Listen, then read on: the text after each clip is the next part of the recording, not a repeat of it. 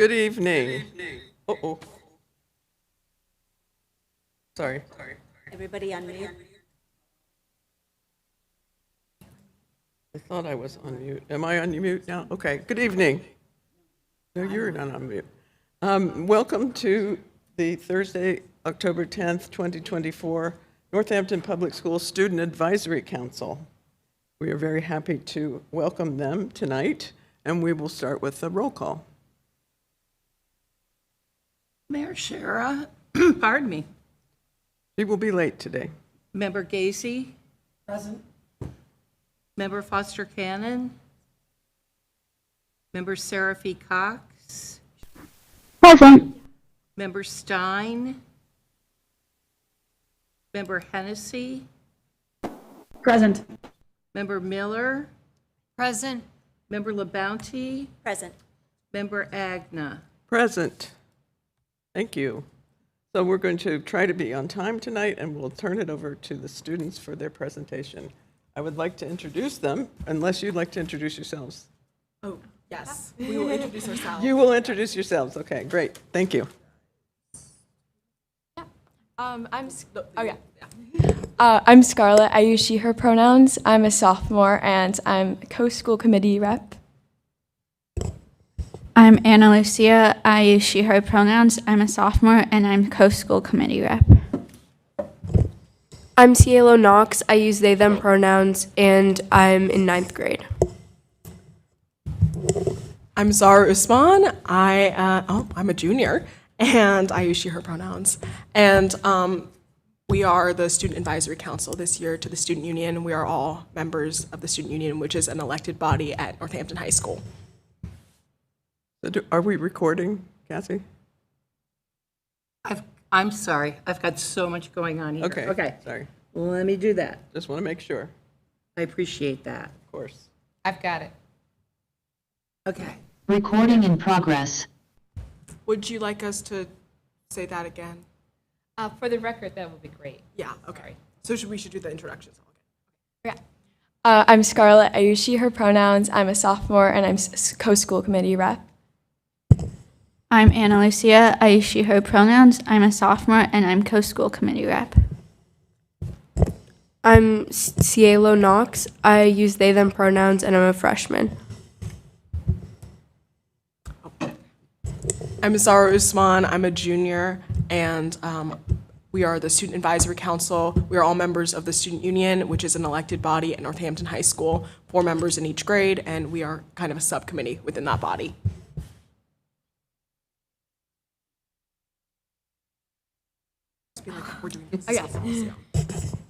So today we'll be just going over policies at NHS. And have they shared the presentation with you, or I'm working on it. Share it now. Oh, she's. Yeah. Here it is. Is it up? It's up. It is.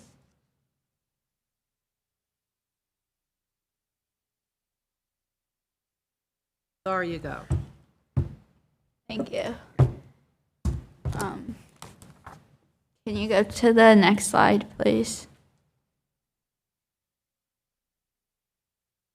So at the beginning of this school year, NHS implemented a new traffic flow, which involves students entering through the Milton Street entrance and entering the building through the North End entrance. They are dropped off at a crosswalk that is very close to the North End entrance, and they are greeted by Mr. Taglieri or Miss Damer. On the next slide, there's a video that goes into detail a bit more.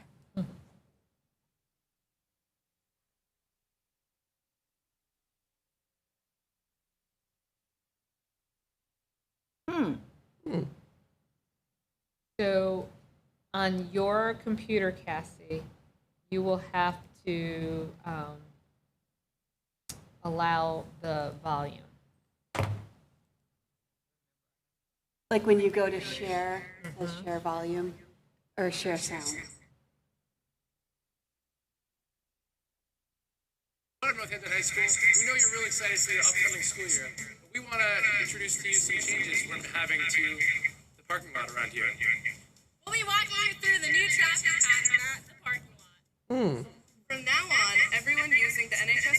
lot should enter using the Milton Street entrance. If you're a student, you should take the first left and enter the parking lot that way. If you're a parent, you can drop off or pick up your kid using the crosswalk up at the first lot. So excited for this school year. All of my classes are so good, and all of my favorite teachers are returning. It's so great. I love school. Oh my gosh, Miss Zaymer, good morning. Good morning, Miss Zaymer. Yeah.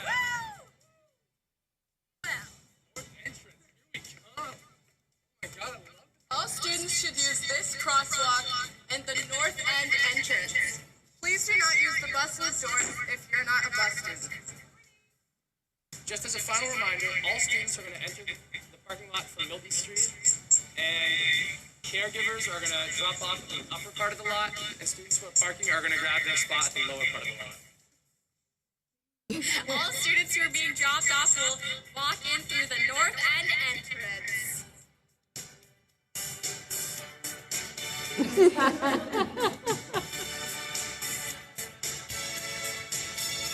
That was great. Except it had the echo. So, that was starring two of our student union members, Giselle and Max, and the video was edited by Michael Torno. A big change is that last year, most students would enter through the bus loop, even if they didn't take the bus, and now they have to enter through the north entrance. At NHS, students can enter the building at 8:45 at the earliest. Have the next slide, please. And this is an issue for when the weather gets colder because it will be dangerous when students enter early and have to wait outside. Yeah. Yeah, and that was mostly a staffing issue because in the mornings, teachers don't always get there like before 8, and we need the custodians do want to open the doors at 8:45 or earlier than 8:45, but it's mostly a staffing issue. Teacher contracts start at 8:45, so they can't staff the building before then. But as the weather gets colder and students can't bike to school anymore, we're concerned about the safety of students waiting outside for longer periods of time. We'll do questions at the end if that's okay. Thank you. Next slide.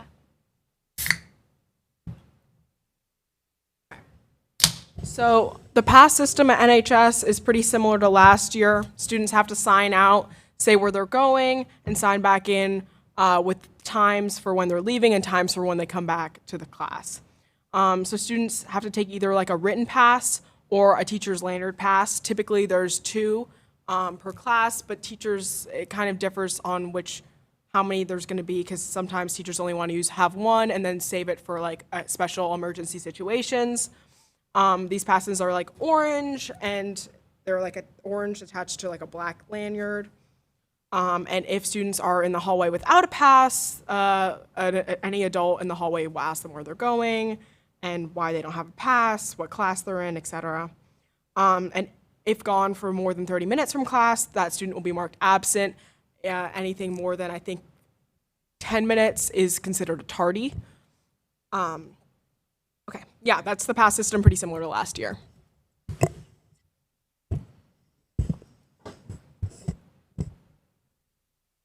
Ready? Yeah. I'm sorry. Oh, pardon me.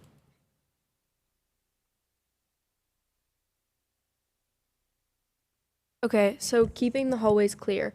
In order to minimize activity in the hallway, students are no longer allowed to use the hallway as a second workspace during class. This is a problem because it's very useful for us to use the hallway as a place, as a more focused and quiet zone, especially people who have a harder time focusing. Okay, grading. For the 2024-2025 school year, each department gets to choose how they grade. For example, the math department uses standards-based grading, while the history department uses points-based grading.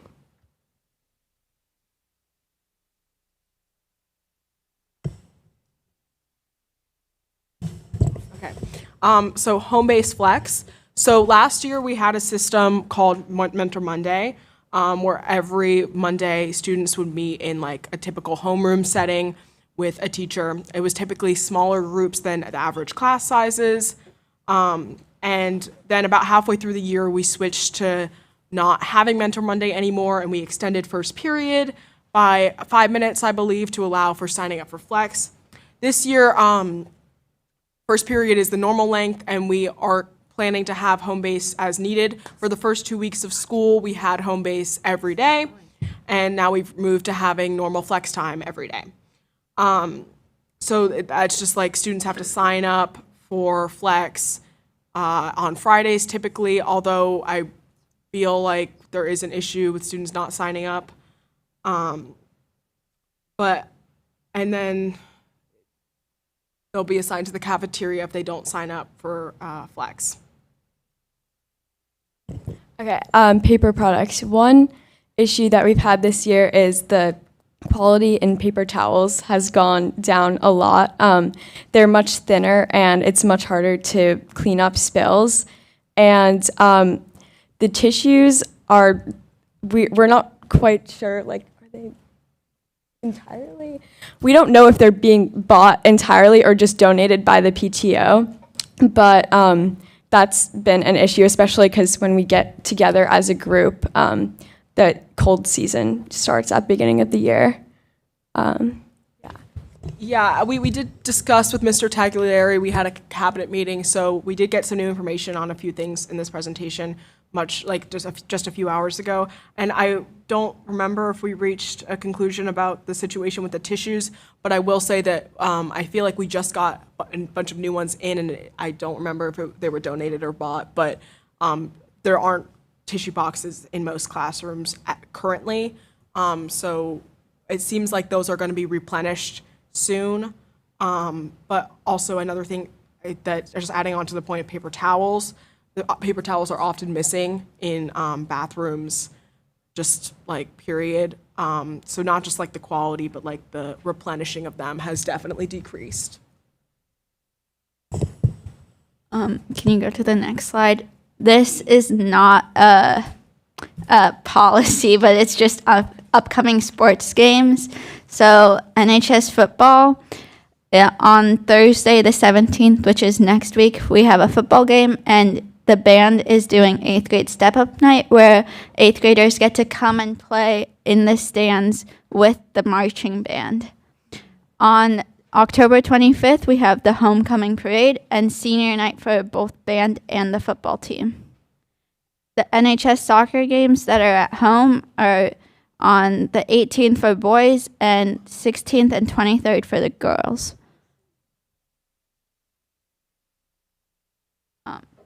Do you have any questions? I do. Yep. Member Labonte. Thank you. I was wondering, we were talking about the 8:45 time of the doors opening. Are kids allowed in earlier for breakfast?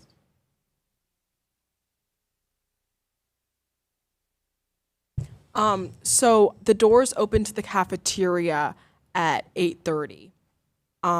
And then students have to remain in the cafeteria until 8:45. Yeah. So I think there is someone who is paid and it's contractual for them to be supervising the kids starting at 8:30. Is your concern that there'd be too many kids to be there during that time? No. Our concern was mostly prior to 8:30. Oh. Prior So to kids that. Get there really early. Yeah.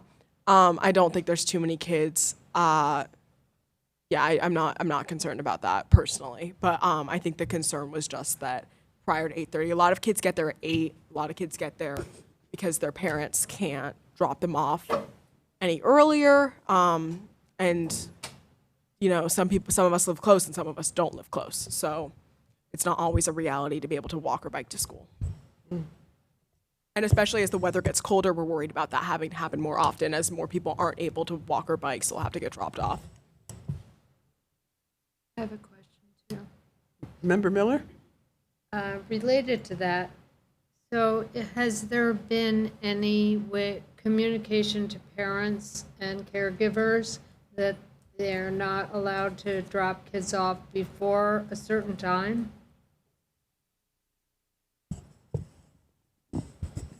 There has, but the problem is that some parents are starting work like at 8 or at 8:15 or 8:30, so they can't drop off their kids like at 8:30 or 8:45. Like, it's just not possible, excuse me.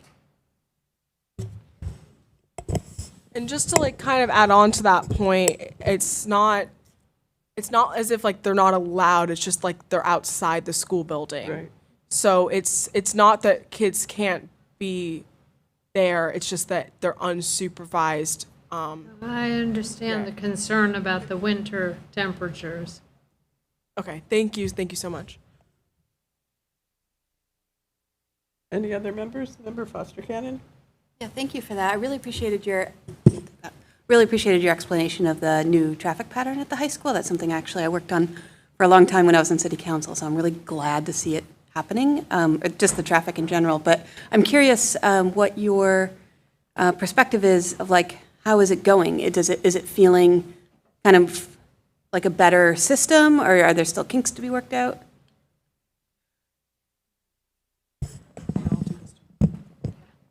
When I get dropped off at school, it's really nice to be greeted by Miss Dame or just anyone really, just to get ready for the day. And I see it working. I see the people making a line to drop off their kids, and I see everyone entering through the Milton Street entrance. I drive to school every day. I will say I think that I didn't drive to school last year. I didn't have my license then. But for my personal experience, I would say it definitely works really well in the morning. For the most part, definitely better than mornings last year when I was being dropped off. I feel like some parents don't understand that we have assigned parking spots. I did have a parent parked in both me and my friend's spot a few days ago, and I was late to school. I got a tardy because I had to go around because she was parked in my spot and I was on the other side, and then I had to go around and have my car in park and get out and explain to the parent that she was in my spot and that I couldn't just park in another spot. So I think that would be a great communication to make to parents that she was like, I was just waiting for the traffic to die down, which is unavoidable. There's going to be traffic at that time. So both me and my friend were late to school because she was in our spots, which is like, I totally think is a reasonable misconception. If you haven't been in high school for a long time, you might not remember assigned parking spots. And if you didn't drive to school, you definitely wouldn't know about them. So I think that would be a great, maybe like public, I cannot speak, thing to be publicized. But definitely I think the traffic pattern works really well in the mornings. And then leaving school is really congested always. I think that that's pretty inevitable. So I really, like, I don't usually leave school right after school. I'm usually there for about half an hour any day. So I don't really, today I did leave right after school, and it was the first time, and I was in such bad traffic, and I was shocked because I never had bad traffic leaving school before. So I would say that definitely there's like always improvements, but I also don't know how much better it can be because the bus loop needs to be for the buses, and we only have one other entrance and exit. So yeah, that's my take as a student driver. Thanks. How does it, oh, sorry. Go ahead. I'm just asking about the hall passes and all that. How's that going with the limits on the time that you can be out of class and everything? Oh yeah, I think it's mostly the same as last year, and I think it's a good system. Like, I think the only thing is that it's inconsistent between teachers. So some teachers, you have to sign like a written paper pass, whereas other teachers, you can just other teachers don't really enforce it, and you can just take like a lanyard pass without signing out. So I think the main thing is the inconsistency. But yeah, I think The one other thing, which is gonna happen anyway, but some like people in my classes are like skipping, and then especially in some of my classes that only have one lanyard, people can't go to the bathroom or get water for that whole time that the person is out, and that's been like 45 minutes in one of my classes, and like he wasn't doing anything about it. He was just like, "Oh, you just have to wait."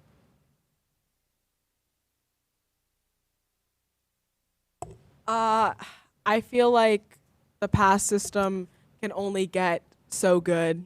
You know, we can't, like, hall monitors are only so effective, and especially with our budget constraints, I just feel like there's always going to be issues. And I think that this system is definitely one of the better ones we've had while I've been at NHS, or the best one we've had while I've been at NHS. I like that we kind of have two passes now, whereas in past years it was really just one. So two passes kind of mitigates that. Although teacher to teacher, everyone has different policies, which I also think is fair. Every class is different. Every class has different needs. I'm in band. We're in band, the three of us. So that's like a 60-person class, and obviously it doesn't make sense to only have one pass for 60 people, because it's just such a big class. So I think that change was really nice, especially for classes with larger sizes. So I definitely think it's working at the best it can get. Great. Member LaBounty and then Member Foster Cannon. I'm short, I have to pull this in. So are the policies and things that you brought up that you are unhappy with, are those things that the student union is bringing to the principal and vice principal? Is that where that's being discussed, like the not being able to work in the hallway or that kind of thing? I would say that we definitely, anything that we think is a concern, we've talked to the principals about in our cabinet meeting, for sure. And a lot of times we're just asking for information because we don't know why the policies are being made. Like, for instance, like about the paper products, we didn't understand, like we wanted to know, we asked Mr. Taglieri about like if there's been like a supply difference that he knew about, which he didn't. That's fine.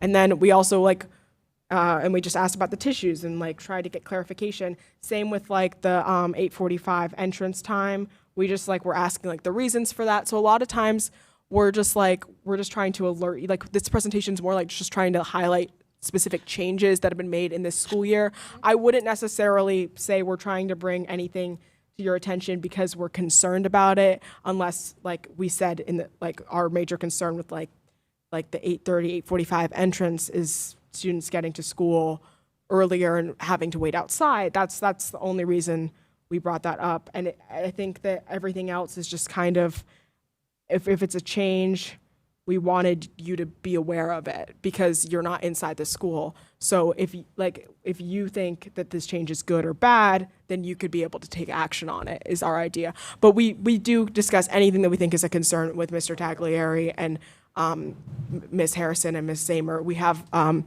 monthly cabinet meetings this year. We had bi-monthly cabinet meetings last year, but we switched it up this year to have some time for internal student union stuff without going to administration, so we can be more prepared for those meetings. And so we always alert them, and we're in good communication. Thanks. Member Foster Cannon? Thanks. It's really nice to hear your perspective from inside the schools. And one thing I didn't hear you mention that I was wondering about is how the bathroom situation is this year compared with last year. And I know we're still early, but.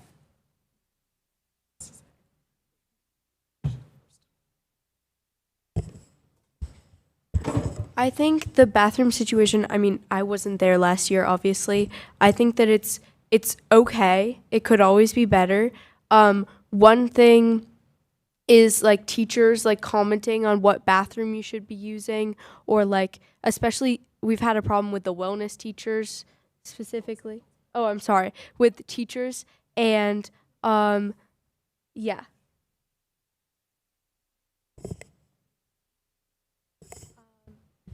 Yeah, I think one like cause for the issue of the bathrooms is not having spaces in the school where people can just kind of be during class. Like if we had a spot, I remember last year there was like a senior lounge, and if we had like spaces where people could maybe like take a break for a couple minutes in class, that could solve the problem of people vandalizing the bathrooms.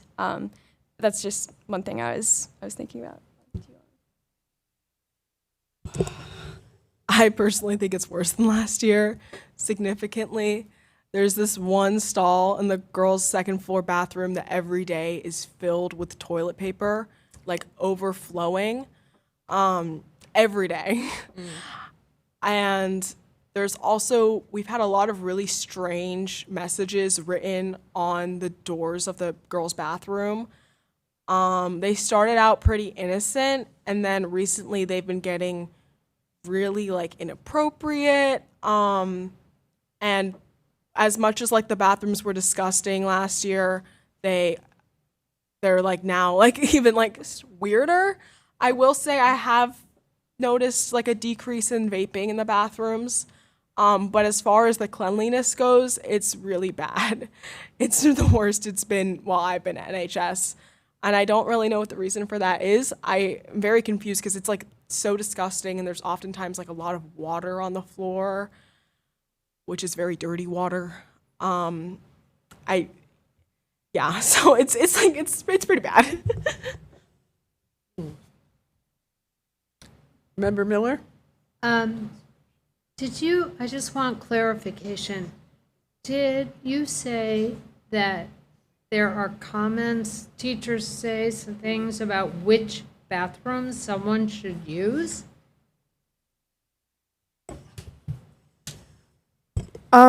It's yes. It's only a few teachers, but it's still happening with some regularity. Yeah, so stuff like somebody asking like if the class is nearby one of the gendered bathrooms and the teacher notices that the student wants to go to the gender neutral bathroom and saying something like, "Oh no, you should just go to," like says a specific bathroom. Like, because it'll take less time. That's their reasoning usually. Thank you. Any other comments or questions? We're gonna have to. Okay, we'll do norms and everything. Okay. Well, thank you so much for that report. It really helps us, as Member Foster Cannon says, gives us a window into what's happening. And it's good to hear that you have these regular meetings. It sounds like there's an open communication, which surely should happen. And having heard about restorative practices and adultism, it was very interesting to think about how student voice will be continued to be honored. Did you have one more thing? I think Member Hennessy has. Oh, I'm sorry, I didn't see that. Member Hennessy, sorry about that. Don't be sorry. Thank you to the students for that. My only comment is about the last comment, and Dr. Bonner, I'm hoping that you could follow up with the principal on the bathroom issue with respect to teachers telling which bathroom to use, because I think that could be really, I don't think it could be, it is very problematic. So if you could talk to Mr. Taglieri about that, that would be wonderful. Did you want to comment on that, Laura? Yeah, I do just want to say, in response to Member LaBounty's question about like communication and how we brought all these concerns, I did say that we had, and I do also want to add that we always try and bring every concern to the administration, but we also do have a limit on our meeting times. So sometimes we don't get to everything. This is one of the things we did not get to at this last meeting. And there were also maybe one more thing on the presentation that we didn't talk to them about. I just don't think it was like the priority. that we had. So yeah, I did just want to say that if we are criticizing things, Ms. Amer, Mr. Taglieri, Ms. Harrison, we are not unintentionally telling you. We are just short on time, and it does not always occur to us. So I did just want to clarify that we had not told that to Mr. Taglieri, so it is not like he has not been responding to that. So just wanted to say Thank you for that. Thank you, Zara. It's communication is a difficult thing. The channels sometimes get clogged for time and everything else. So, any other comments or questions? No, I just agree with Member Hennessy that I think it's very important that this get resolved. Yes, I think we all agree. So, look forward to hearing from you at our next Student Advisory Council meeting. Thank you for being here. Thank you for the presentation. Do we need to adjourn from this? Yes. Yes, we do. Okay. awesome. Would somebody like to make a motion to adjourn? I'll make a motion. I'll second. Okay, Member Gazy made the motion, Member Miller made the second. Let's have a roll call, please. Pardon me. Member Gazy? Yes. Member Foster Cannon? Yes. Member Seraphy Cox? Yes. Member Stein? Member Hennessy? Yes. Member Miller? Yes. Member LaBounty? Yes. Member Agna? Yes. I'm just wondering about Member Stein's mic. Member Hennessy's not going to be here tonight, so you're doing it. Okay, great. All right, so good evening. Welcome to the October 10th, 2024 school committee meeting. I am Gwen Agna, the vice chair of the school committee, and I am presiding in the place of the chair for a period of time, but not the whole meeting. As this, let's see, the meeting is being remotely on Zoom pursuant to the modification of the open meeting law for the pandemic. This meeting and all participating will be audio and video recorded. I'll begin by asking the clerk to please call the roll of the school committee. Member Gacy? Present. Member Foster Cannon? Present. Member Seraphy Cox? Present. Member Stein? Present. Member Hennessy? Present. Member Miller? Present. Member LaBounty? Present. Member Agna? Present. Member Davis? Absent. There is a quorum. Thank you. Okay, our next agenda item is the school committee norms, and Member Gazy. Well, last time we decided on brevity as our focus, and since the meeting went to 1 a.m., we did not really achieve that. And according to, we either got zeros or ones. Zeros did not meet the standard, and one is partially. And it averaged out to 0.6. So, not very good. I don't know if you want to try that one again, or you want to move to another one that we might be more successful with. Does anyone have any comments on that? I have a comment. Okay, Member Miller? I think we should stay focused on brevity because I do not think it's been achieved, and I think it contributes to the length of our meetings, which go to an hour that is not always sustainable for those of us who are less alert after 10 or 11 p.m., as well as for the public who are not always able to participate at that hour. So I would like to continue to focus on brevity. Okay, anyone else? I can't see, let's see, Member Hennessy. Anything? Nope. Oh, there's a hand up. Member Seraphy Cox. Yeah, I think brevity is a good one to focus on as well.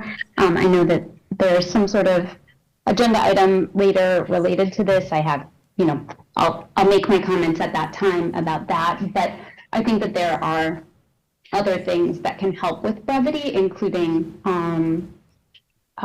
things around facilitation. And so I've been thinking about this a bit actually in terms of facilitation and facilitation style, as well as the culture of our interactions between the facilitator and the members. So I, as well as, presenters, but I have the most control over members, of course. So I have, obviously that's comments primarily for the mayor, who is not here at this meeting, but Sorry about that. Member Sherry Cox, we're getting ready for the next one. I appreciate I appreciate your comments on that, and I do recognize that we do have that on the agenda as well. So if you'd like to say anything more now, or shall we wait till then? Oh, no, I'll wait till then on that. It was the facilitation piece that I wanted to bring up. Okay, that's great. I think there's some agreement about brevity, just as a general. We didn't do so well the last time, so let's try to concentrate on that this time. Member Stein.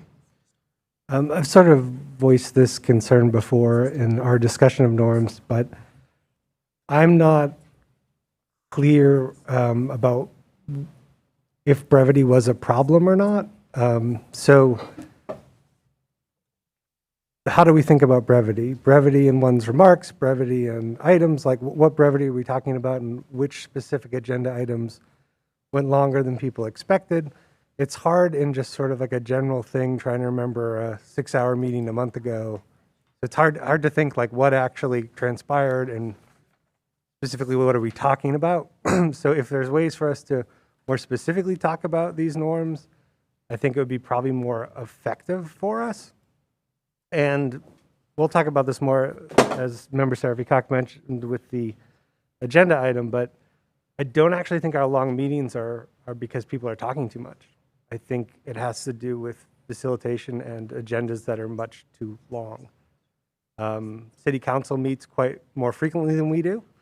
We may need to think about having different meetings or more meetings in order to get through things if we don't want to have long monthly meetings. So I just want to throw those ideas out there around the norms specifically. It'd be really helpful if we weren't just talking about them in general, because I'm not sure what to do with that information.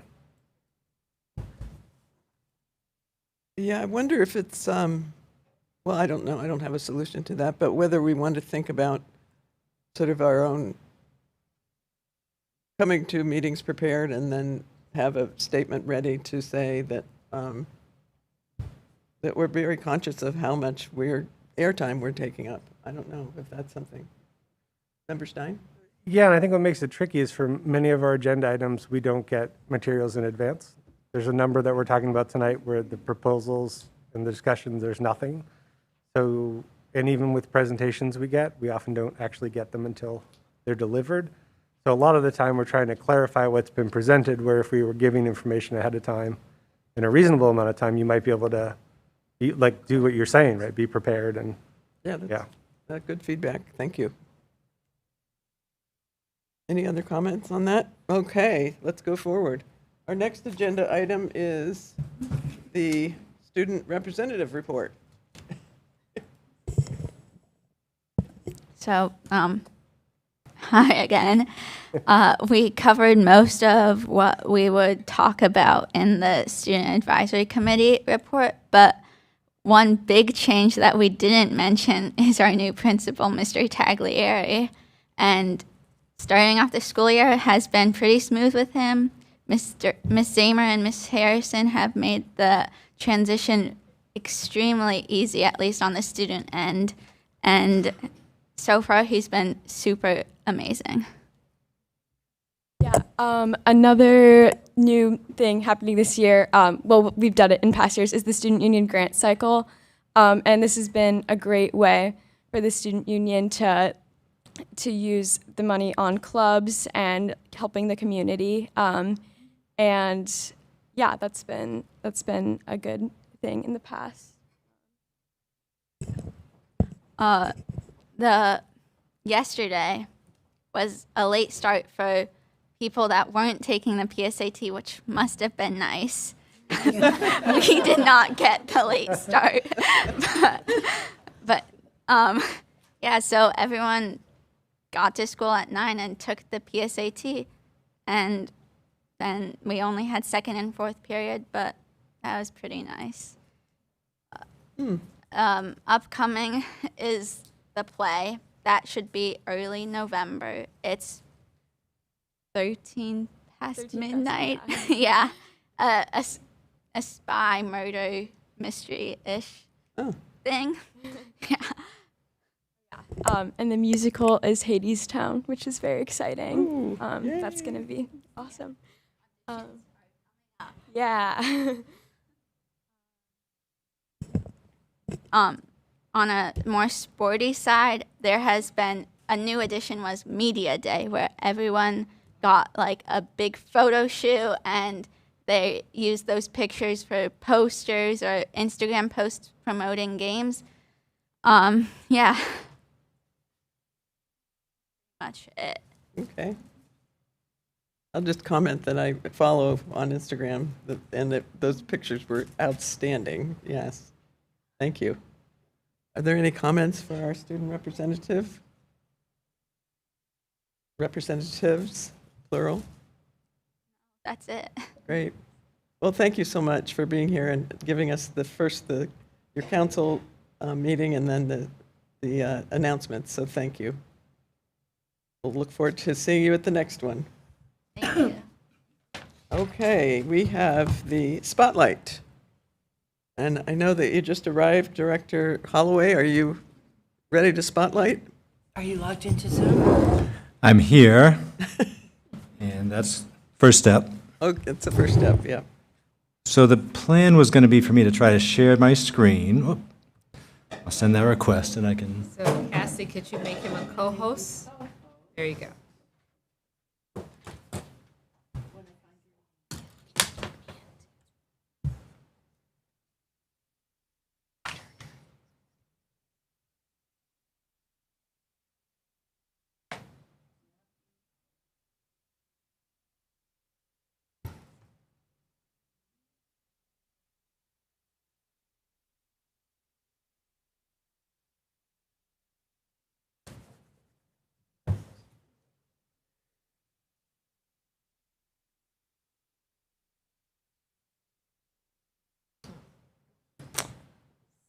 Okay. All right. Before you start, I'm going to ask you to move your bar, that pictures to the right, bottom piece. There we go. How's that? Okay. Slides are beautiful. Oh. Back to the slide. There was something.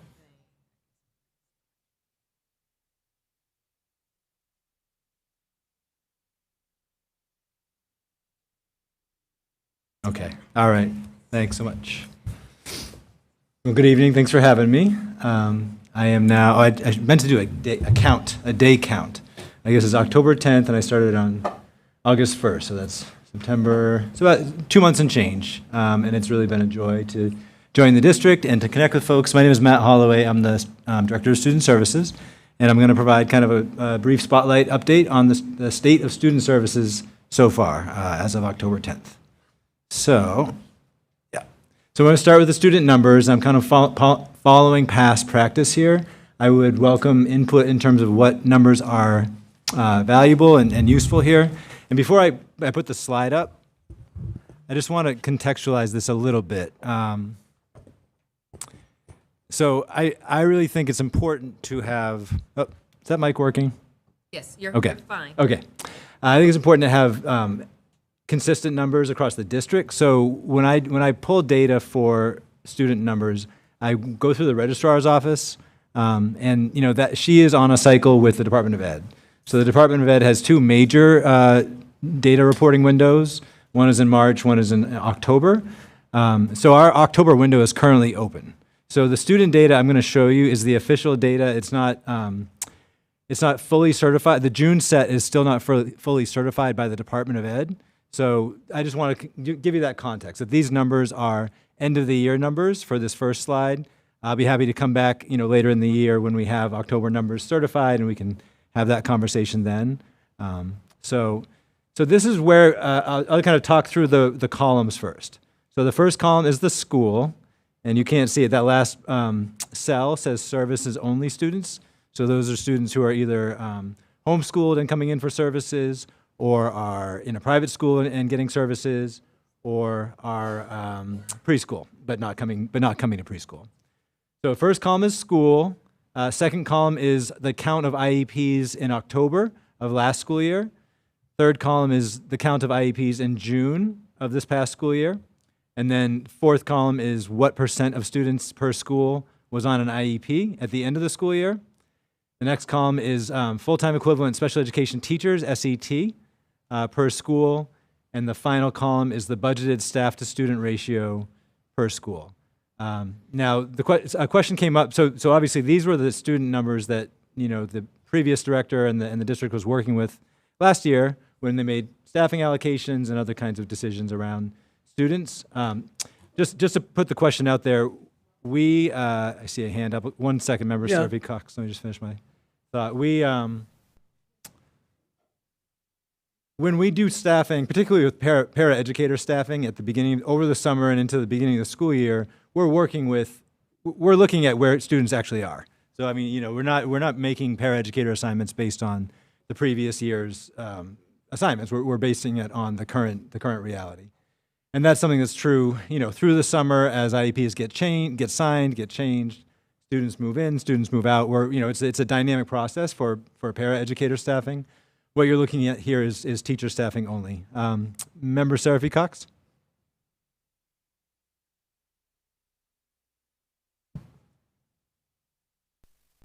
Yes, sorry, it took me a minute to get back to the mute button. I'm wondering if this the last time I checked the agenda, the presentation wasn't on there. Is it on there now? No, it's not loaded. Okay, is it possible to get it emailed to us? Yes. I don't have possession of it, so Matt will send it to you once he's completed. Yeah, happy to. Yeah, I mean, and this is not directed at you, Director Holloway, at all. Just generally that I find it difficult to follow along with the presentation, as like kind of just watching it on the screen. But if I can follow along and then go back to like something I was confused about and that sort of thing, if I have it on my own device to be able to do that, I can just understand it a lot better and ask fewer questions. No, I appreciate that, and I will certainly endeavor to do that. Okay, thank you. I was also asked to just sort of give a snapshot, I think, for folks to have a feeling for the 504 enrollment across the district. So you see the 504 is a plan that is issued for students who have disabilities, but who do not require specially designed instruction and related services. So it's a protection and it's an accommodation plan for kids with disabilities. So you see those numbers, go up pretty significantly at the middle and high school level. That's pretty common. What you see is, as testing and academic expectations begin to rise, we find that it's more important to document disabilities and then, the accommodations that support them. So that's why those numbers kind of go up over the course of the student's career in K-12. So this slide I want to take a moment with, and this was something that, I want to give some context around, particularly because I know that we have some folks here from Bridge Street and others who are going to want to speak about this issue. So what you see there on the left is a special populations box. That comes directly off the Department of Ed website from last school year. And so again, you see the names of the schools on the left. The middle column is the high needs population. You see the definition of high needs in the bottom right is students who are either economically disadvantaged, English learner or former English learner, or students with disabilities. And then I wanted to really call attention to that last column, economically disadvantaged. And you see that number kind of stands out pretty starkly. You know, and I think another important thing for folks to realize, and for me to realize, obviously, as I'm starting in August, or I started in August, is that Bridge Street School has also absorbed a substantial number of new students who are economically disadvantaged, disproportionately so.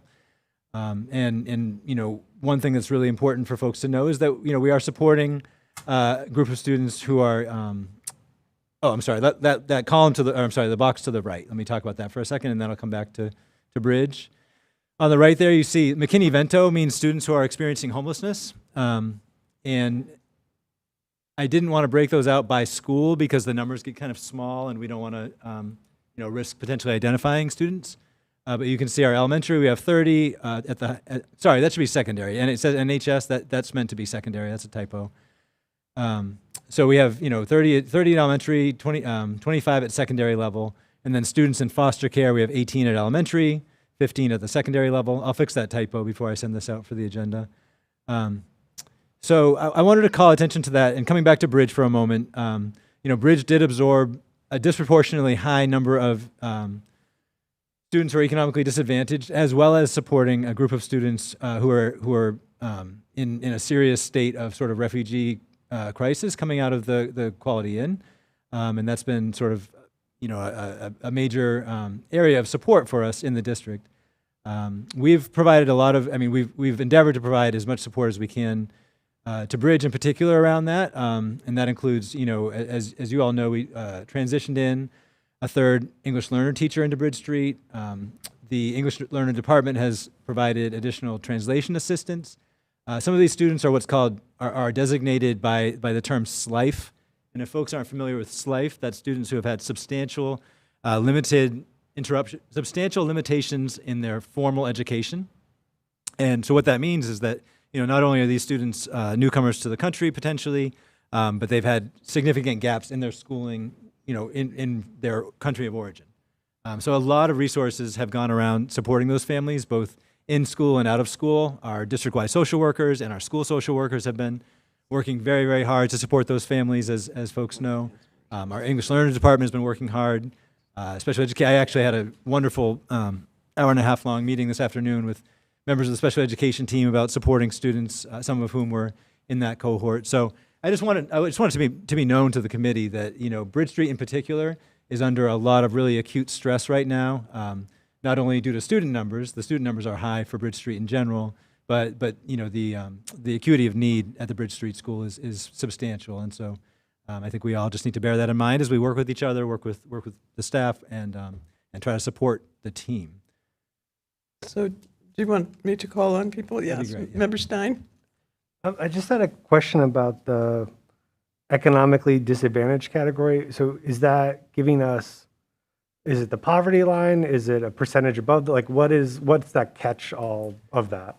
The formula changed. The formula changed about 8 years ago, 10 years ago. So it used to be everybody who used free lunch free and reduced lunch was in that category. That's no longer the case. So now it's not actually the poverty line. It's a formula based on the poverty line, and I don't have it off the top of my head. The DESE site has got an about the data tab that gives, you know, kind of a good details on it. Okay, so I can find it on DESE. Okay, and it would be that same. It's named the same. Yep. Okay. Yep. And just the other question I had was, you mentioned a lot of students coming in, particularly to Bridge Street. Did you know, we have a fancy savings account. We love savings account here, but did anyone come into the district unplanned for with special education needs to Bridge Street School? Yes. Well, I would say yes, but, you know, I would also say that students come in from, you know, into all of our schools unplanned for. I mean, when a student moves into the town, is that what you mean? Yeah. So we have a pot of resources for this case. So if we could find out the number of students who were unplanned and unbudgeted because they just arrived to town who have service needs, that would be awesome. Okay, that's a little bit difficult. Yeah, Can I pause please. you for Yeah. just a second. So I want to address the economic disadvantage. Mic. Can't The hear mic, me? The mic, yeah. Microphone. You can't hear me? Now I can. Okay, thank you. All right, so economically disadvantaged is a student participated in one of the following state-administered programs, such as SNAP, which is food stamps, TAFDC, which is welfare, DC foster care, Mass Health, Medicaid, and there are targeted months in which they look at in order to classify those students who are considered to be economically disadvantaged. And then your question that you asked in terms of there's a fluidity in terms of when students arrive. So students are coming in and out of district all the time. That's in every school system. So there were approximately about, it depends on which school you're speaking to. So there is approximately that there were 30 or so new students that arrived, let's say, for instance, Bridge Street. Also with some transients of some moving out of that district. And that mix are a mix of students that are coming from different areas and not necessarily considered to be newcomers. I just wanted to clarify that. So we have people moving in from Holyoke and so on. And so those who come into our district, we always make sure that we're meeting their needs. So there are some that may have had IEPs that we have to follow that will maybe need some resources. And so I know that our director has been addressing those needs, working with principals in terms of addressing those needs, but they were unaccounted for. So, and we do know that anytime that we are planning, in any case, we have to know that there will be some changes during the course of the summer. So I could turn it back over to Matt. Sorry. Just to follow up on that, I understand all of that. Specifically, though, there is resources set aside to address some of these needs. So if they're needed, we need to know, and we need as a body to pass something and get our counselors to also pass something to access some of that money. So if they're requiring one-to-ones, they're requiring compensatory services, they're requiring other things, we got 600,000 sitting around that we can access for those things, and we need to be asking for it.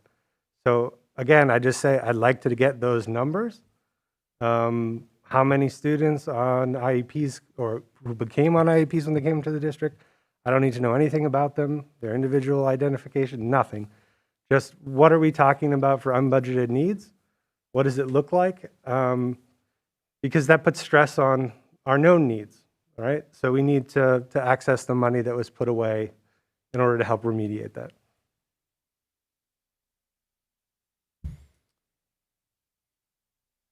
Thank you. Member Seraphy Cox, are you still with your hand up for another question? No, I think it just never came down. Okay, Sorry. great. Thank you. Okay, so then I'm going to move on to a staffing update specific to vacancies. Clear in that slide title. Speaking of vacancies, so I've shared this with different groups, and then the final column there was asked of me recently. So we had the first three rows there. So budgeted position, teacher of the deaf, intensive needs teacher, and SLPA, which is a speech pathology assistant. Those were all vacancies that occurred mostly late summer. I believe the SLPA was early in the summer, but positions that we started the school year vacant for. They were all budgeted, and so I was asked to kind of lay out what are we doing about it, and what's the fiscal impact. So we'll start, just go by row by row there. The teacher of the deaf is a district-wide position. We're supporting it with a 0.2 retiree and 0.6 contractor, and the posting is still active. I'll be totally honest with you. I joined the district in August. I got that notice sometime late July, early August, and I thought, well, this is Northampton. I'm not gonna worry. I mean, we're gonna post for it. We're gonna go through a process, but I'm not gonna worry. It's been a bit of a surprise that we have not had a great candidate pool for teacher of the deaf. With Clark School recently, made some major changes, so that has been a surprise to me. We've worked the networks. I mean, I think that's how you find folks in this forum, is you talk to other people who are in the world. We've worked the networks, and we haven't been able to make a hire for it. But so you see, we're actually covering the services quite well. We didn't have any any missed services with Teacher of the Deaf. And the fiscal impact, this is not the decision-making point because we're budgeted at a 1.0 for the position, but the fiscal impact is actually that we're saving $162 a day for what it's worth. And, you had asked, Member Stein, you had asked me to kind of break down the fiscal impact of these things. And it's important to think about it from a daily perspective. This is a highly fluid, staffing is a highly fluid thing, and especially in my line of work, unfortunately. Fluid is a nice word to put it. It is a little stressful. But so, that's a really a daily impact. The intensive needs teacher at Ryan Road is an interesting situation. We were able to supplement it with existing staff with stipends, which has been an amazing benefit to us. There's a relatively low caseload of students for that intensive needs teacher, and because of the model of that program, it's not a program. I think at one point was a program. The model of support for those for students with more intensive needs has been to essentially have intensive case management, intensive services, intensive liaisoning with families and internal and external teams. So we've been very lucky. 2 of our veteran inclusion teachers have agreed to do this work on stipends, and it's been really quite effective. In fact, the families have been generally very happy with the liaison aspect of the work. So I've been very grateful for that, and it's actually been a great way for me to get to know members of our team on a closer level is by working with kind of complex circumstances like this. Fiscal impact on that, again, is actually a net positive. Just with the stipends. There's a hiring process underway, and actually I believe that the principal announced a new hire yesterday. So that'll be ending, this week or next week. The SLPA, believe it or not, is the thing that is most expensive for us, and that's because we did not have a good candidate pool early in the school year. I've learned with staffing, especially for positions like paraeducators and SLPAs, that there's a cycle on things. So trying to hire folks in the last 2 weeks of the summer and the first 2 weeks of school, forget it. It's a really, really tough time to make good hires. But I do find that once you get a month or two into the school year, once you get closer to the winter break, it's kind of peaks and valleys, ebbs and flows with that. And so Jackson Street has made a hire. I believe they have a tentative agreement. I'm not sure what the start date is, but they have made a hire. So the SLPA at Jackson Street will be filled. Obviously, with that, we've gone, a month and a half, almost 2 months with some service interruptions, significant service interruptions. So the contractor will be continuing to stay on for a little while to help make up the missed services that happened at the beginning of the school year, and then we'll be using them in another capacity for a little bit longer. But we won't keep that contract all year. So those are the 3 sort of defined lap service situations in terms of vacancies. Then I want to talk about paraeducators because I think obviously, and I said this in my I say it many times. For me, paraeducators are the glue not only of the special education system, but literally of the educational system that like in public education. And so there's a lot of it's tough because these folks do not have high salaries. They don't have. It's not a cut and dry set of credentials that you look for in a paraeducator. And it really is a matter of, finding great people who care about kids, who work well with teams, who have a great set of skills, and then working with them, supporting them, cultivating them, really building that sort of spirit, esprit de corps, the professional pride of that position.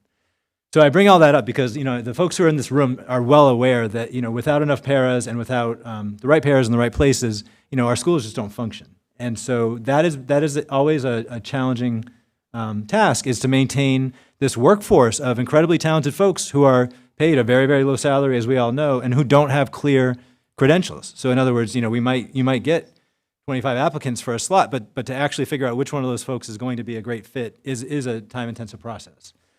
So I listed JFK specifically next to paraeducators. That's the most acute situation we had. Everybody knows that JFK has had a significant leadership transition at the very end of the summer, with an accompanying scheduling change at the very end of the summer. Several professional level, certified positions that were urgent hires, and so we started the school year down 7 or 8 budgeted paraeducator slots at JFK, just vacancies. And that's the other thing about this position is, these folks, they move. They move. There's always a little bit of attrition in the paraeducator ranks, and that I don't care how healthy things are. I mean, that just happens. So, the leadership transition, we are working to fill the second vice principal slot. That has slowed down the hiring process. I am happy to say that tonight, I did confirm that the middle school has hired all of their budgeted para slots, and they will be fully staffed up in paraeducators in the next 2 to 3 weeks, depending on start dates, which I don't have precisely. So that's a big deal. Sorry? That's a big deal for me, clearly, because really it's those inclusion, it's the inclusion paras, it's the small group paras. In general, we scramble and move people around to fill our one-to-one slots when those are vacant.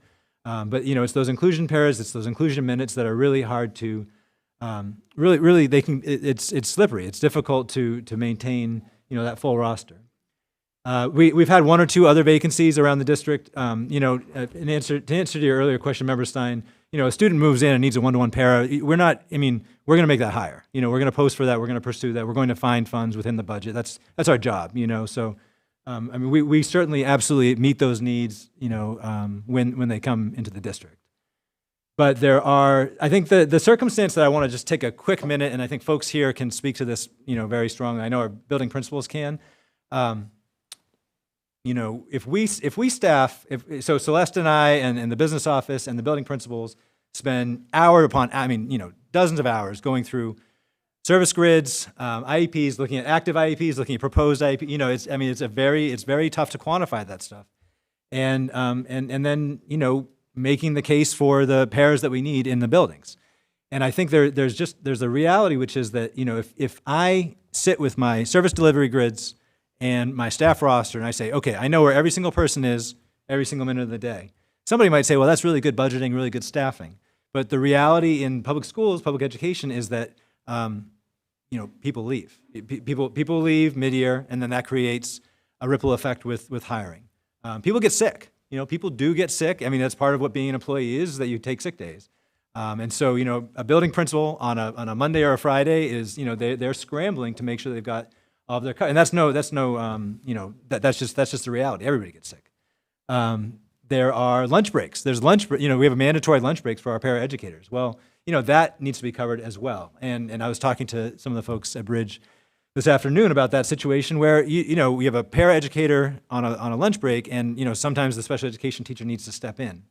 And that brings me to one more point, which is that there are times when our most intensive needs students, if their paraeducator is out sick or if that's a vacancy, where our building administrators are asking, sometimes it is the special education teacher who gets asked to help support those students. Hopefully not all day, and I really counsel principals away from doing that at all, but there are times when the number of people who have the skills to work with high needs students is just it's tough.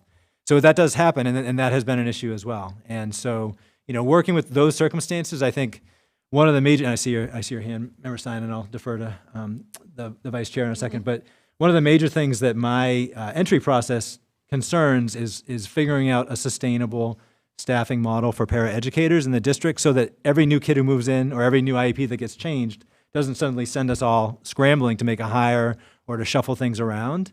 And that's tough when you have 4 small elementary schools feeding into one large middle school. There's less efficiency around that work, just because we might only have 2 classes at a given grade level at a given elementary school. So it's tough to find those sort of redundancies is the wrong word, but it's tough to find those positions that you can justify on a budget, but then are able to fill in when somebody is sick or somebody's taking a break. You hear what I'm saying. Mm-hmm. Member Stein? Yeah, no, thank you. I just want to acknowledge, I appreciate you pulling this all together and even exchanging emails with me before this with some questions. I appreciate it. And just recognize that you find yourself early on in a very difficult situation. So thank you. Understand it.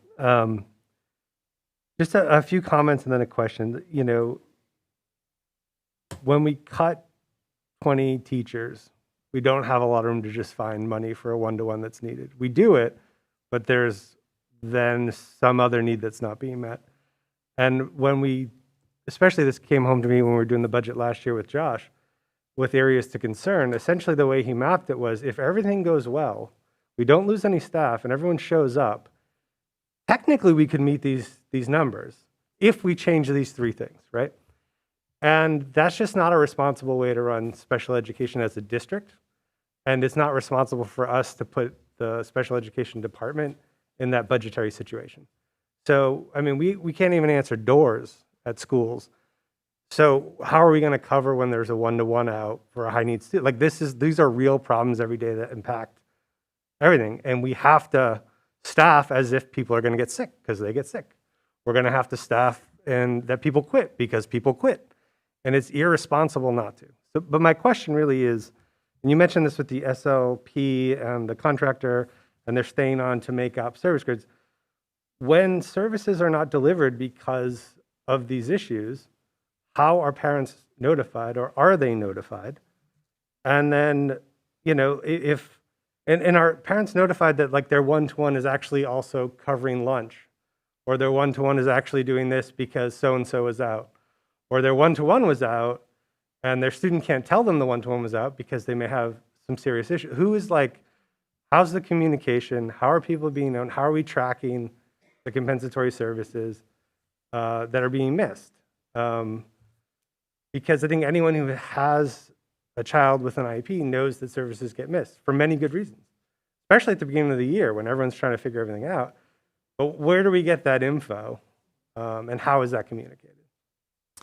So I have sent out letters when we have a defined vacancy, you know, and so you have clinical level services, teacher of the deaf services, the SLPA services, things like that, where there's a defined set of services.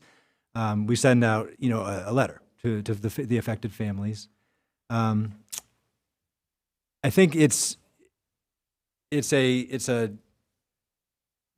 you have a student with a one-to-one paraeducator, and that paraeducator is out, there's going to be a coverage switch. That the student is going to just roam the halls, sort of unminded, or unsupported.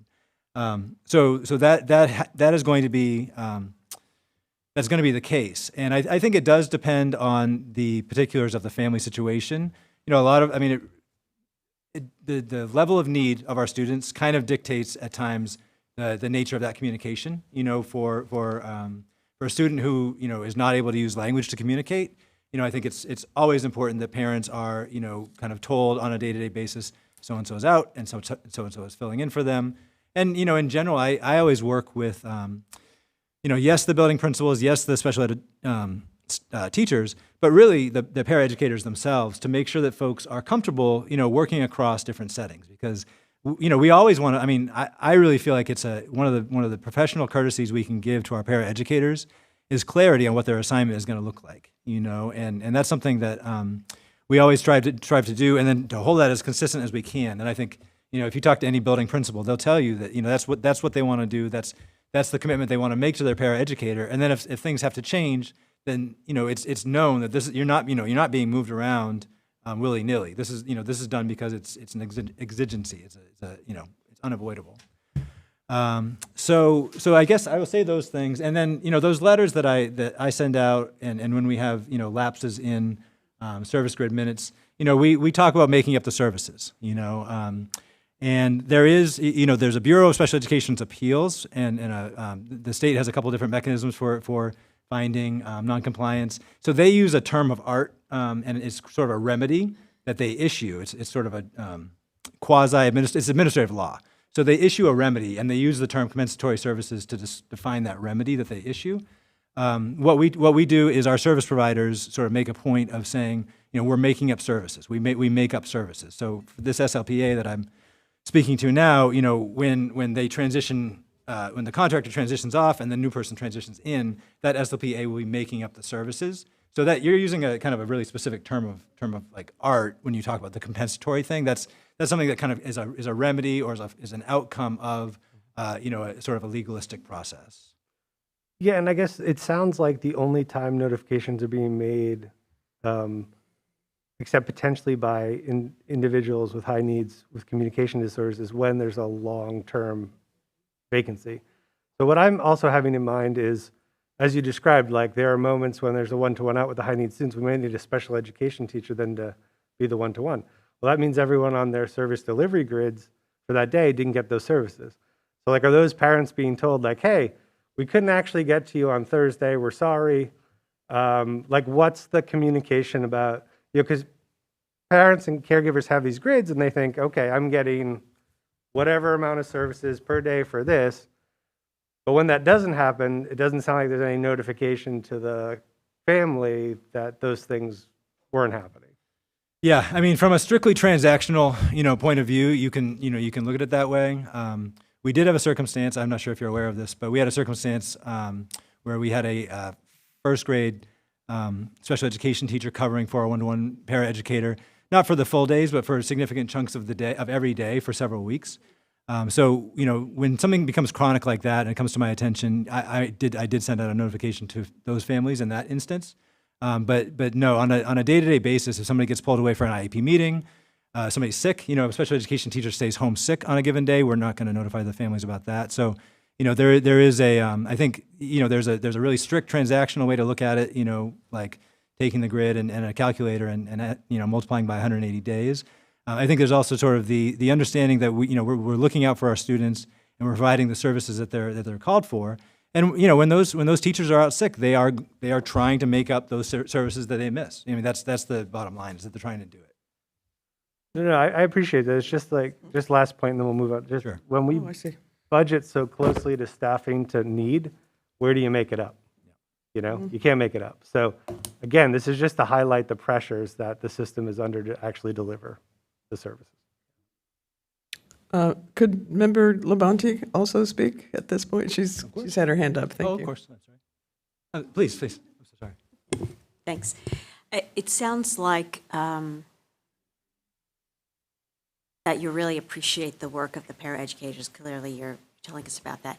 And you don't have to answer this right now, but perhaps for future, you could bring to us like what you feel the status is of all the education that we're offering to those paraeducators, and do you feel like that's in a good place? Do you feel like there's something else that we should be offering them? Because, we ask them to do a lot, and like you're saying, it's really important that they're able to do cross-functional sorts of work. And are we preparing them to do that work well? I know you want to answer that now. Yeah. We would just have this conversation. Oh, okay. Okay. Yeah. I'll just suffice to say, it's sort of a passion area of mine is working with paraeducator and their educator development. But yeah, I'm a little early yet to kind of lay out what we can do here, but it's a true passion area. I met with the entire unit a couple weeks ago. I'm going to meet with them again, next week. And I think it's super important and really exciting. And it's exciting, I think, to think about, not just in terms of sort of, credentialing and things like that, but really, the holistic supports that you can get from your clinical folks, from your PT and your OT and your SLP. I mean, there's so much to learn in this field, and I find that, paraeducators are excellent learners, and they just absorb it, because it helps them with the students that they're working with. So I know we're getting a little bit close on time, so I won't dwell on this too long, but I just want to share these items because this is kind of my first update to y'all. So entry process priorities for me have been to begin to establish trust, orient myself to systems and structures. That SWOT is typical, it's a common acronym. It's strengths, weaknesses, opportunities, and threats. Conducting a fiscal assessment, obviously, I do read the newspapers. Explore potential long-term goals for the department, and then really transition the day-to-day management smoothly from the previous director to myself. And, I think that's the area where I want to just sort of call out our special education department, our administrators, Celeste, our district-wide social workers, the entire team have been really fabulous just in the support they've given and sort of the, warm handoff from Josh to myself. So that's been great. And then some of the routines and activities, I don't really need to go through every one of these, I guess, but I'll be quick, I guess. Working routines of building principles, that for me, that's really how it works. Nothing in a public school building happens without sort of building principal buy-in, in my opinion. Routines and schedules for working with our staff, routines and relationships with the central office team, visibility in all the schools, which, frankly, is as much for my benefit as it is for anybody else's. I really like to just connect with the staff and the students, on a regular basis. Routines for communications with families, delivering and scheduling visits with out-of-district programs. That's a big priority for me as well, is to, just physically be present in those programs, see what our students are experiencing, and then deliver and maintain systems for compliance and complaint-related activities. Obviously, is kind of a major part of my role as well. And then finally, I'll just make it quick. When I talk about smoothness of the transition, our CPAC is amazing. This is one of the most organized and thoughtful and intelligent and just on the ball CPAC committees that I've had the pleasure to work with. And so we have a monthly standing consultation where I meet with the officers, which is great. We did a public meet and greet. I was very grateful. Some members of this committee and the town and the city council attended. That public meet and greet, there's, to your point, there are a lot of big feelings. So I decided to kind of hold open some office hours and just let folks, there's a lot of people who are just kind of speaking, and I wanted to have an opportunity for dialogue, people to come in and actually have a conversation, because the meet and greet didn't always feel that way. And so I've just been holding these office hour sessions, and it's been nice. It's been small groups of 2 or 3 folks at a time, and just a chance to talk. So those have been good. I put a link in there because they're at different times. We're going to do a public session at the end of next week, October 21st, on the new IEP form. Dr. Bonner has been great about working with the CPAC to have a specific roadshow forum with them for the strategic planning process. And then that last item is something the CPAC has organized on their own. It's a recognizing and addressing bullying presentation from the Federation for Children with Special Needs. So a really important topic and really excellent group. And so they've been great. I'm really excited to continue to work with them and move things forward in that regard as well. Thank you, Director Holloway. Do anyone have a question or a comment? Member Stein? Yeah, just a question. I have a lot of constituents interested in the answer to this question. We had a presentation yesterday at the curriculum subcommittee on addressing reading deficiencies among our students. Specifically yesterday it was about JFK, but also the high school obviously is part of this as well. I know that we have a new curriculum at the elementary level, and this is a nationwide sort of problem. The question really is, and it wasn't clear from watching the presentation yesterday, how many staff we actually have trained in Orton Gillingham or in similar methodology to provide that sort of one-to-one work with students, especially how many do we have interventionists for non-IEP students? Yesterday we heard about the IEP, so if you could share with us more about what the plan is to remediate the reading discrepancies and the reading difficulty at JFK, that would be great. Yeah, I'm gonna punt that one back to the building principal and the incoming curriculum director. This is a large district and it's a very busy district, and so I have been going out of my way to get to know general education teachers as well as special education teachers. But in terms of the non-special education intervention list, I wouldn't feel comfortable trying to give you that off the top of my head. But I would be happy to look into it and come back. What about the IEP sort of list? What are the reading interventions resources look like at JFK? I understand the elementary model just because of my own experience there. I haven't made it to JFK yet, but anything you could say about that would be great.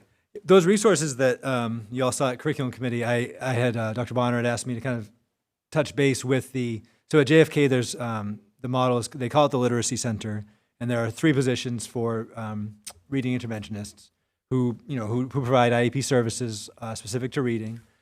And one of those, unfortunately, is a resignation. So somebody just resigned, the new hire just resigned this week, and so they're back down to 2 of the 3. And I met with them. I just want to understand a little bit more about the schedule. How are you actually getting access to the right students at the right time, with enough time to support them. And so I will just say that we have there's 2 there. And then there's 1 dedicated special education reading interventionist at the high school level. And so all 3 of those folks are, Orton Gillingham or Wilson or both, certified in various, and these are brand names of programs which are evidence-based reading intervention programs, kind of science of reading, and then multisensory, where students really are able to make gains. And they have good schedules. I will say at JFK, the schedules are strong. I think losing that person until we get that backfilled is probably going to throw that schedule off. From quick conversations I've had with them and with the principal, their group size will go up, while they fill that position. That is what happens when we have that kind of vacancy. But those services won't be missed, but the group sizes will go up, so they become less effective as happens. And then the high school is something that, I wish I could give you a standing opinion right here, right now. The truth is that high school block schedule, the four long periods, on some levels, it lends itself really well to doing interventions and services. On others, it creates some challenges. So I did meet with Liz Skelly, the amazing high school special education reading teacher, and talked through her schedule a lot. And she is an extremely talented person who just works with the time given to her, and the students that are in her room. But it's something that, it's going to be another ongoing area of massive interest for me over the course of the year is that work. And, as I think everybody knows, like once you get to high school, you really need high quality targeted intervention to make progress in reading. That window, it doesn't close, but that window gets smaller the older that students get. So, we really need talented folks doing that work, and it is complex. Great, no, thank you. And I look forward to hearing more from curriculum director and you about that. I know there's a lot of parents and caregivers who feel like their children are in a situation that needs redress with a sense of urgency, and I hope as a district we can do that. Great. Thank you, Director Holloway. Does anyone else have any comments or questions? Looking around at our members here, nope. Thank you so much for taking the time to present to us, and we will look forward to hearing from you again soon. Thank you. Thank you all very much. Appreciate it. Okay. Now we're going on to public comment, I believe, our next item. So we have public comment for 90 minutes, and I wonder if Member Foster Cannon can help me with the time. Thank you so much. Okay, I will read the piece. We are taking public comment in person and on Zoom. There is a sign-up sheet, and I have just gotten it. Thank you. I will go through the names who've signed up. For those on Zoom, if you wish to make a comment, please use the raise hand feature. We have had some written comments submitted to us, and we will put that in the public record. And it will be sent to all school committee members if it wasn't by the person who sent the public comment. So we will begin. I'll take the Paula Regano, 45. Oh, I don't need to tell you where you live. Before you start my timer, Andrea Gito was trying to add her name as she was taking it away. So if we could add her. Okay. So my name is Paula Regano, and I'm here today as the Unit C Chapter Co-Coordinator for the Northampton Association of School Employees. On September 20th, several paraeducators across buildings received a memo from the superintendent saying that they did not meet the qualifications of their job description. In summary, the memo read, "You do not have an associate's degree or equivalent or the Parapro certificate." The memo adds no information or offers no support to those affected. The memo ends with, "You must provide proof that you have obtained the Parapro certificate or documentation that you have an associate's degree or 48 credit hours by November 30th. Or what? The or what part is not clear. The principal and HR were CC'd on the memos, but NACE leadership was not. We learned of this when a member reached out in a panic on Monday. We immediately sent an email to the superintendent on September 25th asking several questions, including, but not limited to, why are the Unit C coordinators and president, vice president not copied on these letters, as is the usual course of business? Is there some way that the district may be able to offer assistance, such as helping them locate and pay for the Parapro course? What about those who may be 1 or 2 credits short of their associate's degree? If they can show proof of signing up for a course, can the district extend the deadline since the fall semester has already begun? To date, we have received no response from the superintendent, and our monthly meeting was canceled by her. These members have been given deadlines that seem fast approaching and no information about how to fix this situation that is not their fault. Several have been working in the district for many years and were hired despite their lack of qualifications, and some have been hired more than once. I understand that this is both a federal and state requirement for us as a Title I district under No Child Left Behind and Every Student Succeeds Act, established in 2002 and 2015, respectively. What I am struggling with is that you, the district, hired people without the qualifications. The superintendent offered no information for them about how to remedy this, not even a link to Parapro. She has yet to communicate with the union on this. In a district that is already short of paraeducators, it is beyond me why we would not be collaborating on a solution to not further disrupt the education of our most vulnerable students. To be quite frank, this is exactly the type of thing that led membership to a vote of no confidence. Thank you. Looking for the next person on Zoom is Jesus. I don't know how to pronounce your last name. Sorry, Jesus. If you would like to unmute and speak and tell us your full name and where you live.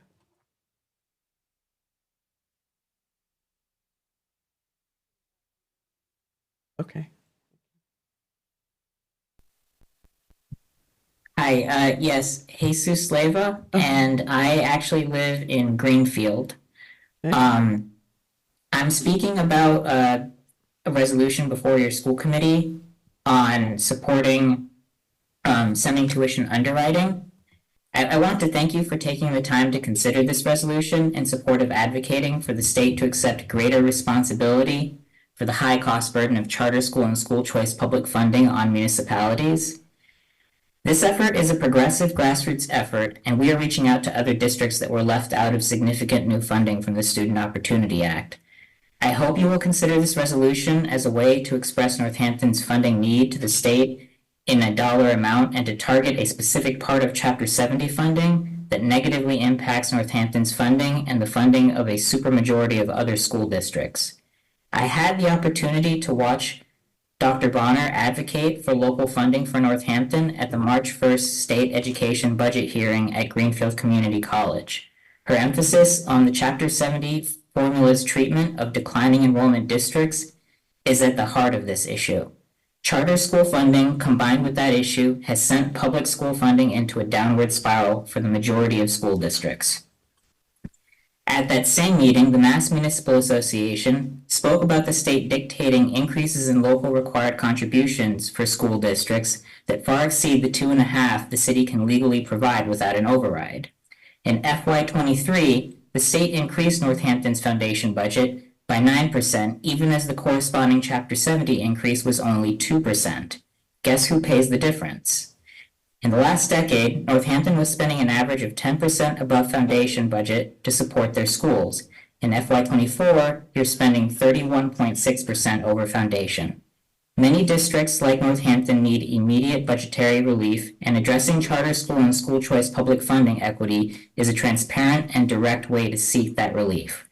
We ask you to join the Greenfield School Committee in endorsing this advocacy and the Northampton City Council in passing a resolution in support.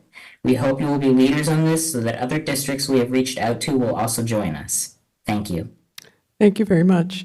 I wonder if everyone could turn off their video except for the school committee and those who are speaking.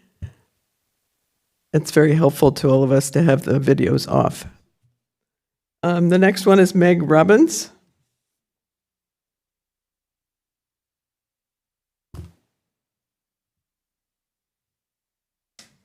Hi, I'm Meg Robbins, Northampton, Ward 4, and I'm here to follow up what Jesus has just shared. Jesus is one of my colleagues on our progressive grassroots group that's been examining this school funding for the past year, and we are very grateful for your consideration of the resolution in support of Mass' promise to invest equitable public school funding for every child. To many people, the Chapter 70 formula is a magical thing, and by tweaking it, we can solve our problems. Changing the formula without additional funding means taking money from one district to give it to a different district. That's the basic issue with charter school and school choice. The state passed that financial burden to districts and justified it by calling it a failure of the districts even with all the data they had collected that showed that districts could not afford the funding loss. Charters were begun in 1995 as a pronounced experiment in innovative education, strongly backed by conservative think tanks like the Business Roundtable and the Pioneer Institute. Charters were always intended as privatization of public education. And here in Massachusetts, the birthplace of public education, that vision is becoming frighteningly apparent. More than 8 school districts in the Commonwealth can no longer afford to fund public schools. They send their children to choice or charter. That number will increase next year, the year after, and in the not-too-distant future, many districts may face similar financial decisions. Districts cannot revive competitive educational services when they are starved for funds to pay teachers, utilities, and transportation. And this doesn't have to be the case. It's time for districts to unify in demanding that our legislators vote to fully funding their own privatization experiment. This resolution asks that the Commonwealth of Massachusetts reimburse us for the current $3 million that is deducted annually from Northampton's share of Chapter 70 as sending tuition for students who choose to school out of district. We will be joining hands with districts across the state who will be considering this resolution. Excellent public education is an essential right for every single child, and bravo to Northampton for being among the leaders and standing up and saying enough. We're grateful to our Northampton City Council for their recent unanimous approval of this resolution, and we thank you, members of our Northampton School Committee as well, for your consideration of endorsing this resolution to provide equitable public school funding for every child. Jesus Leyva and I would be happy to answer any questions you might have about the resolution when it comes up on the agenda. Thank you very much. Thank you. The next person is Lisa Modenos. If you could unmute and your video.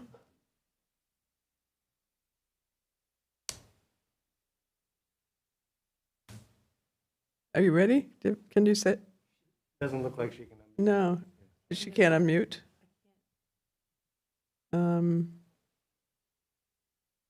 Know if I can unmute. Thank you. It said I couldn't unmute initially. I got it. Okay, thank you. Okay, Lisa Modinos, Florence. Our district is an ecosystem with interconnected parts. When one part of the system is harmed, the rest is affected. This is a reminder that special education is part of the ecosystem of schools in Northampton. When my son was at Bridge Street, I learned that when his para was absent and they didn't have anyone to cover, sometimes his special education teachers became his para. When they were with my son, that meant they could attend to services for other students and vice versa. This was a pattern. It was unfair to educators and students alike. And this year it's rampant across the district due to staff shortages. Do most families learn about these and other IEP violations from school or the district? No, there is zero transparency. My son's now at JFK, and I asked outright if he had received a particular service on his grid. I was told no, not yet. It was weeks of not getting services as per his IEP. That's against the law. If I didn't ask, I never would have known. When families do learn about these violations, many don't complain. The district narrative by administration and even some families is shame. Oh, they're trying, don't be pushy, it's only been a couple of weeks, please bear with us. And what happens ultimately is we families and our Northampton educators are pitted against one another with fear, division, and silencing tactics. The district has not only allowed this for years, it's the culture of this district and special education. It dominates. It's fear-based, it's intimidating, it harms, and it divides families and educators. And it needs to change. I filed a formal complaint with DESE regarding my son's IEP violation. But for every person like me who complains, there are 50 other families who are in the dark about their child's IEP violations. There are families who don't know their rights. I didn't for years. Families who don't want to make waves, and families who are vulnerable, and pushing back to the district or the state is a terrifying option and therefore not an option. The district banks on all of this to avoid accountability. It instead focuses on Band-Aids and one-off fixes for families who happen to complain, while further marginalizing other families, keeping them in the dark, and ignoring their children's rights. So to everyone here, including the mayor, superintendent, CPAC liaison, the rest of the school committee, and everyone else present, I ask you, will you fight for our special education families? Will you step up and push for a cultural change in this district to support our disabled children and their rights in Northampton? Will you step up and push for a cultural change in this district to fight for more supports and funding to create positive working conditions for our special education educators? And will you fight to help nurture a healthier public education ecosystem in Northampton starting with our special education children. Will you? I will. Thank you. Thank you. I didn't say that we had 90 minutes, and I just did the calculation. Okay, we started at 7:33. Right, so we will have 90 minutes from 7:33. Okay, the next person on the list is Emma Thacker.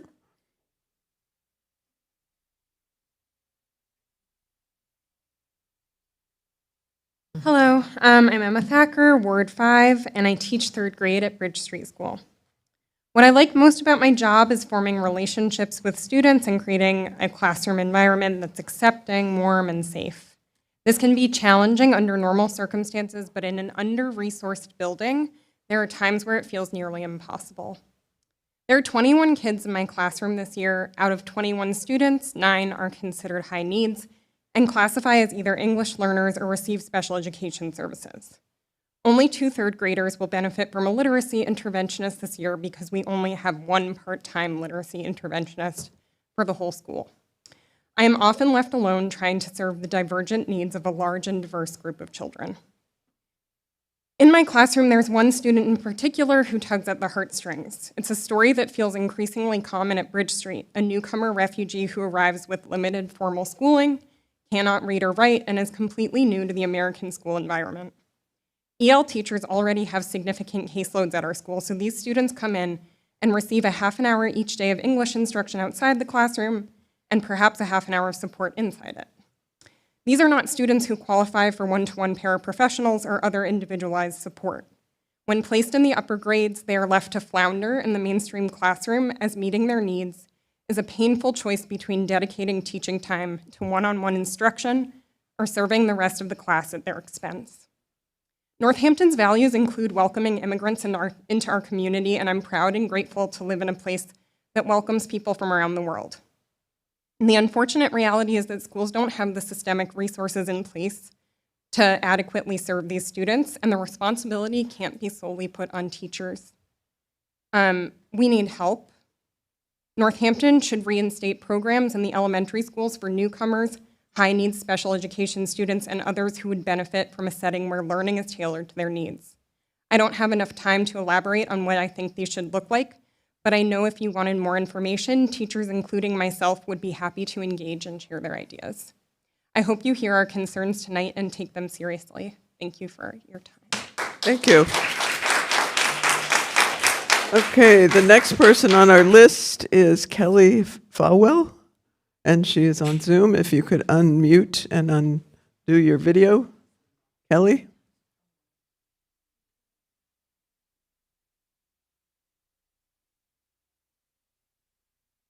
Okay, am I unmuted now? Yes, you are. Okay, great, thank you. Thank you. Okay. Yeah, so my name is Kelly Fowell. I live in Williamsburg. I'm an English learner teacher at Bridge Street Elementary, and I'd like to speak on the behalf of myself as well as Elisa Dory and Maria Keller, who are also English language teachers at Bridge Street. This year we've been pretty lucky that we were able to add Maria Keller to our staff, but that is a temporary situation. As we just heard from Emma, we have a lot of students who have greater needs than usual. We're facing challenges that include meeting the needs of these students whose education is limited or interrupted and not what we are used to here. Our school is in great need of additional math specialists and additional reading specialists. Our students, the EL students, just like some of the English-speaking students, require reading and math intervention. All of our students' needs cannot be met by only one math interventionist and one part-time reading interventionist. This year, I just see my colleagues being pulled in multiple directions. Morale is getting lower and lower. We have not been able to schedule effective collaboration time or properly schedule data-team meetings as there is a shortage of coverage for classroom teachers. They're often tiered support professionals helping students through stressful situations rather than following their expected routines with students. And those are students that rely on them for their presence and support all the time. So we're asking that you please support Bridge Street by giving the funding that we need so our students can get the educations that they deserve. Thank you. Thank you. Okay, the next person on the list is Elizabeth Monopoly.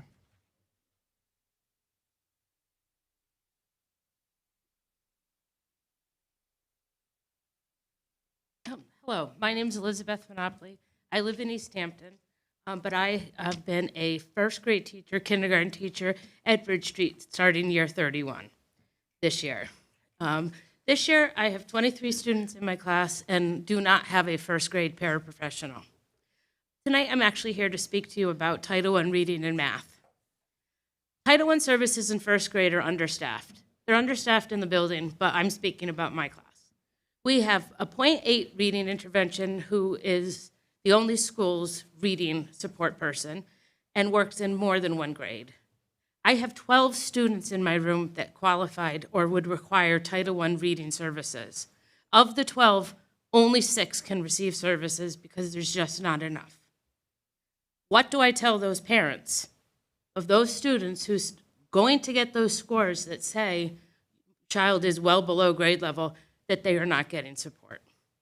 For Title I math, in first grade, we use a formative math assessment that shows in my class, 26% of my students are not yet meeting the forward number word sequencing benchmark.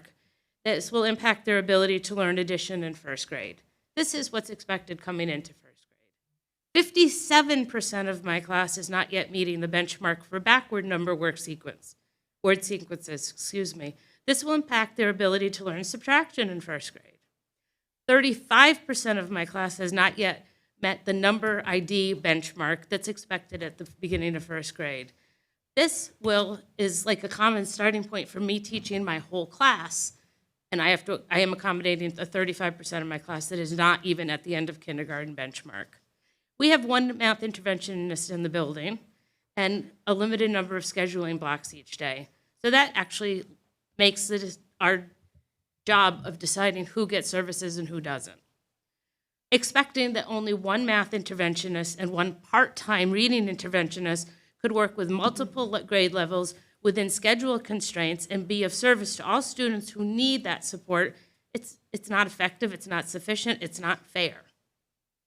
In order to meet the interventionist needs of every grade, we need more than what we have. We need more than not a full-time reading person and more than just one math interventionist. We need more and the kids need more. I do want to, I've been a member of Northampton's public school system for a long time. Many years ago, the teachers took 0% cost of living adjustments year after year after year, all for the children, to support the children. Well, you know what? It's actually a systematic problem that we have now. Our kids deserve better than this. Thank you. Thank you. The next person on Zoom is Sophia Awad. If you would like to unmute and open your video, please.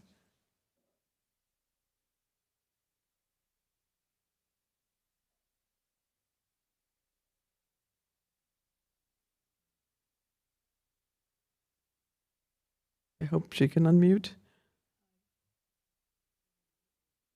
Okay. Sophia? Oh, I think we've got it. Okay, great. Sorry about that. Thanks That's for okay. being patient. For some reason, we can't get the screen on. Oh, but that's okay. You Thank can you. hear me, and that's what matters. Yes, it does.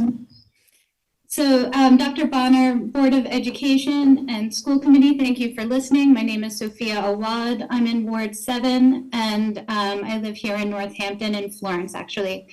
I represent a collective of caregivers in the district. We are Palestinian, Lebanese, Syrian, Black, European, Jewish, Muslim, Christian, or have no religious affiliation. And we are all allies of those affected by current events that are happening now throughout the Middle East. Some of us are first-generation Americans who survived various wars or have family or parents who did, including the Holocaust, the Armenian Genocide, and the Nakba. Some of us were born in America and only witnessed conflict from afar, yet our personal experiences shape our perspectives, as they do our children's. The November 5th workshop has potential for much needed long-term anti-oppression work in the district, transformative work that can combat many issues in the district, not just the one we are currently addressing. With open minds to learn, comprehend, collaborate, and improve as a community, we can move forward together. The November 5th PD training on Islamophobia was offered in response to concerns around Project Shema, facilitating an anti-Semitism training. Anti-Semitism training is important, and the concern wasn't about the training itself, but rather Project Shema's approach, which can deepen fissures in the community. Addressing this issue as two opposing sides furthers the dichotomy, victimizes the marginalized, and imposes judgmental classifications, reducing each to narrowly defined groups. Dr. Bonner stated on September 4th, quote, "Given current events in Palestine and Israel, we are called to deepen our knowledge, understanding, and skills in addressing both anti-Semitism and Islamophobia," end quote. Anti-Semitism and anti-Arab racism, since not all Arabs in the diaspora are Muslim, like other forms of oppression, are interwoven and inseparable. If the objective of the training is to, quote, "deepen our knowledge, understanding, and skills in addressing both anti-Semitism and Islamophobia," end quote, as Dr. Bonner stated, the discussion must hold a transformative justice framework with intersectional awareness and acknowledgement of all oppression, not just anti-Semitism and Islamophobia. It's important to also recognize trauma-informed work is at the root of lasting change. In order to understand how global power, oppression, and violence affect humanity, we must understand the why. And buy-in from every level of the district, from the administration to students, is key in creating a much-needed paradigm shift in oppression. It's easy, though harmful, to squeeze this conflict into a box of religion or two sides between the two separate 2-hour trainings. Our children and community deserve more. Your time is up. Could you finish, please? Or I have one more sentence. Okay, great. Thank you. Sorry, I stumbled. Okay, no problem. In an email from October 9th, you were sent a list of potential facilitators who train K-12 educators on restorative and transformative justice.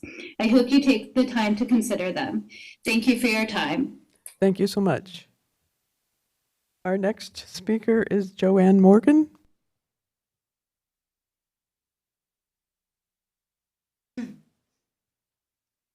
My name is Joanne Morgan. I live in Leeds in Ward 7. I'm a first grade teacher at Bridge Street School. I love working at Bridge Street School. It is a wonderful community with a kind and caring staff. I'm here with my Bridge Street colleagues tonight to let you know some of the ramifications of this year's budget cuts at our school. At our first data team meeting this year with the first grade team, I sat with colleagues to discuss students' needs. Based on students' math and reading data, we identified 2 students in my class who would benefit from additional support in math and 8 students who would benefit from additional support in reading from our math and reading interventionists. But because of the severe limitations in intervention support at Bridge Street School, the team decided that to start the year, 0 of my students would receive additional support in math, and 2 of my students would receive additional support in reading. So 0 of 2 students receiving math support, and 2 of 8 students receiving reading support from our interventionists. Bridge Street School already didn't have enough intervention support before the cuts to this year's budget. I have already experienced being in data meetings where educators need to decide which students will and will not receive the intervention support that would help them achieve grade level skills. Last year, for instance, 4 students in my first grade class who were identified at the beginning of the year as needing additional support in reading did not get that support because we did not have enough staff. That meant that I was the only teacher responsible for getting those students from reading below grade level at the beginning of the year to reading at grade level by the end of first grade. I will tell you that I was successful with 2 of those 4 students. 2 of those 4 students ended first grade reading at grade level, and 2 did not, despite my best efforts. Those 2 started second grade at a significant disadvantage because they did not have access to the intervention support they needed and deserved in first grade. Some of the extra work I did with those 4 students as I was trying to make up for them not getting intervention support was absolutely at the expense of the students in my class who started the year reading at or above grade level. As I said, this year the numbers in my classroom stand at 2 students in math and 6 students in reading who are not receiving the level of intervention support they need. And this year, it's without the support of a first grade paraprofessional who was also cut from the school budget. I don't know how many of those students I will be able to get to grade level skills on my own, but I can virtually guarantee that it will not be all of them. It's just not possible. I do know that my efforts will mean less of my time, both instructional time and planning time, will be given to those students who are already performing at or above grade level. Knowing that I can't and won't meet the needs of all of my students is demoralizing. I want to thank you for your service to our city. Along with my colleagues, I'm asking that you take our concerns seriously. Bridge Street School needs more staff and more services for our students. Thank you. Thank you. Okay, we have Maritha Wallace on Zoom. If you could unmute and hello, Maritha.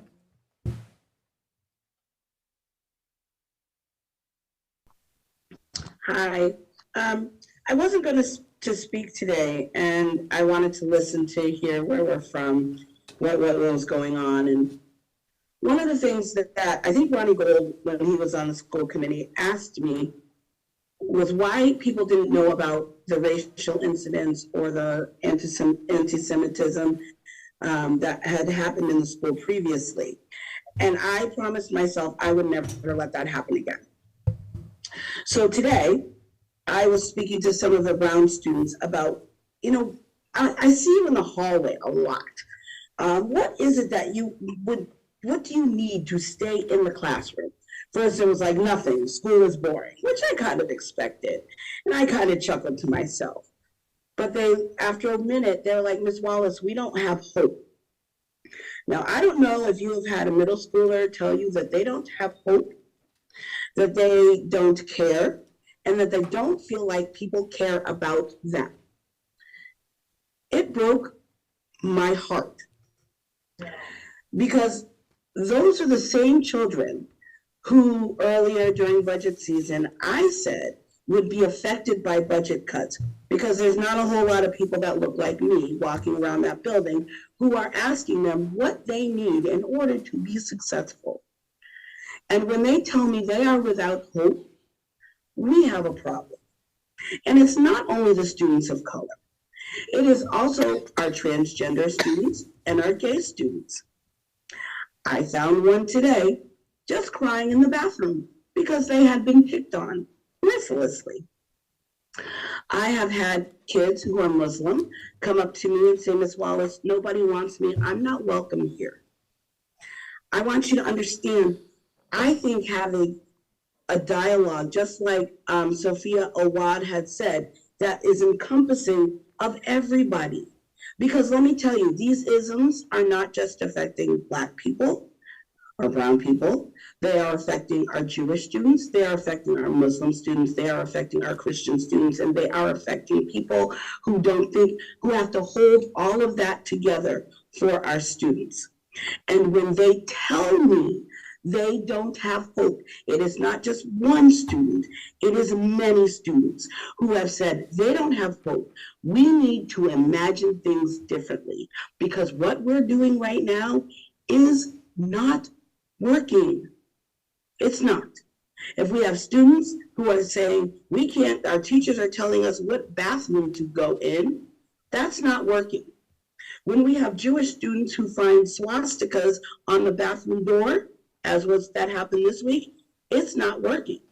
When we have had students who say, Ms. Wallace, I'm Muslim, this is my last thought, I'm Muslim, what can I do? Because I'm getting picked on.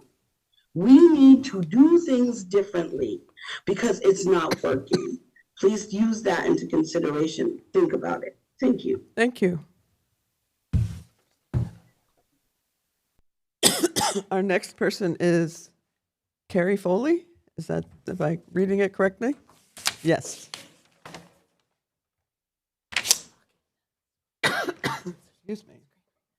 Hi, my name is Carrie Foley. I live in Florence in Ward 5. I'm a special education teacher at Bridge Street.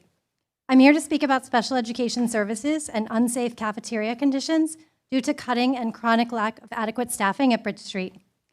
Our current special education numbers are 64 students on IEPs in the building in grades K to 5, with 9 new referrals in progress.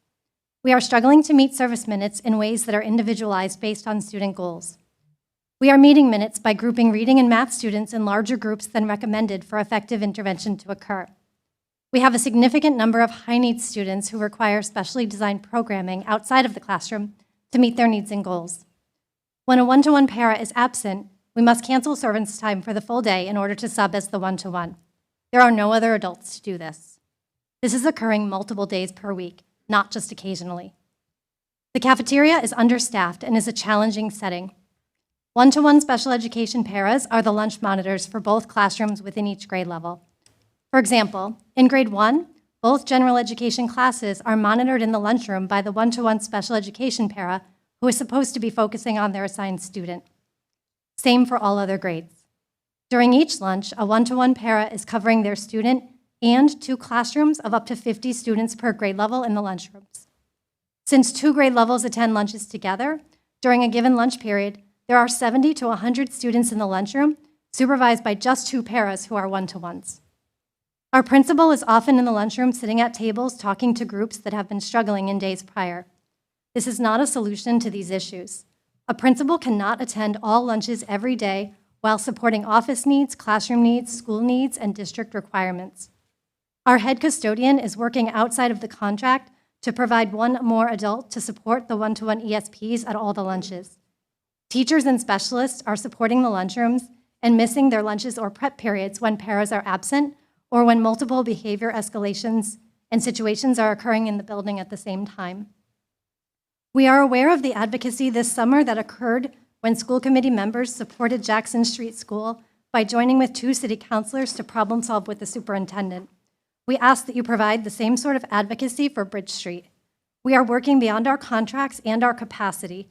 We love our school, and we need more staff to support the students in our building. Thank you.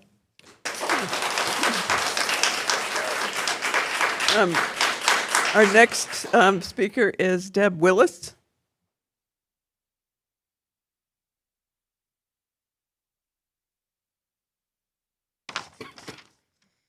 My name is Deb Willis. I live in Holyoke, and I'm a special education teacher at Bridge Street School for grades 4 and 5. I have worked for Northampton Public Schools as a special education teacher for 26 years. For 15 of those years, I ran the district-wide language learning disability program at BSS until the WINS model, when all programs at the elementary level were dissolved. I have a great deal to say about that, but not tonight. Tonight, I want to talk about the iReady results in reading at Bridge Street School for grades 4 and 5. The fall results in grades 4 and 5 are concerning. There are 31 students in the red, meaning they are 2 or 3 or more years below grade level. These grade 4 and 5 students will soon be entering middle school and are reading at a 1st and 2nd grade level. Of these 31 students in grades 4 and 5, 15 of these students are currently receiving special education services in the areas of reading. 16 other students who are struggling with reading are not special education students and are not receiving intervention. There are no Title I supports in grade 4 and 5. Our reading interventionist at Bridge Street School currently is a 0.8 position and serves K-2 only. Our shared reading math interventionist position for upper grades was cut last spring. We must help our Bridge Street students learn to read. We need you, Mayor, to provide us with the funds for additional staff to support our struggling readers. 15 special education students, 16 non-special education students in grade 4 and 5 are at risk of being non-readers as they near middle school. Students deserve the supports and staffing to become confident, independent readers and learners. Please find the funds to support our schools. Thank you. Thank you. Okay, we have Karen Shapley.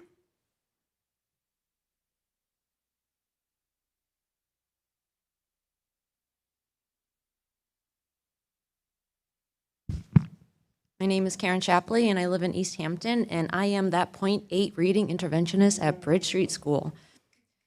During the last 2 school years, I job shared with a full-time ESSER-funded math reading and interventionist. In addition, the literacy coach worked last year with 7 students in the upper grades because Bridge Street was unable last year to meet its students' need.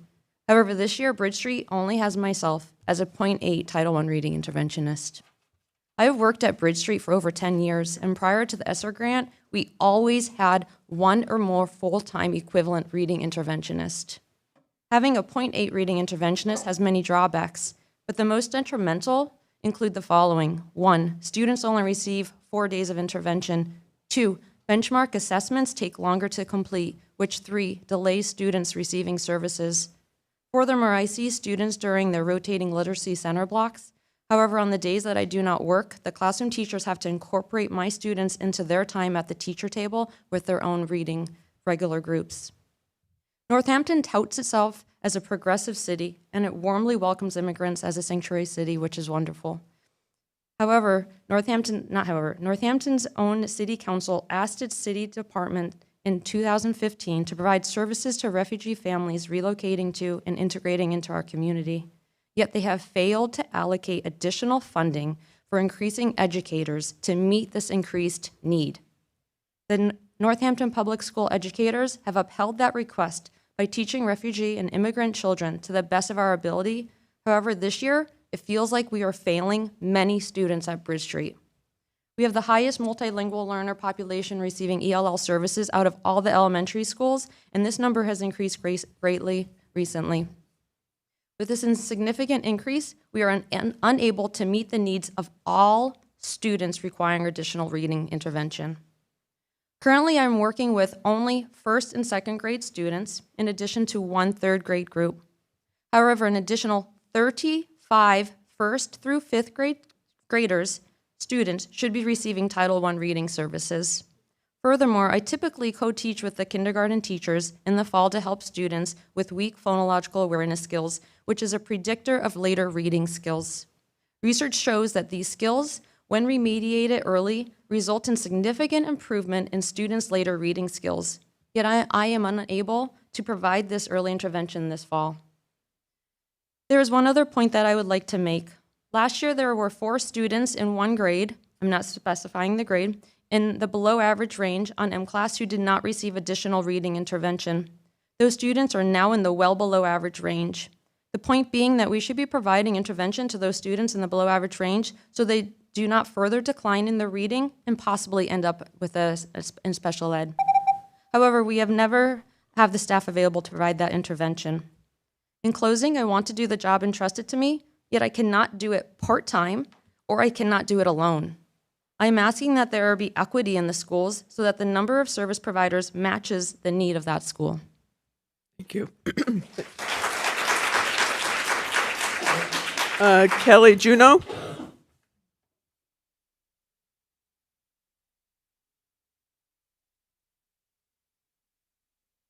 My name is Kelly Juneau and I live in East Hampton. I teach 3rd grade at Bridge Street and I have 22 students in my class. The needs in my room are incredibly wide-ranging, from students who can't read yet and don't know the alphabet to students who are reading at a 5th grade level. I have 5 English language learners, 2 of whom speak no English at all, and only 1 of whom can read in any language. I have students who are learning to count and identify numbers, and students who already know all their multiplication tables. To be asked to differentiate lessons at this level is an impossible task. Furthermore, for the kids who speak no English, their day is incredibly tedious. We do not have enough ELL teachers to fully support newcomers in an English-speaking classroom. They are disengaged and their needs are not being met. The incredible range of social maturity in my room makes me feel like I'm teaching a K-5 multi-age class. Some kids can handle a 15 to 20 minute lesson, but many cannot sit still and attend for any length of time without constant reminders. Many kids need social support throughout the day. Most of the kids do not have the ability to differentiate between a problem that they can solve on their own and a problem that they need to involve a teacher in. This means that I spend much of my day trying to help them make these distinctions, and I am frequently taken away from the group and from instruction to investigate conflicts. I am alone almost all day, every day. I am so fatigued by the social and emotional demands of the kids, the extreme inattention, and the vast academic needs that my ability to process and make decisions has slowed down. I find it hard to find the energy to plan lessons, not to mention to execute them. When Northampton closed the sub-separate programs in favor of inclusion, they said there would be co-taught classes. Then after a few years, those were taken away. There are no general ed paras anymore, and not nearly enough special educators and interventionists. There is no ceiling to the needs that teachers are asked to meet, and there seems to be no floor to the supports that are taken away. It is the district's responsibility to create the conditions needed for teaching and learning to happen. We ask that you take our testimonies seriously and act to address the immense challenges that we are facing. Thank you. Okay, our next speaker is Tasha Rimini. Hi, I'm Tasha Rimini, and I am in Ward 5 and in my 10th year teaching at Bridge Street. I am the Title I math interventionist, so I too just want to speak towards the needs for intervention in our building because, and I'm going to say that I did not write mine, so now, but I will show everyone out there, just come and speak because you can do it. So here's the thing, at Ryan Road, and this is what every school should have. Ryan Road has 2 full-time reading interventionists and 2 full-time math interventionists. And I want to shine a light on that. I don't want to take away from that. I want us to look at that as a model for what every school deserves to have to meet the needs of all students in the building. Currently, I am able to support only one of the first grade classrooms, and that was hard to have to tell, Joanne that I couldn't take her 2 children yet. And I will be doing an inclusion, co-teaching model in the other first grade classroom because as you heard, almost 50% of that classroom is not ready for beginning a first grade study. So a true intervention of me just working with a small group isn't going to happen. We're going to be doing a very different model this year. In 2nd and 3rd grade, I'm not meeting all the need in 2nd grade. I'm going to be doing snacking and structure lessons. So during their snack block, I will be rotating in groups to eat and learn structure that wasn't solidified by the end of 1st grade. We'll figure it out, but we need more intervention. I sit in a 4th grade data meeting today and have to tell my colleagues who have 11 students who qualify intervention that they will not get my support this year because I can't reach all grades. So the impact that this has on all children in the building is that classroom teachers are now going to attempt to meet the needs of the students who need intervention. And what happens is that the children who are above average in our benchmark assessments are waiting to learn. I had a conversation with one of the 3rd grade students because I was in there for a snack to bring children back. And we were talking about astrophysics together. It was amazing. And I said, when is this child going to get to have these dialogues when the teacher is going to be trying their hardest to meet the needs of the intervention students? So I would love for us to creatively think about how we can provide 2 reading interventionists and 2 math interventionists at every school and more at the middle school as well. Thank you for your time. Thank you. Next is Helen Woods.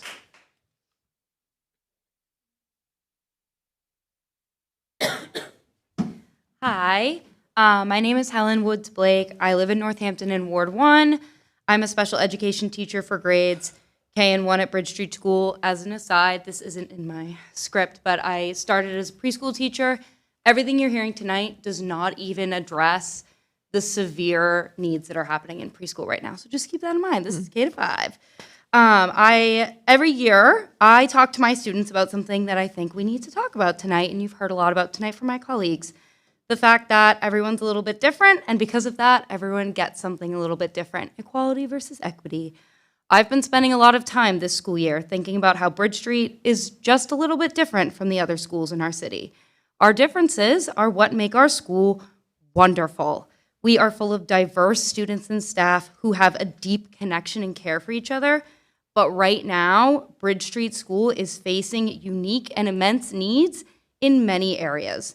Currently, of all the elementary schools in the district, we have the largest percentage of students who receive special education services, the largest percentage of students who are ELs, and the largest percentage of students who struggle with poverty and homelessness. And these needs have grown massively since even just the beginning of this school year. And somehow we're being asked to do more, serve more students, serve more needs with the same amount of resources or even less than what other schools are provided. Because of this, our staff are struggling, our students are struggling, and we need this city to give us the support that we deserve. We need something a little bit different. All of our elementary schools right now are facing large class sizes and issues with understaffing because of budget cuts.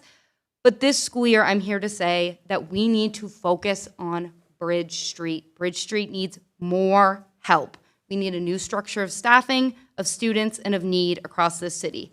The way that I've seen Bridge Street's needs get cast aside for the past 6 years, it just is a disgrace that goes all the way up to the top. Our students, our community, and our staff are strong and resilient and amazing, but we can only keep this up for so long. It's time to have a serious conversation about what we can do to support and value our most vulnerable population at our most vulnerable school. And if this is something that my 5- and 6-year-old students can understand, I think that the adults who run our city can too. Thank you. Thank you. The next person is Nas Taskin. I hope I pronounced your name correctly.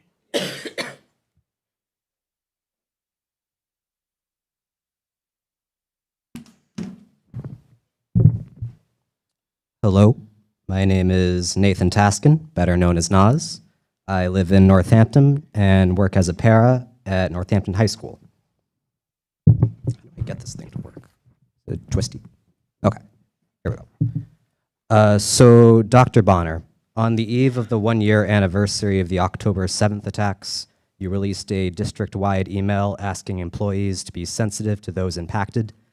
In the last sentence, you specifically invoked the anti-Semitism training given to the district last month.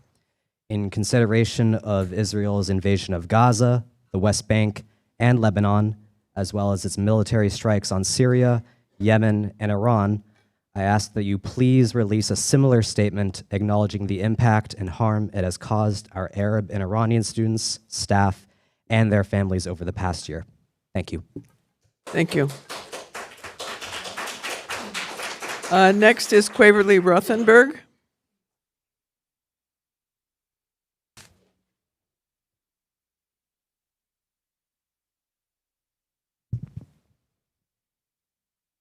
Good evening, members of the school committee. The last time I was before you, I was talking about building a bridge between the constituents and you, and hoping to see you do some of that work. And I think I have seen many people working on that and trying to do that. I've seen it at City Council also. But I also see struggle. I see both bodies not really being sure how to make a change. You know, we don't really have the institutional knowledge and practice in using our power and being empowered. So, for example, here I've heard talk about a road show and a dog and pony show, and how do we get buy-in? And I think that this is not quite the direction that's really going to get you in that bridge to the community. It's not really about PR, right? We have to do some work, some hard work. So I hope I'll get through it in time because I wanted to give you each specific action items you could do. Member Stein, ask for an audit. We need to know about Title I money. I hear a lot of needs for intervention, and I think the junior high too. Member LaBounty, please try to connect with the organizers. We see what you're doing and we appreciate what you're doing. We want to know about the barriers that you're hitting with specificity. Shine a light on it. I'm sure there are people who would be willing to talk with you in confidence, but it's important for us to know that things don't kind of die behind the scenes. Like when council wanted to give you guys a bigger share of the budget, we were quietly informed behind the scenes that we had an opt-in, so we couldn't do anything. And then together with the organizers, I, as a counselor, was able to put in the request publicly to opt in, and it was one of our biggest turnouts, and a huge community thing was sparked by that. We appreciate you. Member Foster Cannon, you are the only school member who voted against fully funding the schools, so I cannot offer you any advice because I don't think that we're aligned yet, but I hope we will be. Dr. Bonner, the work groups you're about to do, it's critically important that those be fully transparent, and I would recommend that you invite all of the public to participate. The strategic planning committee being done the way it was quietly had serious repercussions in terms of trust with the community, and I also worry and caution you all that it may have even bigger consequences for individuals. Some of the conversations worry me a bit and I think need to be happening in public. Member Agna, there's serious grievances from some of our loudest and most persistent community members about the reading. They want you to take some accountability for it, the learning gaps that came out of the pandemic too. Member Gazy, I think you need to participate meaningfully in CPAC or maybe pass the torch to Emily, and I'll just skip to, well, I will just say to Member Miller, if you could advocate for small class sizes everywhere and just stay on it. It's not just elementary schools, but everywhere. Can you finish up, please? Yes. Thank you. Mr. Holloway, you've got to find another way to check your metrics because clearly we don't have enough paraprofessionals. And Madam Mayor, fund the schools. Okay. The next speaker is Laura Mangoni. Sorry, Laura. I always know you as Laura. Hi, I'm Laura Mangonis. I'm from East Hampton, and just like Tasha, I'm stepping up without prepared notes. I'm a kindergarten teacher at Bridge Street. I've been there for 10 years. I've had 2 of your student or your children in my classroom, whether as a preschool teacher or as a kindergarten teacher. And I'm here to speak on behalf of reading support for kindergartners.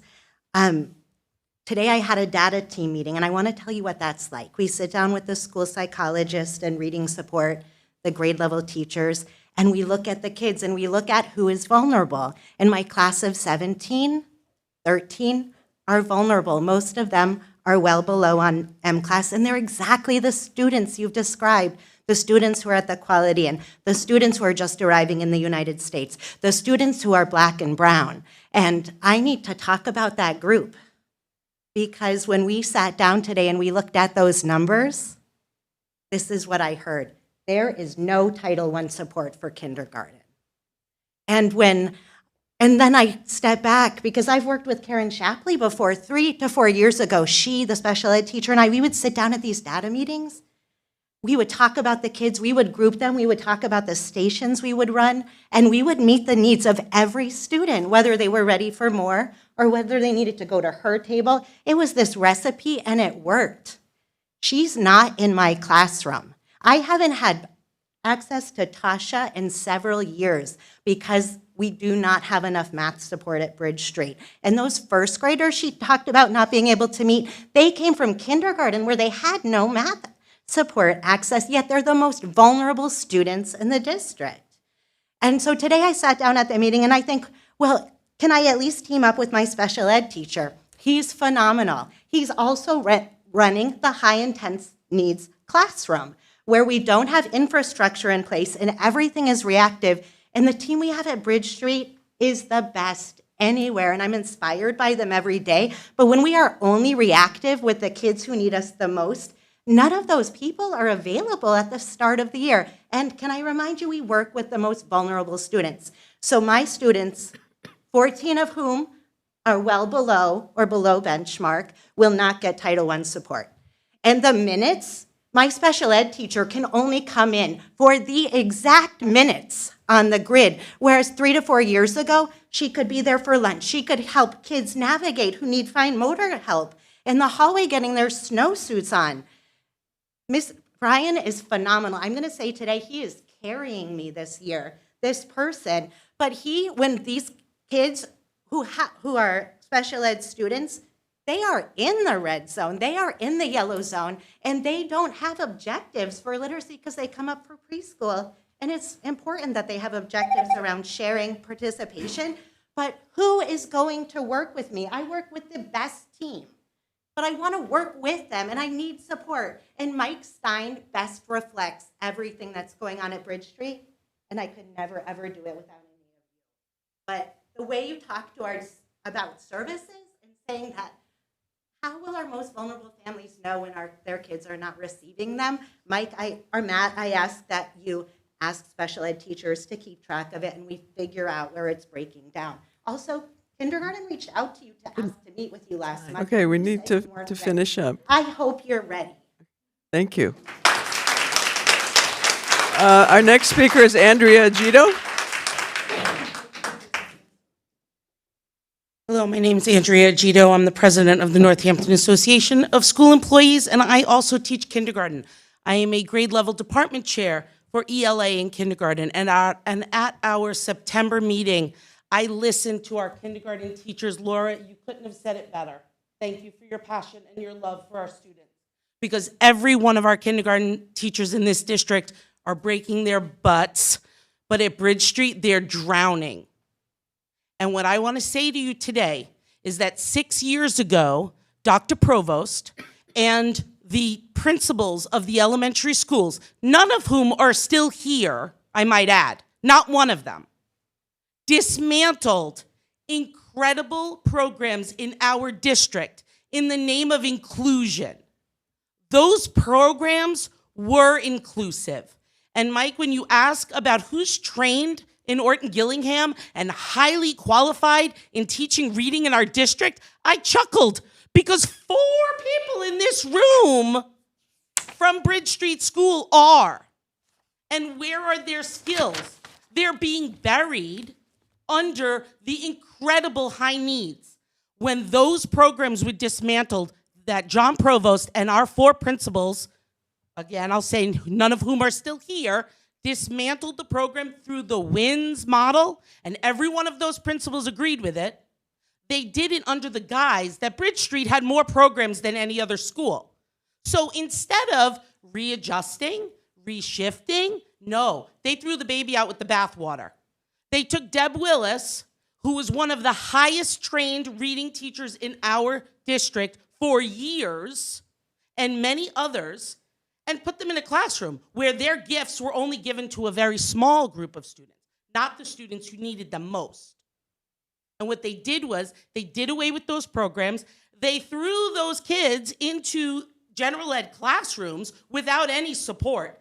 And some of you, I implore you to Google the Gazette from 6 years ago, and you'll see the health and safety grievance that went for Bridge Street School. I can tell you right now, another one's coming. It's coming. Our grievance chair is here today, our PR and our chair. It's coming for Bridge Street School because the same thing is happening again, and there are no programs. And I've been getting texts from other Bridge Street teachers who couldn't be here, and I'll try to speak as quickly as I can. With some things, our special ed teacher and tiered support interventionist need to walk around with one of my students all day long to keep him safe. I have 4 non-English students who are being required to take iReady in English. I have 2 ELs, 3 IEPs, 2 in SST, and when I call the office for help, no one answers. Why? Because we cut secretaries. I have 1 more minute, please. Great. After fighting for help, they finally got me a translator for 6 days, 4 hours each day, and tomorrow is his last day. I am so exhausted and stressed, and every single person in our building knows it. I am so depressed. Everyone knows our tiered support people are being one-to-ones. Our paras, our kindergarten general ed paras are being one-to-ones. I think we have to finish up now. Thank you. I'm going to tell you that if you want our students to get what they need, you need to seriously look at reinstating special needs programs. You need to look at reinstating or creating a newcomer class and support for our newcomers if we're truly going to be a sanctuary city. Thank you. And we need to talk about spreading them out throughout the district so Bridge Street isn't getting buried. Those students can be bused anywhere in our district, and our schools will welcome them with open arms and love. Thank you. For your time. Hey, you want to switch? Give you back the gavel? Yeah. You turned on or not? I don't think it was turned on. What's that? I don't think they were turned on. Are they not working? Okay. I don't know. I'll check them. Okay. If it's possible to turn, I mean, I feel like it's hard for folks I can to ask. see, although most people are leaving, but. Okay, well, we're checking on whether we can turn those screens on. Are there any announcements from school committee members? I think they put it on the agenda. They put it on the agenda. I don't have anything. Oh, okay. Any announcements? Oh, sorry, there are folks. Okay, Member Stein and then Member Severfee Cox. So I can't sorry, I'm in the Zoom in my head, trying to unmute when I don't need to. Sorry. I just wanted to announce that I believe on the next Budget and Property Subcommittee meeting, we will have a conversation about the Title I dollars. So I know people are interested. We're going to do that. I also was given a list of events coming up from CPAC. I think most were mentioned by Director Holloway, but during the updates, I'll check the list to make sure and share those as well. Okay, Member Severfee Cox? Yes, thank you. Members may remember that I was appointed to the Safety Committee last year, which was reviewing the safety protocols in the district and making recommendations for changes both administratively and potentially to the school committee, but as of yet, I don't think any of those type have been identified. At any rate, the next meeting is October 28th, and I will be traveling that day, and the meeting is not being offered in a hybrid fashion. So it's quite likely that I will not make it back to town in time for that meeting, and I'm wondering if anyone could fill in for me at that meeting. Member Severfee Cox, I was on that also, so I'm happy to fill in for you. Well, In fact, we I were got both on it. Yeah, so, okay, so I'm happy to share with you if no one else comes forward. Thank you. Gotcha, yeah. Okay. Any other announcements? Okay, well, so if any member is available on the 28th at 3 p.m., let me know so that I can get you in touch with the details for the meeting. Okay, thank you. I'm just checking. Member Davis isn't on, right? Okay. No. Cassie, when you get a, oh, did you make me a co-host? Sorry, when you get a moment, could you? Thank you. Okay, this brings us up to recommended actions. We have a whole bunch of minutes, a couple donations. So I'm going to read them and then ask for any removals for discussion, because there's no discussion on the recommended actions. This is minutes of September 12th, 2024, January 13th, 2022, February 28th, 2022, and then the rest of these, I think, are 2021. So this is February 11th, March 11th, March 25th, April 8th, the Student Advisory Council meeting, April 8th, the school committee meeting, June 10th, and July 8th, August 12th, December 9th, 2021, that's School Advisory Council, and December 9th, 2021, full school committee minutes. And then a donation to the Northampton High School Band Program for $1,500 from the Band Booster Club or group. And a donation to Ryan Road from the PTO for $1,000 for field trips. Any removals? Okay, hearing none, is there a motion? I move to vote, I make a motion for the consent agenda. Motion's made by member Agnes, seconded by? I'll second.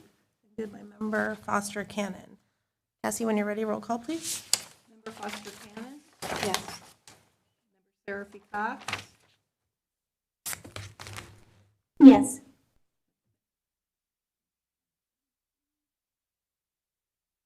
Member Hennessy? Yes. Member Miller? Yes. Member LaBounty? Yes. Member Agna? Yes. Mayor Shara? Yes. Member Gazy? Yes.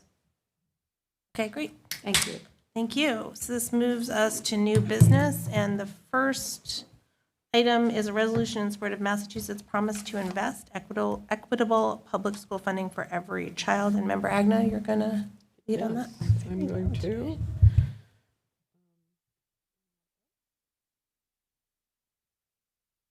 Glad that we have this opportunity to do this. Very important at this point, given our funding challenges. And why is that not coming up? Clicking on it? Word document, so they might have downloaded. You might have to open it from downloads, which is what just happened to me. Oh, okay, there we go. Great. Thank you to those who spoke in favor of it in our public comment. I'd like to read it, and then we can discuss and whether we want to approve it. A resolution in support of Mass promise to invest equitable public school funding for every child. Be it resolved by the Northampton School Committee of Northampton, Massachusetts as follows. Whereas $3 million is the amount for school choice and charter schools that has been annually deducted from the Northampton State School Aid as of FY24. Whereas this resolution addresses school funding and equity in the Commonwealth of Massachusetts and its effect on Northampton specifically, it joins similar petitions in many other impacted communities in the Commonwealth. Whereas this resolution is to ask the Commonwealth of Massachusetts to change the way the school choice tuition is funded by underwriting the municipal cost of sending tuition for low and moderate income cities and towns. Whereas Northampton has lost millions of state dollars in inequitable Chapter 70 funding. Whereas in 2002, Northampton's Chapter 70 aid was $8 million, that amount remains static. In 2023, Northampton's allocation of Chapter 70 funding hovered just below $8 million, despite enormous changes in inflation and a 20-year growth in district facility, insurance, transportation, and personnel costs. Whereas, even as the Commonwealth has made sweeping changes to Chapter 70 funding calculations, they have acknowledged that education costs are rising much faster than inflation or the 2.5% that is the allowable legal increase in local property taxation. For many years, including 2022 and 2023, the state has dictated a need for Northampton to increase its local contribution to school funding by 5% or more, even as Northampton's increase in Chapter 70 funding for those same years is barely over 2%. Whereas under Massachusetts' current funding system for each student who leaves their public school district for a charter school, almost all the city's per capita public school funding follows the student to the charter school, including the percentage Northampton provides its public schools above what the Commonwealth legally allocates. For each student that leaves the Northampton Public School District for another public school district, a smaller but significant portion of public funding follows each student to their school choice district. Whereas the current system costs public schools much more in tuition payments than it saves them by educating fewer students. Because students choice out from different classrooms, grades, and schools across a public school district, the cost to operate the public school district remains relatively unchanged, making it difficult for districts to proportionally shrink spending in response to declining enrollment. Many of the costs associated with running a school district do not scale down and are fixed costs, including maintenance, utilities, transportation, and benefits, negotiated in good faith for public employees. Whereas this results in local budgets that are challenged to meet services and frequently lead to staffing cuts.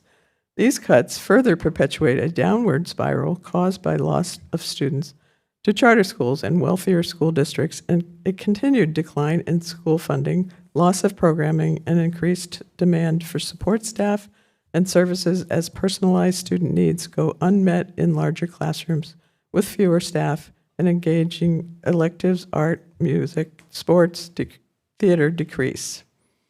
Whereas this decline in local public school funding most disproportionately impacts our most vulnerable and marginalized students, the Commonwealth has a constitutional obligation to provide an education for all of its children in every city and town through the public schools. Yet, the current funding system siphons off valuable and necessary public funding disproportionately from low and moderate income public schools. Now, therefore, be it resolved that the Northampton School Committee calls upon the Commonwealth of Massachusetts to correct this inequity by taking long overdue financial responsibility for charter schools and school choice assessments for low and moderate income school districts. We are asking for the Commonwealth to increase state aid to the Northampton Public School District by $3 million annually by changing this funding formula for school choice tuition and charter school tuition. Be it further resolved that the Northampton School Committee requests our local and state officials to actively support this policy change, and be it further resolved that the administrative assistant to the Northampton School Committee shall send a copy of this resolution to the State Representative Lindsay Sabadosa, State Senator Joanne Comerford, Northampton Mayor Gina Louise Shara, the Daily Hampshire Gazette, and other media outlets, including Northampton City social media. And that is the end of our resolution, and I make a motion that we accept and pass this resolution. Second. Motion's been made and seconded, made by Member Agnes, seconded by Member Miller. Is there any discussion? Oh, I don't need to say that. You said that. Is there any discussion? Anyone? Is it very echoing here? It's a little echoey. Maybe we can turn it. It feels very loud. I'm sorry, who made the motion? Member Agnes, seconded by Member Miller. Got it, thanks. Sure. Member Foster Cannon. Yeah, just briefly, Member Agnew, thank you for bringing this forward. Meg, thank you for your work on this. It's, oh, is it hard to hear me? I'm glad to see this, and we've heard the impact on just one school of funding challenges, and we know that $3 million back in the budget from charter school funding tuition would be just an incredible, it's an incredible loss to our community right now, and would have a really meaningful impact. And I will do what I can from my position here on school committee to advocate for this. And Member Agnew, thank you for bringing it forward.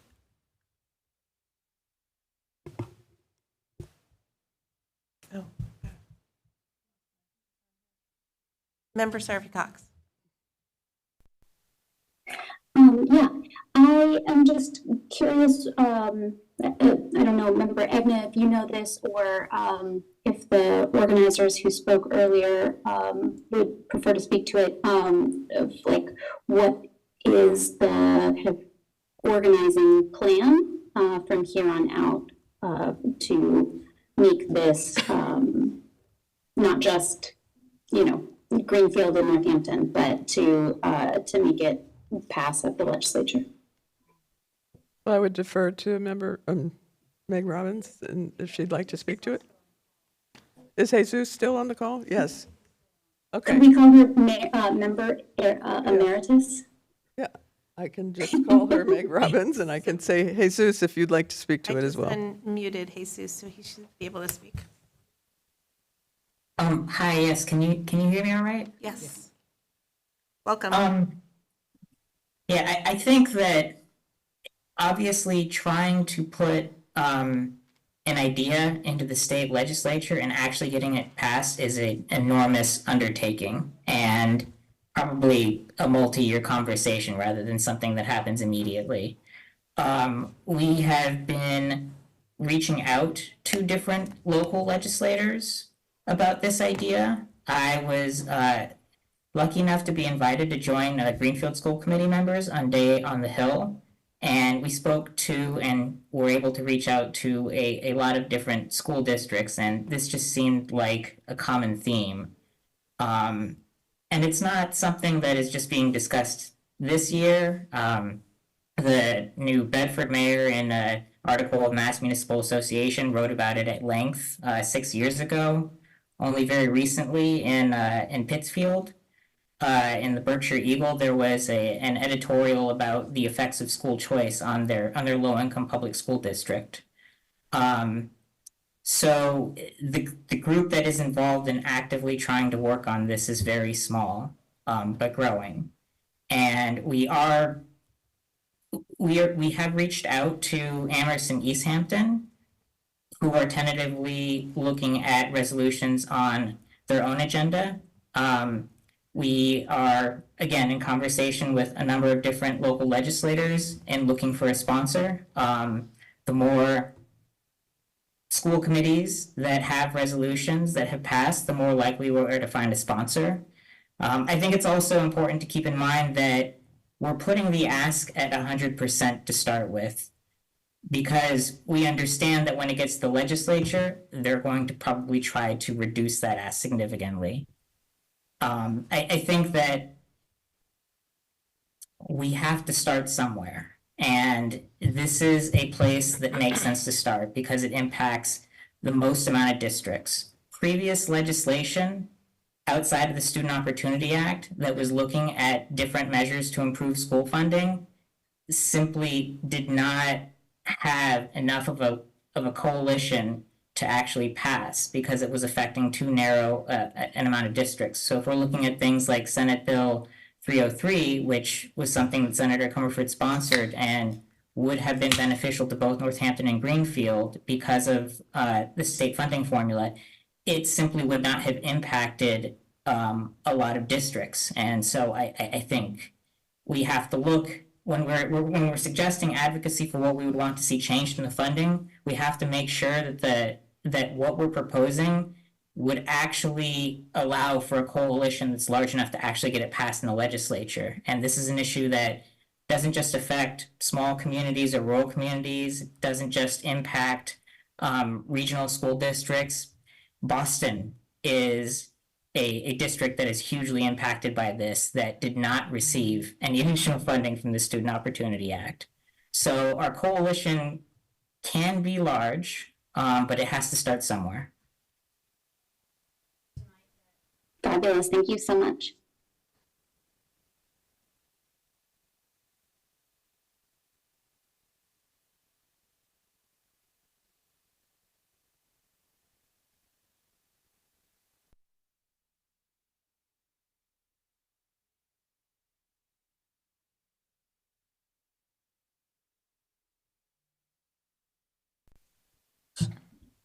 Is somebody speaking? Yes. You can't hear it on Zoom at all. That's really strange. But you could hear public comment, right? I can hear you now. It was just for those few seconds I couldn't hear. Okay. Is the mic turned off? I think the mic was. Yep, Meg was speaking at the mic at the podium.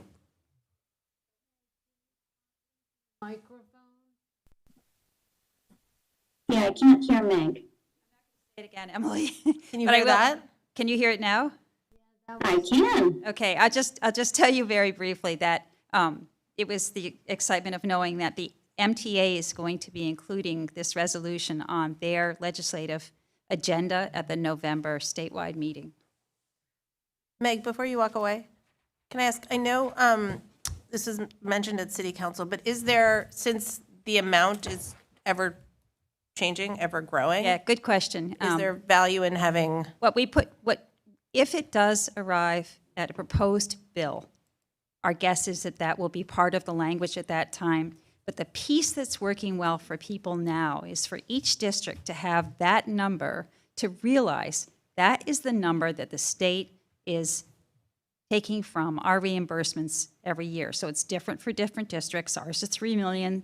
It's different for Amherst. It's different for Greenfield. But that having that hard number rather than the Chapter 70 formula or all the other machinations that make it obscure and obfuscational has really caught folks' attention. And I think absolutely, if our legislators can take up this piece, they will want to add in for inflation, increased costs, health, all of the things that would be incorporated in there. So ideally, it would be annually revisited. But fundamentally, what we know about even anything we do with Chapter 70 is that what every district needs is a set foundational cost to run their schools. It can't be guesswork, and it can't change from year to year, and it can't be declining enrollment, and it can't be based on begging.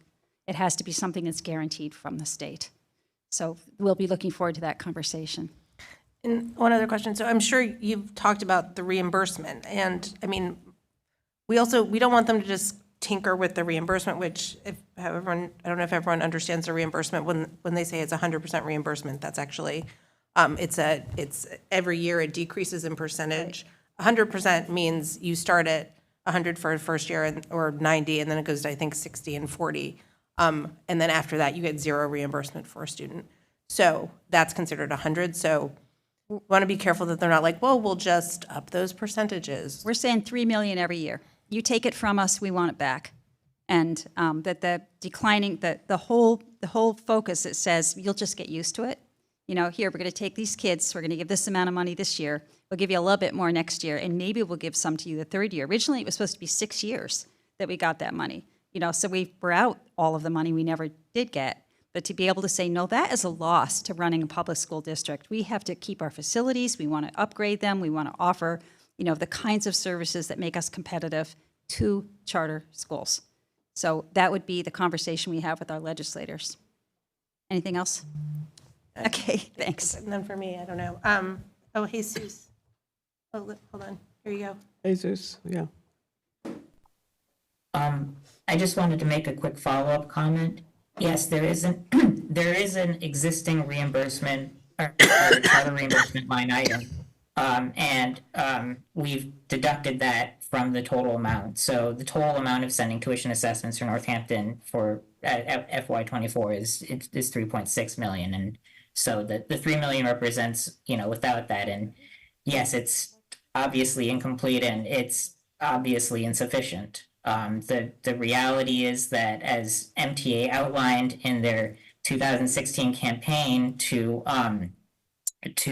stop charter school expansions, is, you know, the effect that it has on the public schools, and the reality that that the decline in enrollment does not mean a less of a need in staffing. It just means less funding. Great, thank you. Any further discussion? Thank you for this. Something I've been talking about and passionate about for over a decade. Mm-hmm. It's good. Desperately needed. Roll call, please. Cassie? Member Seraphy Cox? Yes. Member Stein? Yes. Member Hennessy? Yes. Member Miller? Yes. Member LaBounty? Yes. Member Agna? Yes. Mayor Shara? Yes. Member Gazy? Yes. Member Karen Foster Cannon? Yes. Great. Passes. Okay, next is discussion and possible vote, speaking time per debatable issue, and Member Gazy. We've already mentioned our meetings that routinely go till midnight, 1 o'clock. When we don't really function well. So Member Foster Kennan and I were bemoaning that and she looked into Robert's rules, which we run our meetings by, which state that each member can speak to a motion times 2 for a designated time. Each body who adopts the rules can specify that time. If you don't specify, it's a default 10 minutes per debatable issue. And so if you get to speak twice and at the 10-minute limit, you would have 2 times to speak, although you can't speak until everybody, for a second time, until everybody else who hasn't spoken yet has a chance. I looked at the ABA, American Bar Association recommendations, who have said that this is an effective, efficient, and focused way to take care of business. And the school committee can vote to change whatever this, whatever time it is. This, the ABA recommends 3 to 5 minutes per issue. I certainly feel like when we have our public comment time, a 3-minute is a good amount of time to get your issue over. So it's just something that I thought we could bring up to address, and maybe Member Foster Cannon, who also worked on this, could say something. Sure, yeah, I'm happy to jump in on that. I think you did a bang-up job summarizing, Member Gazy, so thank you. Yeah, I've heard, prior to my time on school committee as well, a concern from members of the public, building principals and teachers are trying to follow our meetings. They're going incredibly long. And so there is an access issue as well with that. But also one of the things that struck me is I was looking into what Robert's Rules calls for, which right now by default, as you said, is 10 minutes per speaking time. But really, if we've come to meetings having done our homework, then we don't need that much time, right? If, and thinking about the Mass Code of Ethics as well, of focusing our conversations and our decision-making on the well-being of the kids. I think if we're going for tremendously long periods of time, that maybe is moving into a different focus. So the ask tonight is to refer this to the Rules Committee to consider, and to consider with a recommendation and proposed language. And I think something that's important to note about that is the rules of the body can be suspended. So this isn't something that if there is a debate where people are asking lots of questions and getting information that they need, can't continue, the body could vote to suspend those rules. But this is a 10-member body where everybody here has professional and personal expertise to contribute. And if we're not sharing our airtime, then we're not making the best decisions we can on behalf of the schools. Okay, thank you. Did you work on it as well? Yeah. What? Did you work on? Are you a sponsor of this, or did you work on this as well? No. Okay. Yeah. Oh, she did. Yeah. Oh, okay. Yeah. So is it okay if I look? Okay. Go ahead. So I have also been thinking about this quite a bit because of my concern about the length of our meetings. And not only that, I wonder about how functional some of us are at late hours, like 10, 11, and et cetera. So I've been concerned about not just the length of our meetings and the accessibility of the meetings to the public because it goes till late at night, but also because I want to make sure that we are sharing airtime equitably and that all of us have equal opportunity to contribute, and some of us, speaking for myself, are not always quick with our thoughts. And even if I've planned ahead, I'm not always that succinct. So I'm not thinking something like 3 minutes is a little tough. But I was thinking more like 6 minutes per person per debatable issue. Because I know for myself, 6 minutes is plenty, and I can get my thoughts out in 6 minutes. But if you think of 6 minutes per person, that's an hour for each discussion. So I just don't think we should go beyond that. And I just am proposing that we set a limit on ourselves, that we each get 6 minutes max. And I'd like to propose that get turned back to rules and policy to look at a change. Are you making a motion? Yeah, I am making a motion. I don't understand. Okay, well, I didn't ask I am you. making a motion that we refer this issue back to new rules and policy and change the time limit to 6 minutes. Okay, is there a second on that motion? Second it. Oh. Okay, seconded by Member Foster Cannon. Did you get that, Cassie? Okay. Okay, now, Member LeBounty. Thank you. I appreciate you bringing up. I also do not function after a certain time. However, I'm a start on time, end on time kind of gal in my work, and but part of that is having a reasonable agenda.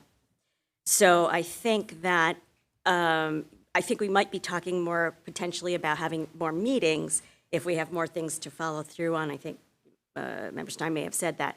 But I think a reasonable agenda, I think that we have to have tight facilitation around that. And part of that is also because we want, in the same way that we want everyone to have equitable time, we don't want to have the facilitators, whoever they are, feel like they can only step in when someone is stepping over bounds.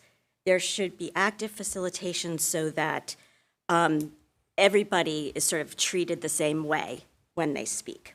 I also think that we should have brevity in speaking, of course, but I'm not certain that that's really our issue. And I also think we need to do pre-work. I do not want to go line by line over every policy. I want to have read the policy beforehand and come in with questions if I have questions. I actually don't want to hear a long report unless I have questions about, or other people have questions. I'm absolutely happy to have the conversations, but it's my job to do my work before I get here. And in the same way, like even though I appreciated the resolution, I don't think we have to read it if it's been read before. So all of those little things lead to a shorter meeting. I think there might be things that we want to read out, and that's okay, but I think there's just meeting etiquette and meeting rules that I think we can do better on, and I'm not certain that it's just about the length of time we speak. So if we want to take it back to the committee, we might want to do that, but I think we have to think about all those things when you're having that conversation. So that's what I would ask. Member Stein. Yeah, I mean, I would agree with Member LeBounty's observations and suggestion. If we just do some quick math, if we took out all of the policies that are in here for second readings tonight, and we just took some of the major items, you're talking about 5 hours of the meeting. That's based on the 6 minute thing, right? So you're saying if everything goes well and everyone has equal time to contribute, that's 5 hours on that, plus public comment, plus the presentation we got from the Director of Special Education. To me, that says the problem is not how much time people are speaking. The problem is, why have we designed an agenda in such a fashion that it would take us that long? That doesn't also count executive session. So I think actually brevity is not the problem. The amount of time people speak isn't the problem. And we're not prepared. Apparently 3 members had this proposal. We got nothing. It was just a line item. What is this? Well, I can't prepare for that. I don't know what version of Robert's Rules was looked at. I didn't know that the recommendation was to refer it to the subcommittee, which is what should happen because it needs to be part of the rules of procedure. We didn't have the presentation from Director Holloway. The only reason I had questions is because I had asked for the presentation, had specific questions, had an exchange with them beforehand, right? Like, you're all at a disadvantage. So people either don't ask questions because they've just heard this thing for the first time, don't know how to reference it, or they don't want to, it's not an issue that they're interested in, right? And that's fine. Not everyone is interested in the same issues. But I'm worried that if we begin limiting debate and then saying we can suspend rules by majority, that gives a real structural opportunity to silence certain voices here over others when they don't want to hear about an issue. That worries me more than any upside one might have. And we already have many ways to move the process along. Robert's Rules of Order provides ample opportunity for every member of this body to call questions, to do all sorts of things.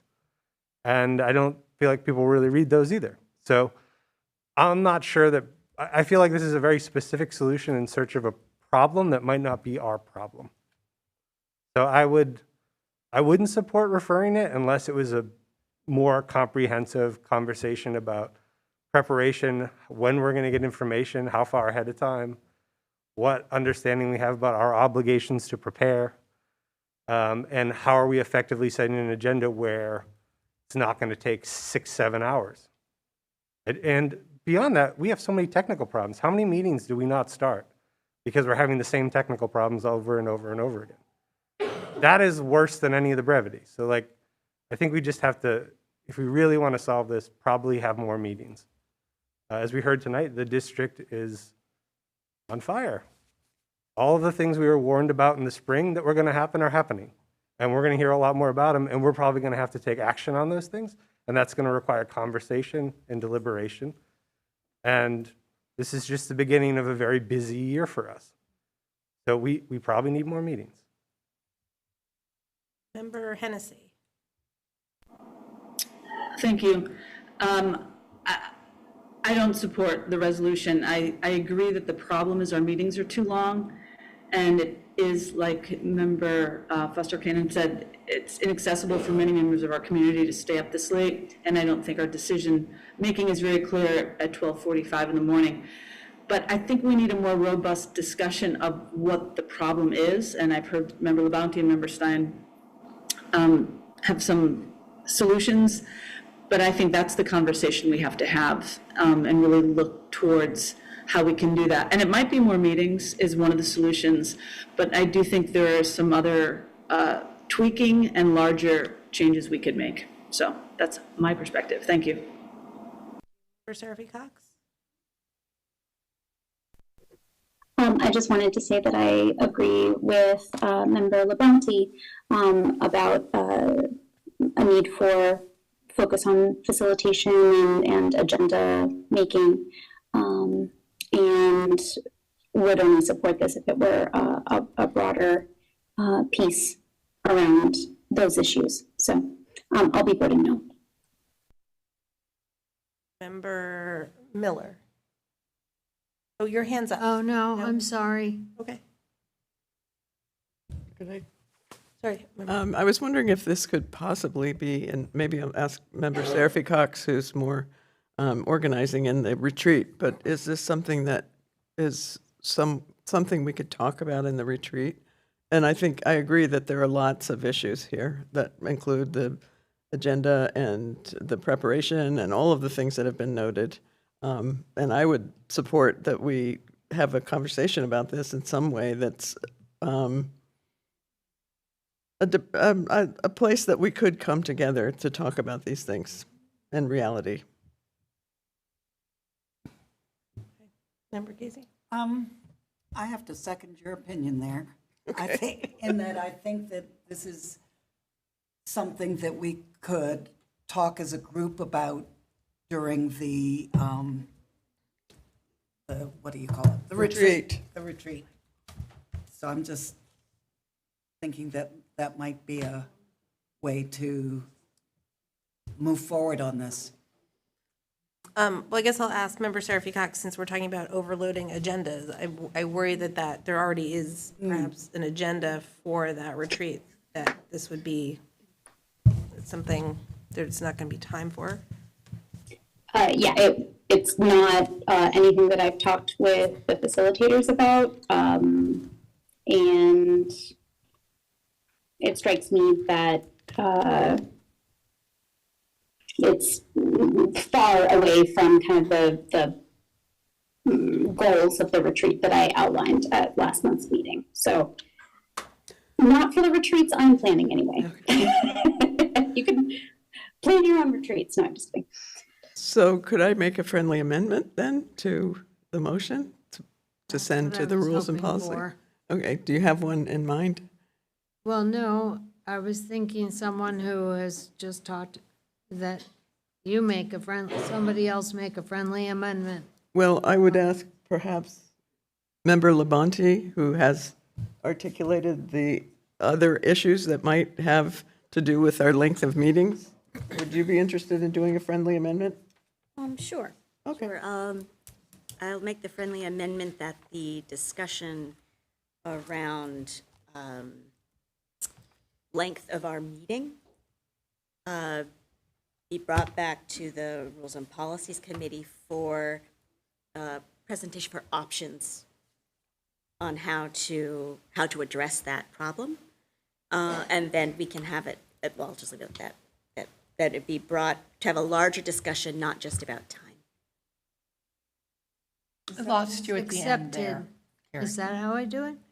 I would accept that friendly amendment. Sorry, Cassie, what did you ask? The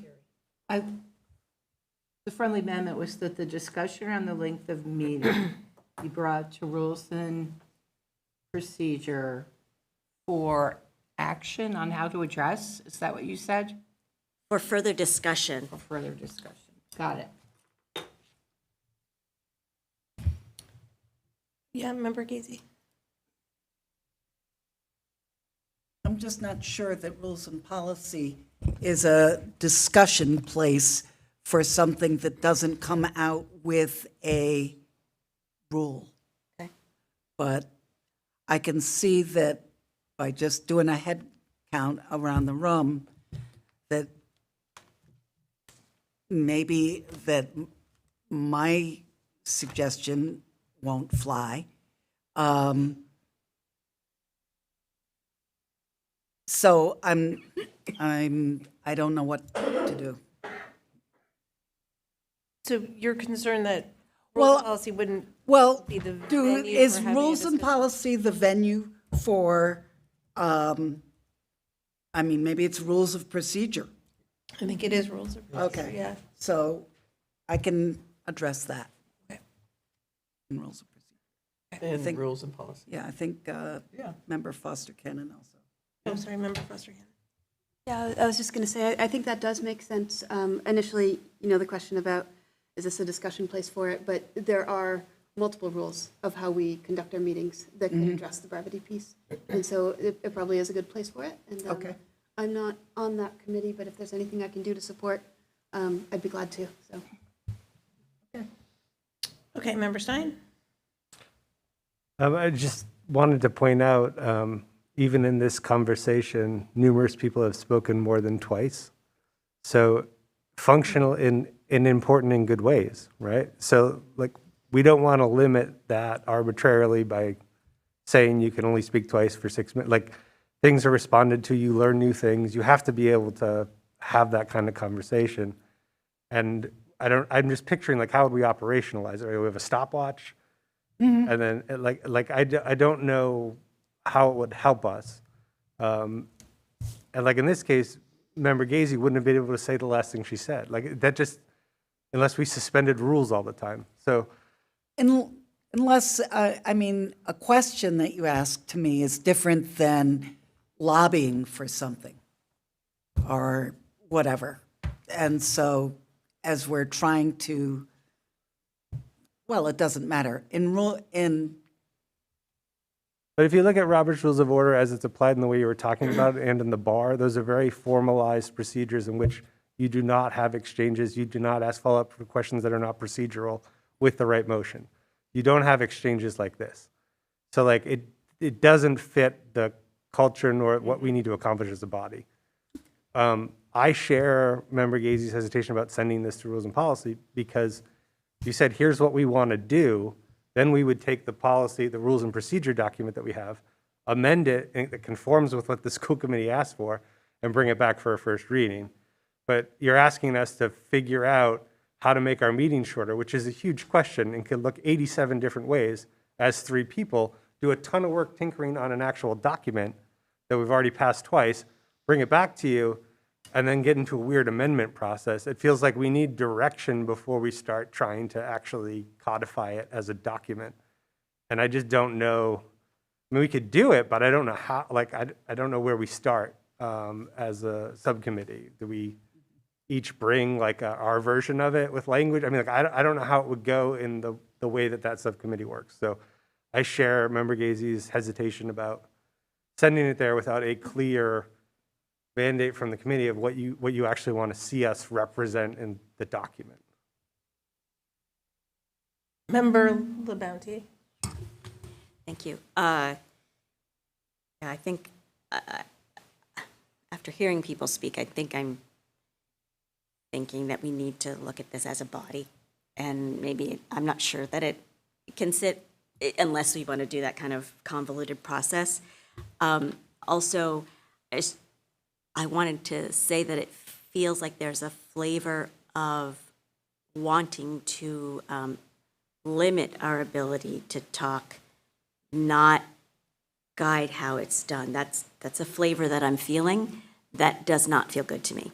So I want to make sure that we, and I think maybe Member Hennessy was sort of putting out what is the problem. So I just want to make sure that we had that discussion, and maybe I'm going to rescind my friendly amendment, because otherwise I'd vote no on my own amendment, so. Okay, so that brings us back to the original motion. Where were you pointing? I was just Okay. thinking, the hand up, but the hand is. Member Gazy, and let's try and. Okay, just a Ironically. suggestion, what about a working group of school committee people? I don't know, maybe it's just too much. I'm just throwing it out there as trying to brainstorm. I'm not sure why it would be different than Well, bringing it just to do a it as a body. subcommittee. Or Do it as a body, okay. Okay, so there's still a motion on the floor. Mm-hmm. Do we want to rescind that motion or put it to a vote? To send it to Rules and Policy? The original motion. The motion was made by you. Well, it's clear that there needs to be further discussion and conversation about this issue. And I can rescind the motion, but we still haven't resolved how we're gonna, if the issue is more what is the cause of the length of our meetings, then we need to have a conversation about that, as Member Hennessy had said. So if the answer is not a time limit, then we do need to have a conversation about what people's ideas are about what's causing the length of the meetings. And since I frankly, personally, do not believe that we make much of an effort to adhere to the brevity that we have suggested to ourselves. I think that if there's other causes like the length of the agendas or facilitation or whatever people's ideas are, I do think we need a conversation about that. And if it's not going to happen during the retreat, which I thought was a good idea, then we need to have a conversation about that, and maybe that's going on the agenda at some point. How about, I propose we have a special meeting or a brief retreat, like a 2-hour retreat at some point to just talk about this. Sound good? Well, Was the other motion that's a rescinded question for or? everybody. Do you want to rescind the The motion? original motion? The original? Not yet, no. Okay. So Margaret, are you going to? I'm going to rescind the original motion. Okay. Cassie, could you put out a doodle poll for do you think 2 hours is sufficient? A 2-hour time to meet for this topic? Within what time frame? Within the next. Before the next meeting. No, sorry, that's a joke. If it can be on Zoom. You think it should be on Zoom? The next 6 weeks? I'll just throw a bunch of I dates can in. offer some of the dates from the retreat planning that I've been doing, because we have multiple dates that are being held on our calendars. That is a great idea. Great idea. I can help plan the date for it, but Does Cassie have access to she knows those held dates, right? Oh, no. I don't know if you do, Cassie, actually. So No, I don't. But I have a report on later on the agenda, so I can, based on what we decide later in the agenda, then I can circle back with Cassie about that. Okay. Great, thank you. Member Stein? Yeah, I was just going to suggest, and I think it's a good idea to have it as a separate meeting, that we use as an opportunity to experiment with focus and facilitation. So it's an opportunity to try some different things. So if there is I'm not sure who's willing to do this, if maybe Member LaBounty or Member Seraphy Cox would be willing to say, here is what we're here to do. Here is how you should prepare for this. Here's the things you should bring to think about. When we have the meeting, we're going to go around first and each share for 2 minutes what we're thinking. There are ways to effectively facilitate it and prepare people so that things can get shared quickly. We can find out where we're at, and then we can move the session along. There are a number of different ways to do that type of thing.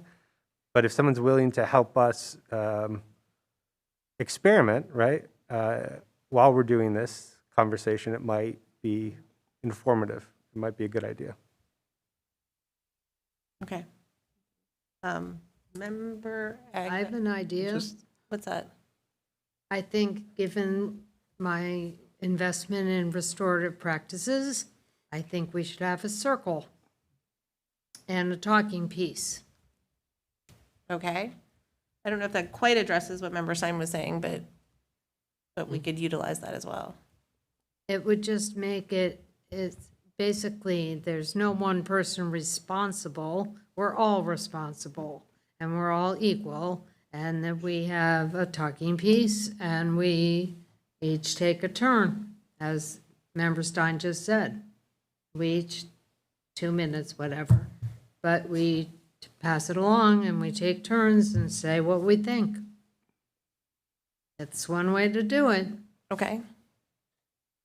Member Agna, and then let's wrap this up. Let's wrap it up. Yeah. Okay, I just wanted to suggest that the leaders of this could be the people who brought this to us. So I think that Member Foster Cannon, Member Gazy, Member Miller, since you brought this to us and you did the research, I would say that it would be great if you could see yourselves as part of that rather than somebody else who hasn't been a part of that in the first place. Okay. I'd also like to have other points of view, though. Yeah, it doesn't mean that you're imposing on us, but I think that in honoring that you've done this research and you would like to, I think that it makes sense to acknowledge that you did this. So Member Miller, you have rescinded your motion? No, not yet. I rescinded the original one. Okay, good. So we're all set. Thank you, Cassie, for helping to work on a date for that. Would this be considered a public meeting? Yes, it would have to be a public meeting. Yep. Okay, this is, now we're on to C, discussion representing constituents, and Member Foster Cannon. Sure, thanks. I was asked to speak to this. It's been an issue that's been sort of bandied about since summer, and Member Stein brought it up at our last meeting, and I was planning to address it then, but because it wasn't on the agenda, was asked to wait. And I thought about sort of how to address what's really grown into something that I wouldn't have anticipated. But what I'm going to do is actually read a response, lightly edited, to somebody who reached out to ask, and this is in reference to 2 city councilors and 3 school committee members wrote a letter to Dr. Bonner to discuss the budget concerns surrounding Jackson Street. And so I'll just read my response. I don't want to speak, even though I use the word "we" sometimes. Please know that this is me and my response, and I do not mean to be speaking on behalf of anybody else, but this is what I got. So to this person I wrote, "I'm glad you reached out to ask, as I welcome the opportunity to explain. An accusation of lobbying by one of my colleagues for what is actually a typical and common action for an elected official has been disappointing and frustrating. It has stoked an underlying tenor of mistrust that is based on a demonstrably inaccurate portrayal. When I looked at comparisons for what services were being maintained in the elementary schools, I was concerned about what Jackson Street stood to lose. Ward 2 includes many Jackson Street families. I heard from many of them, I spoke with my colleagues, and we asked questions. We asked those questions to be sure our constituents were heard, in full recognition that the decisions ultimately made for how resources were to be allocated would be made by Dr. Bonner and building principals. As you likely know, prior to my time on school committee, I served as a city councilor.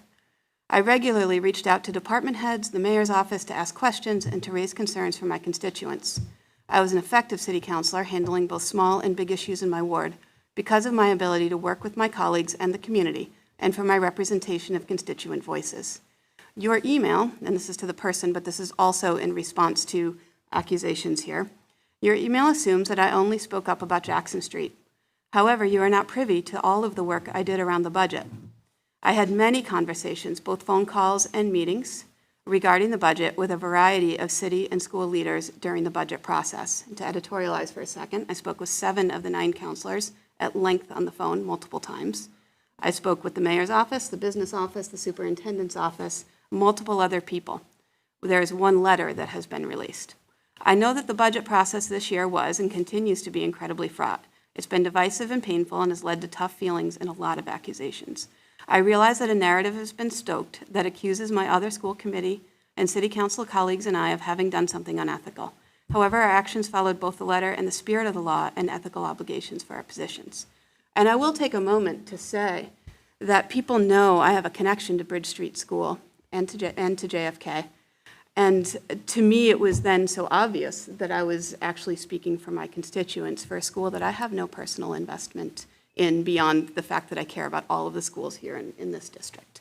I had many, many conversations, and my job as a school committee member is to represent the voices of my constituents. And so if anybody thinks that I did something that took away from one school or was actively not advocating for kids in this district, my apologies. And I actually welcome people to reach out and talk, because that's a perception that I wouldn't want people to carry forward. I'd be glad to address that with folks. And I think I've had enough airtime. Happy to let the others that were part of that speak if they wish. Yeah, I'd like to. I thank you for articulating that, and that's some of my sentiments for sure. In this journey around the budget, as you said, Member Foster Cannon, we speak to the superintendent and to others pretty often about our concerns. This one happened to take a form of a letter, and it was City Councilor Stan Moulton who asked about that. He was really concerned about what he saw as inequity in the first view budget, I think it was, where there were two grades at Jackson Street that had 28 students in them. And all the interventionists were eliminated from Jackson Street. So he did the research, and he had a conversation with members of the community, and he suggested that we do it in a letter form. You know, I hesitated because I thought, well, we often talk with the superintendent about our concerns, and we do advocate. I do as an at-large person. And, you know, if maybe in our rules of procedure that we do talk about how we represent our constituents, what form that would take. If it causes people a problem that it came in the form of a letter, I'm happy to rescind that and also speak to the superintendent personally when these issues come up. I had no expectation that the superintendent would say, oh, sure, I'm going to honor your wishes and we will do it that way. That was not at all the intention in that. It was just raising the issue in a way that I thought was pretty professional, but it obviously has, that's a good word, Member Foster Candidate, it has stoked a lot of concern in our community that there's been something devious going on, and it's simply not the case. And I just would reject that. It's frustrating, and I would just go forward with whatever, perhaps when we get together in our special meeting, we can talk about how best we advocate for our constituents, if it really should take the form of conversations or discussions with the superintendent. I'm happy to adhere to that. That is absolutely fine with me. Thank you. Would you like to speak to it? All I have to say is that Jackson Street is in Ward 1. I'm a Ward 1 representative. I had lots of conversations and mail concerning this issue. So when Stanley Moulton came to me and asked that if I was interested in sending a letter or something, I said, sure.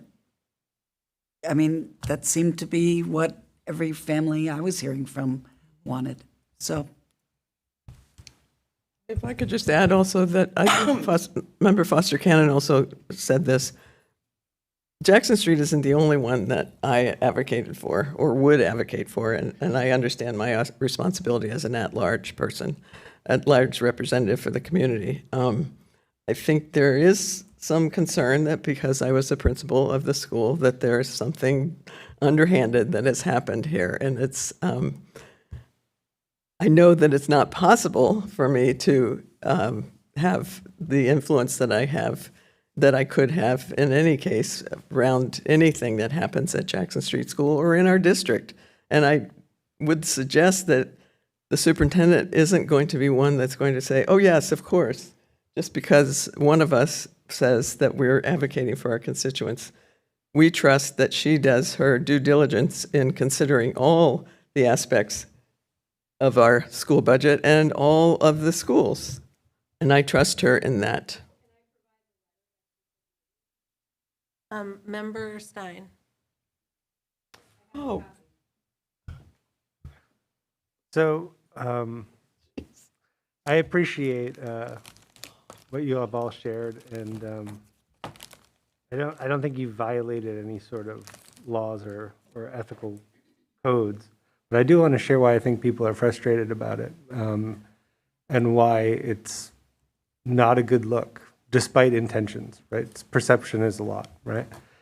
We're public bodies. We have to have public meetings. So when a collection of elected officials from two different bodies, who are not violating open meeting law by doing this, send a letter privately to the superintendent, it just doesn't look good. People in a tense situation where people are fighting over scarce resources. I went to great lengths at a number of meetings to ask Dr. Bonner to explain to us how she made the decisions to allocate resources.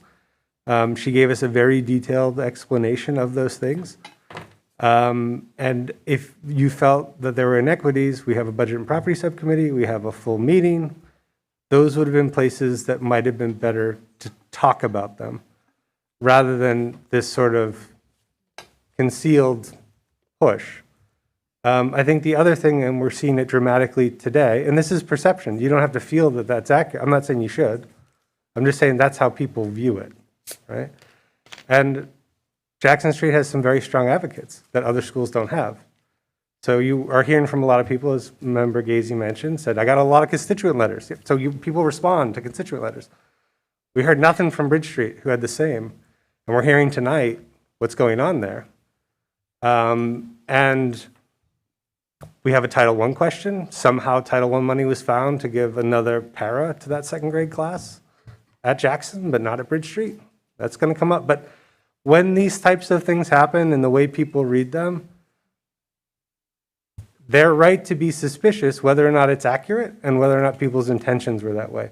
So I'm offering this to explain why people have a feeling about it. I'm not judging you about it, and I'm not saying you did something wrong.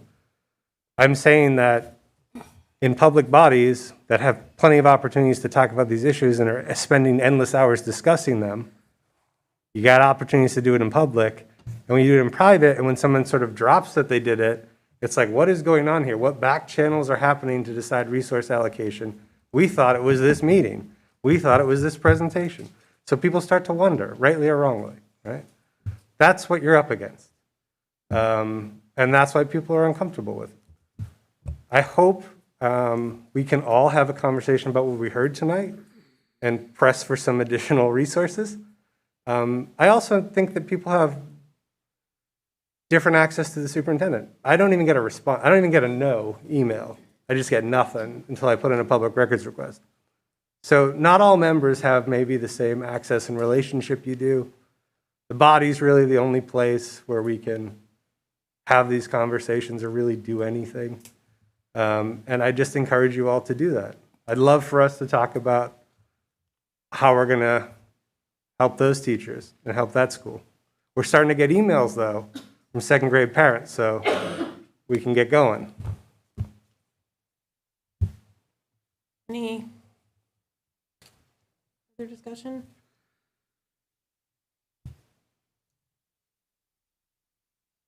Okay. Next item is organic fields.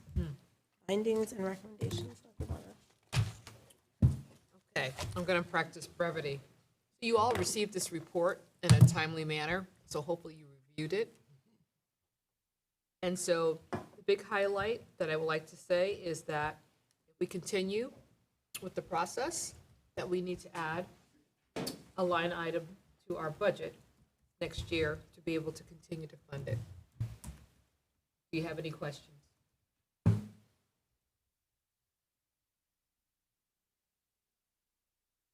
Member Stein. I was glad to see that the recommendation was to continue to abide by the policy that was set. I know the charge that we sent to the committee was to figure out how to meet it. And it seems like the answer is money. So the question I have is, I know there was a transfer from our fields folks of $17,000 or $18,000 in June to the city to do some sort of study. I'm wondering why we didn't use that money to pay for some of these things. If I'm wrong about that transfer, correct me, it was capital money that the grounds crew had. I believe I raised it at the time. But if we're talking about money, I'd like to know why we didn't allocate that money to help prepare for this fall or to buy granule treatments for the spring. I don't need an answer right now, but I'd love it if Bobby could get back to us. The other question really is why we haven't done any of the training or the things that we said we were going to do. I read the minutes. I saw some discussion from Director Lascalia regarding timing of the grant. I just want to say it wasn't just $5,000, it was $20,000 in consulting services to do the training. $5,000 was just the materials. That wasn't done. I've heard that there's someone with all the knowledge, but they apparently have never come to a meeting to explain what they know. There's supposed to be a visit to Springfield Public Schools to learn how they do things. I raise all this because I'm not sure how to interpret the dollar figure that we've been given, because I'm not sure that people understand what they're supposed to do.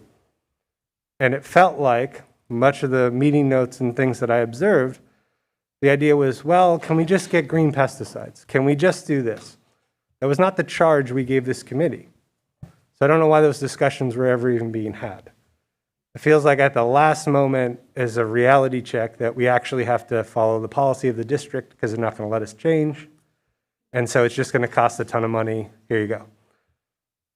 I'd like to see some real accounting about that money that was transferred. I could be wrong about it. I'm happy to be wrong about it.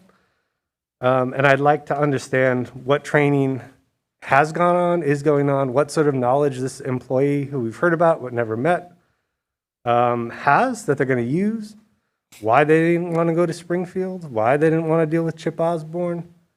Those are the questions I want to know.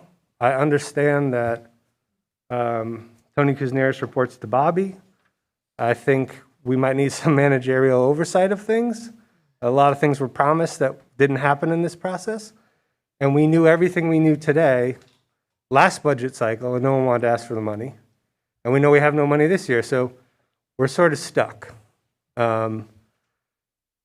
One recommendation could have come back is how we're going to meet this policy and the needs of our students within the constraints of the budget. I'm not seeing that. So those are the things that frustrate me. I don't expect answers, but I'd love to get them. So I would just like to remind the board that the purpose of the ad hoc committee is actually listed in that report, because I think there was a misstatement. So first of all, there were Point of information. five I made the motion to specific make the ad hoc purposes. committee. I know what the purpose was. Please don't interrupt. So there are 5 points for the purpose of this ad hoc committee. So it's safe, healthy, and usable place for students to play sports activity, cost of maintaining the grounds, which was the feasibility, personnel knowledge of organic field maintenance and monitoring treatment, deadline and steps to implementation, a review of what has already been done, and the cycle of resting fields and addressing overgrowth of the weeds. And so, Point of information. Point of information. with the meeting time, Was that the motion that this body Member Stein, passed? can you please just let her finish? I've raised a procedural motion. It's Robert's Rules of Order. Point of information. What was the motion this body passed? Did it include those 5 points? Did it? I don't believe it did. The charge we gave them was not that. That was the charge she decided was her charge. Oh, wow. Right? When we vote for something, we vote for it and use specific language because that's what we want to happen. So this is important. This body votes on something. That's what happens. You don't get to decide what your mission is. Right? It has to conform with what we said it was. That's basic. So this body just wants to literally take or manage or micromanage the staffing who was overlooking this particular project. But the goal that you want to know is, what is the funding to be able to continue with this project? Correct? And it's going to cost money to do this every year, whether you do it internally or externally. The costs are in there. The project has begun. There has been changes there, and all of that is in there in the timeline.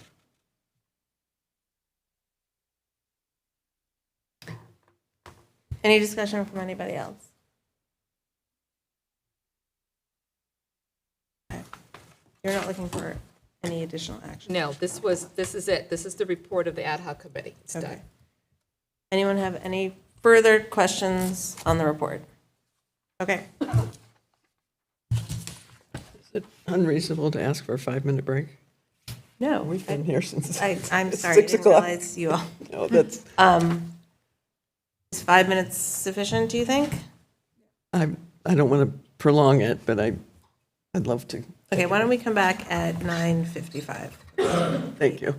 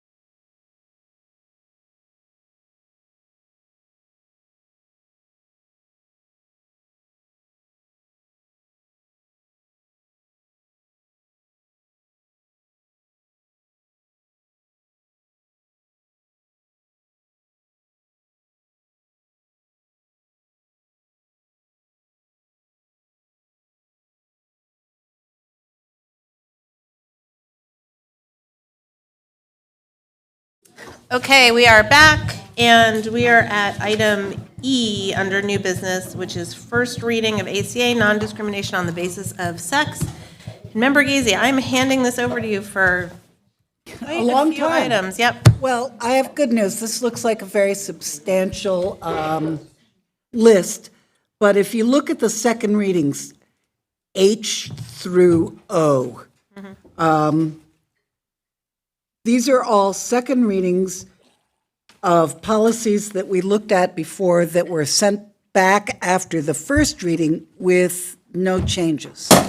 So We could take them as a group. I think we could take them as a group and make a motion to pass those because we didn't make any changes since none were reflected.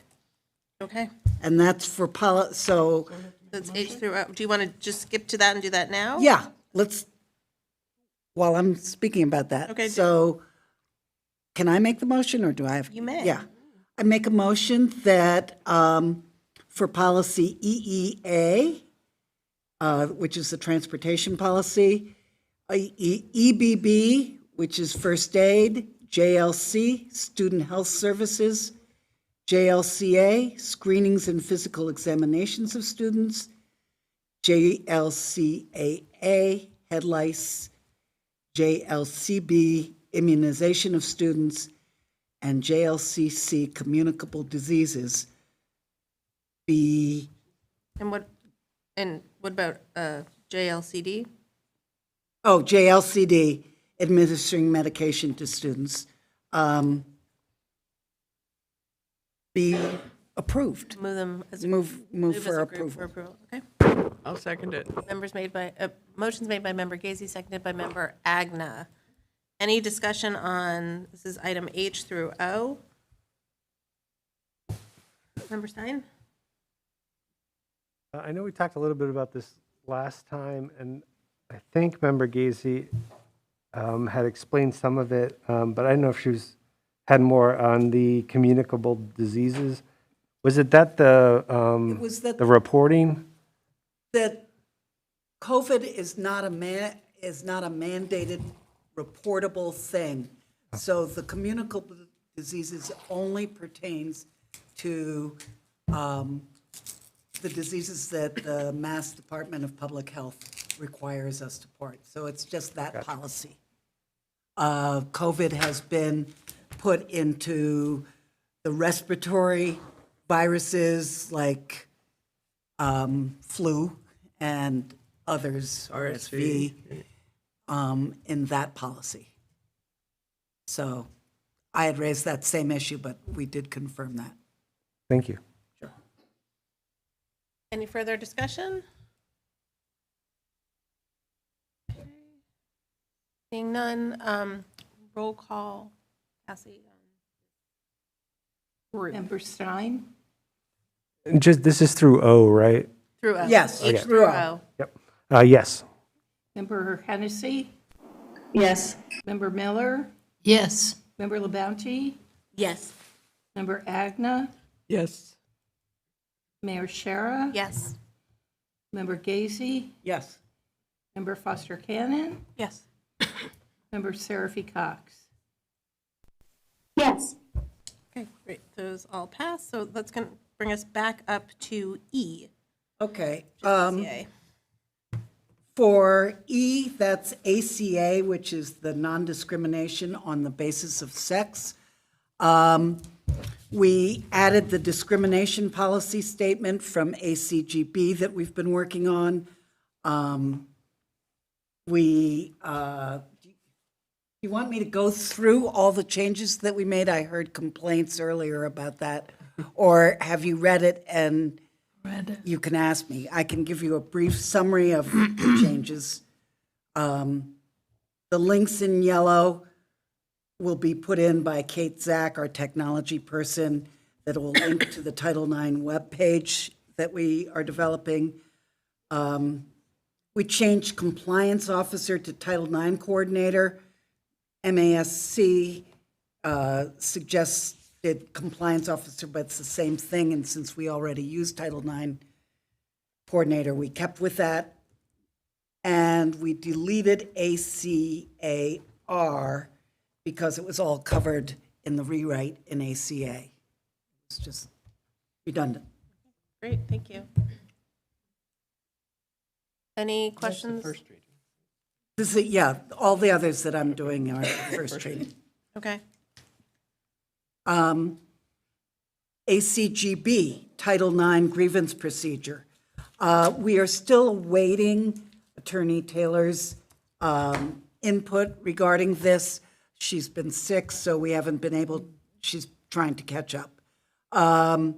Smith Vogt preferred the title grievance resolution over retaliation resolution, but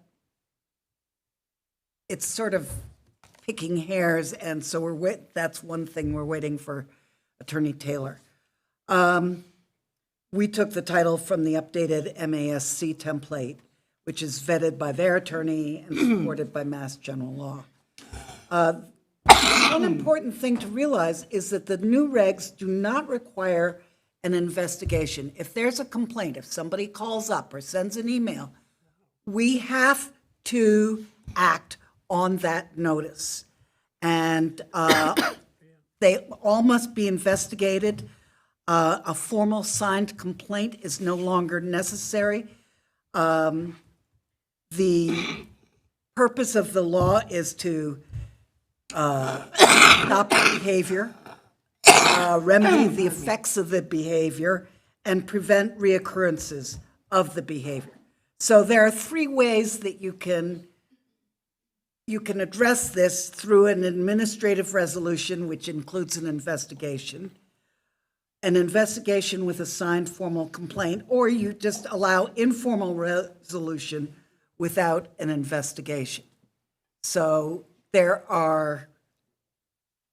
it's a lot easier now to get a resolution. Let me see if my notes continue on the other side. On pages 4 to 6, there's new definitions in yellow. For instance, complainant, complaint. On page 6, we've replaced sexual harassment with sex-based harassment. And section D on page 7, the redundancies were all deleted. And page 8 details the resolution procedures, which we have to act on immediately upon notice, or whatever. So there's that. ACAB is the prohibition against sexual harassment. Much peanut butter in our break. And other forms of harassment and discrimination policy. There was lots deleted from the first page per the updated MASC version. Page 2, we replaced the definition of sexual harassment with the Title IX references. Different categories are set out separately and more clearly with updated definitions. So if you look on page 4 and 5 on the bulleted list, after the Mass General Laws C-151C, those are all examples of how we've, not so much we as the attorneys, reworked this and rewrote this with the Title IX coordinator who came to our last rules and policy, Michelle Fetcherick, has been working very hard on these. So that's ACAB. And those the three that are there for first reading? Yes. Yes. Okay, any comments, discussion on those three? Okay. And then the last one, I assume there's going to be a lot of discussion on, and in the interest of moving along in this already late moment, I would defer that until we can get some, this is the ABA's EBCFA. CFA, yeah, the masking policy. Defer it till we can get what? Defer it till we have more time. I don't know. I can read you the letter if you like that I got from Kirsten Kennedy Alvaro. She's the health person, right? So I do have that, where she put it. Christmas. I know I have it here somewhere. Oh.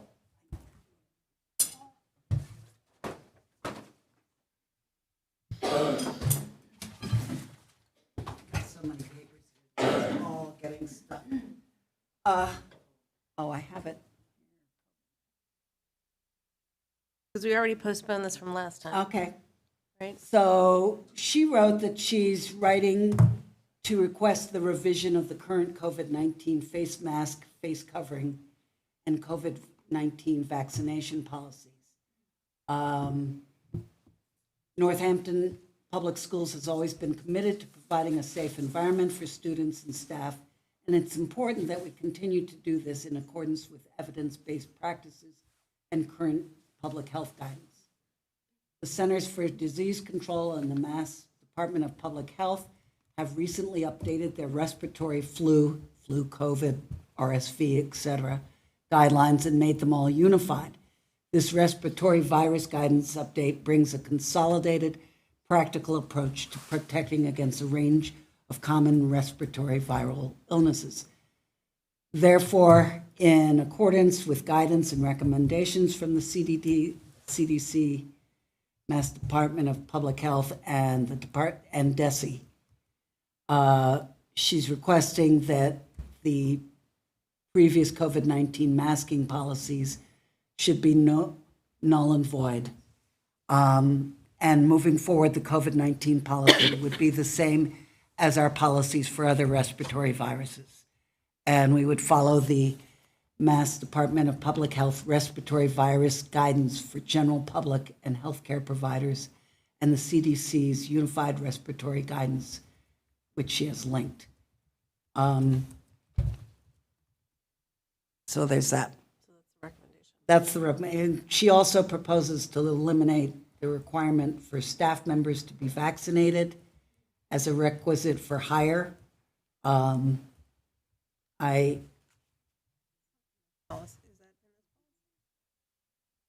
don't know if it is. That might be an MOA or something with the union that has to be negotiated. So that is why we put that EBCFA masking thing up for rescinding. Okay, because this is the recommendation. Because, yeah. Okay. Member Stein. Thanks for reading that letter. I wasn't able to be at that last meeting, so rules and policy, so I didn't see it then. I have a lot of thoughts and concerns with this. I'm going to try to be brief. The evidence-based, I know we've moved a lot away from trusting science to personal choice, but the overwhelming evidence is that COVID is nothing like those other respiratory viruses. It's not seasonal, which is why we had massive spikes here in July and in September. It doesn't follow the seasonal trends. It's ongoing, disabling millions of Americans, and tens of millions have been disabled with long COVID. Every day we're getting new studies about damage to our brains and our hearts and other parts of our bodies from reinfection. And to treat it like the flu isn't based on the evidence. It's based on something else. Setting all that aside, the current Mass Department of Public Health recommendation for all of these respiratory viruses, because we want to lump them all together, is that anyone who goes back out into public after the cessation of symptoms is supposed to wear a mask for 5 days while inside. It's not no mask. It's on their website today. That's what you're supposed to do. That's the general guidance, which is supposed to be for schools as well. So the recommendation that she's giving us isn't really including that. I could understand it if she says, well, why don't you just update it to the current DPH guidance, which is once your symptoms are over, if you're inside, you're supposed to wear a mask for 5 days. It's not, there's no masks, pretend nothing's happening. And it's not just for COVID, it's for every virus now. So that's what the state's telling us we're supposed to be doing. We're not doing it as a school. I mean, I don't see any masks really when I go out, and I know the poop doesn't lie, right? We just had a massive wave in town. So I don't know what we're doing here. Like, are we taking the evidence seriously and gonna try to protect kids? I almost think we should not have this fight. We have enough things to fight about in town right now, and we should just leave the policy on the books, because it's entirely possible with our lean staffing, as we go into the winter, we may need to impose masks so that we can keep schools open, which happened to us, year and a half ago. And having something on the books, even if we have to amend it, is better than starting from scratch. And we have an endless number of policies that have been updated for 20 years kicking around. I just let it lie. I don't want to go through all of this again. My suggestion would be either to amend it to actually reflect the Mass Department of Public Health current recommendations and actually try to inform our community that's what they're supposed to do, or do nothing. But I wouldn't be in favor of rescinding the current policy. Member LaBounty. Thanks.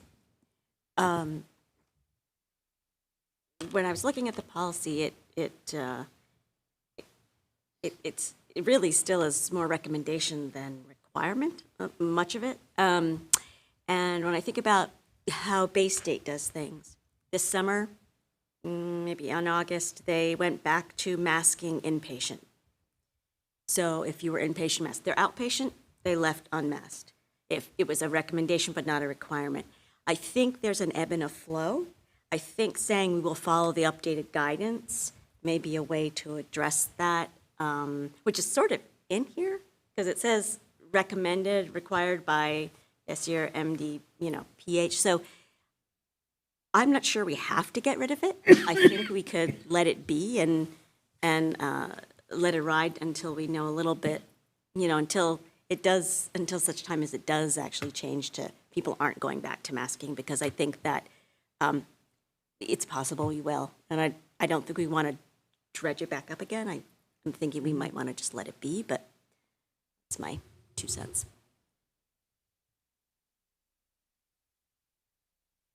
Other discussion? Yeah, my thoughts aren't not quite as formed as I would like them to be. But similarly, I think one of my concerns with fully repealing this policy is we've seen this, it shifts the burden to the individual rather than the collective. And I think that one of the things that we did as a community, or should be doing, and teaching and modeling as a community, is caring for each other. And so I'm uncomfortable with something that would, sort of take it away without there being something else in place. And as Member Stein said, COVID isn't like other illnesses, but for all respiratory infections, I think many of us have gotten used to. I know when I'm not feeling well, I wear a mask at work so I don't expose my coworkers. And I think that there's value in some community guidelines and recommendations. And so I guess that's to say I wouldn't repeal this without something in place that would allow for that as respiratory illnesses spike. Any other? Oh, Member Sophie Cox, I saw your hand, but down. So, okay, if there's no further discussion, We just let it ride? I mean, no one's made a motion to retire it, so there's no action to take. Okay.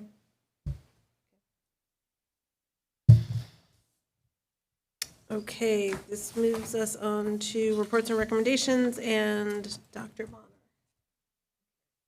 So, school committee members, you should have received in your email this evening a copy of the superintendent's report. So all it is a snapshot of demographic data as with comparisons from last year to this year. And there's also some student behavior and discipline data that's on there. So you can read it at your leisure. If you have any questions, feel free to ask. And I also, if I may go to the business. So Bobby also said, if you could review her reports, and if you have any questions, just shoot her an email. She's actually on vacation at this time. Okay, so any questions, email Bobby, and then if anyone has any questions for you. Member Foster. I do have a question for you.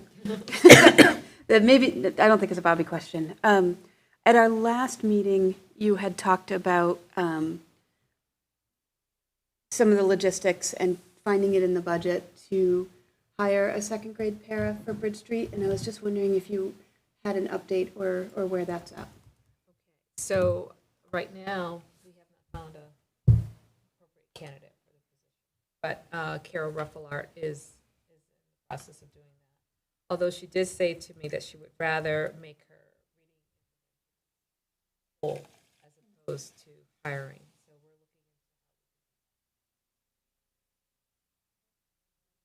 looking Member Stein. I'm wondering, and it may be in this breakout and I'm overlooking it, we had talked a lot in the spring and the summer about projections for the Northampton High School enrollment and where they were looking. Where did they end up landing at the end of the day?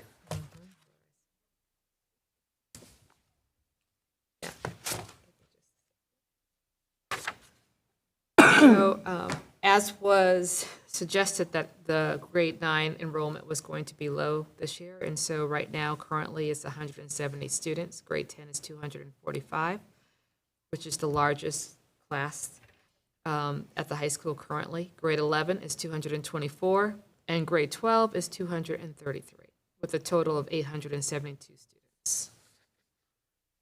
And do you know how much that increased from when we were talking about it in June and July? Because like part of it was like trying to like guess at the enrollment. And we kept hearing from the high school, oh no, it's actually every year we say this. And it, like, I'm wondering if who was right or was it in the middle? Like what happened?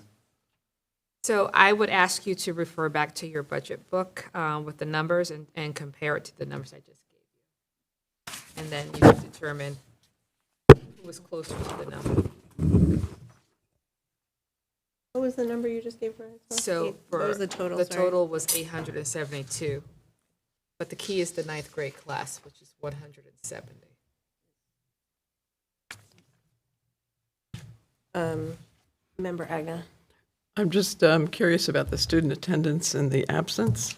Clearly, it's large, and I just wonder if our outreach social workers have had any success in intervening with families. They are on that. aware. and They are, are I'm sure they working. are. They are working. Kelly and Nellie, I'm not putting it out there for you to, I'm just, that's a lot. It is a lot. Yeah.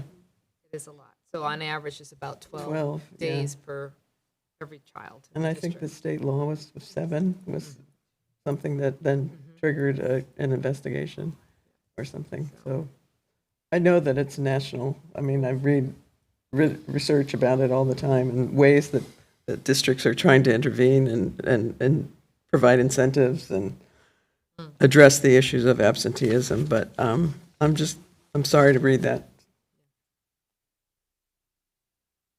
Okay. Member Stein. Just on that point, I wanted to just say, I know we have all shifted towards everyone needs to be in school all the time, but for most of the beginning of this year, we were facing a COVID wave in town that was as large as last January and a ton of other illnesses. So people are sicker more often, and I don't really want, if that's why they're out, I really don't want social workers making them feel threatened to go back, which is not what you're suggesting. I'm just raising this as like, we're living with an ongoing pandemic and chronic absenteeism from long COVID for kids and many other things is going on. And as much as we want to not think about it, that's reality. And we did have a massive spike here. Yeah. And I would imagine that some of those absentee rates are explained by the high levels of illness. If I could just answer, I know that the social workers do take that into account, for sure, that they don't intervene when it is clearly an absence based on health. But it'd be interesting to know, to disaggregate that from the kinds of absences that are not because of illness. I know that there are other reasons why people are absent. I know there are religious holidays and there are times off and mental health days that families do, but I think that it is something to look at and maybe certainly keep monitoring. Yeah, I just say in my own experience, it was a very aggressive pursuit regardless of health, which was very frustrating. So, and in my case, I'm in a position to push back, not because I'm a school committee member, but because I have resources and a certain identity. But I do worry about those who do not, and the pressure that they feel. Okay, any further questions for Dr. Bonner? Okay, that brings us to D, which is curriculum subcommittee. Agna. Okay, so our curriculum subcommittee met this week on Monday, and we had a presentation from the students, the Youth in Action group that has spearheaded, well, they have many initiatives that they're going for, but their main presentation was about their restorative practices and restorative circles, and they were really good at helping us understand what is the difference between the practices and the restorative justice and restorative circles. And it was a very impressive presentation, I would say, and we had a good dialogue about it. I know that Member Miller, who was at the meeting, and also Member Hennessy, they were at the meeting as well. And I would just say that was for me, also a really exciting Youth in Action presentation. They've talked about adultism and about providing equity with adults and decision-making, and it's something near and dear to my heart. And I am really excited to think of the initiatives that they're working on. And I just ask Member Miller and Member Hennessy if they would like to add to that. No, I would just add that I would just reiterate that it was a very, very interesting presentation, and those students are quite impressive and very, very involved in restorative practices. And having attended many of the meetings with that group, I have been a part of many of the circles, and I wonder if Member LaBounty is now the liaison, and you've probably participated too. And it's quite impressive to see those students and how involved they are. And I really felt like it shows you how to equalizes the playing field. And in terms of adultism, we're all people, and it's really powerful to be a part of the circles. I would add also that we kind of squeezed in an item that I know didn't get its full airing, and it was my fault for saying let's put on another item, just because I think the public has been concerned about the reading scores, especially at JFK, and also the idea of a K or pre-K to 12 literacy plan. So we had a brief presentation that Dr. Bonner gave to us that was based on the information that she gleaned from interventionists and I'm looking forward to having that as an agenda item for our meeting in December. We'll have a more full report on that and how the reading intervention at JFK is going. I didn't see Member Hennessy if you want to say anything, but we're open to it. No, okay. No, thank you. Thank you. Okay, thank you. I'm next, I think. Yes, you are superintendent. Excuse my voice. I really have bad allergies these days. Superintendent Evaluation Committee, Subcommittee, we met also this week, and we heard from Dr. Bonner her presentation of her goals and the standards she's going to be putting forward as her evaluation, and it was a very comprehensive report and all of the ways that she is going to be working. She did address some of the concerns that we had as a subcommittee and as a committee, and which resulted in the needs improvement ranking that we gave Dr. Bonner. I think it was a very good conversation, and we also were able to have some edits and advice for some changes. So we will not be bringing it to tonight, but we will be bringing it to the next meeting after Dr. Bonner has made the edits and provided us with the edited report. And we just thank Dr. Bonner for her work in addressing all of the needs of our district, including some of her own reflections on her performance. Would you like to say anything else, Member Hennessy or Member Miller? Well, I would repeat what I said in that meeting, which was that I had already noted some improvement in communications, and I was impressed with the way in which Dr. Bonner has started to acknowledge whatever sentiment or concern that's been brought forward. She acknowledges them before talking about whatever response she has, and I was impressed with that. And so I wanted to mention that again tonight. So as I said, we will bring the fully edited evaluation to our next school committee meeting.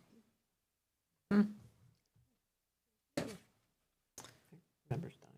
Oh, sorry. Thank you. I had a question, and I don't know if I should raise it now or during new topics. So one of the, and if it's new topics, just tell me it's new topics. But one of the things I had requested of the evaluation committee was a conversation about the strategic plan. And I didn't hear that. What'd you say? one of the things I had requested of the evaluation committee was a discussion about the strategic plan. And I wasn't able to watch the meeting. I don't know if that happened at the last meeting, and if I should wait to talk about it at the new topics or. Well, it was addressed in her goals and Dr. Bonner's goals, but we did not have a discussion of it. And you can bring it up when you think is an appropriate time. Oh, yeah, I'll wait till the new. Okay. Yeah. Great. Thanks. Thank you. Okay, Member Seraphy Cox, you are up with negotiating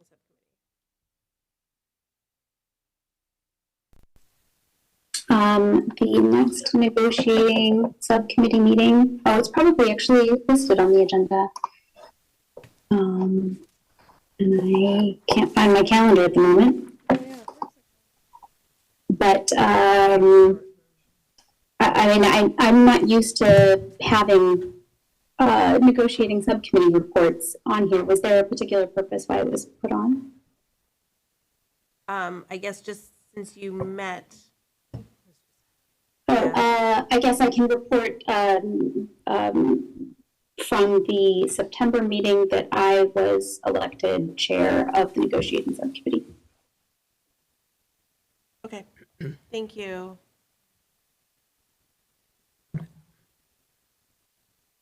Member LeBounty, the budget work group.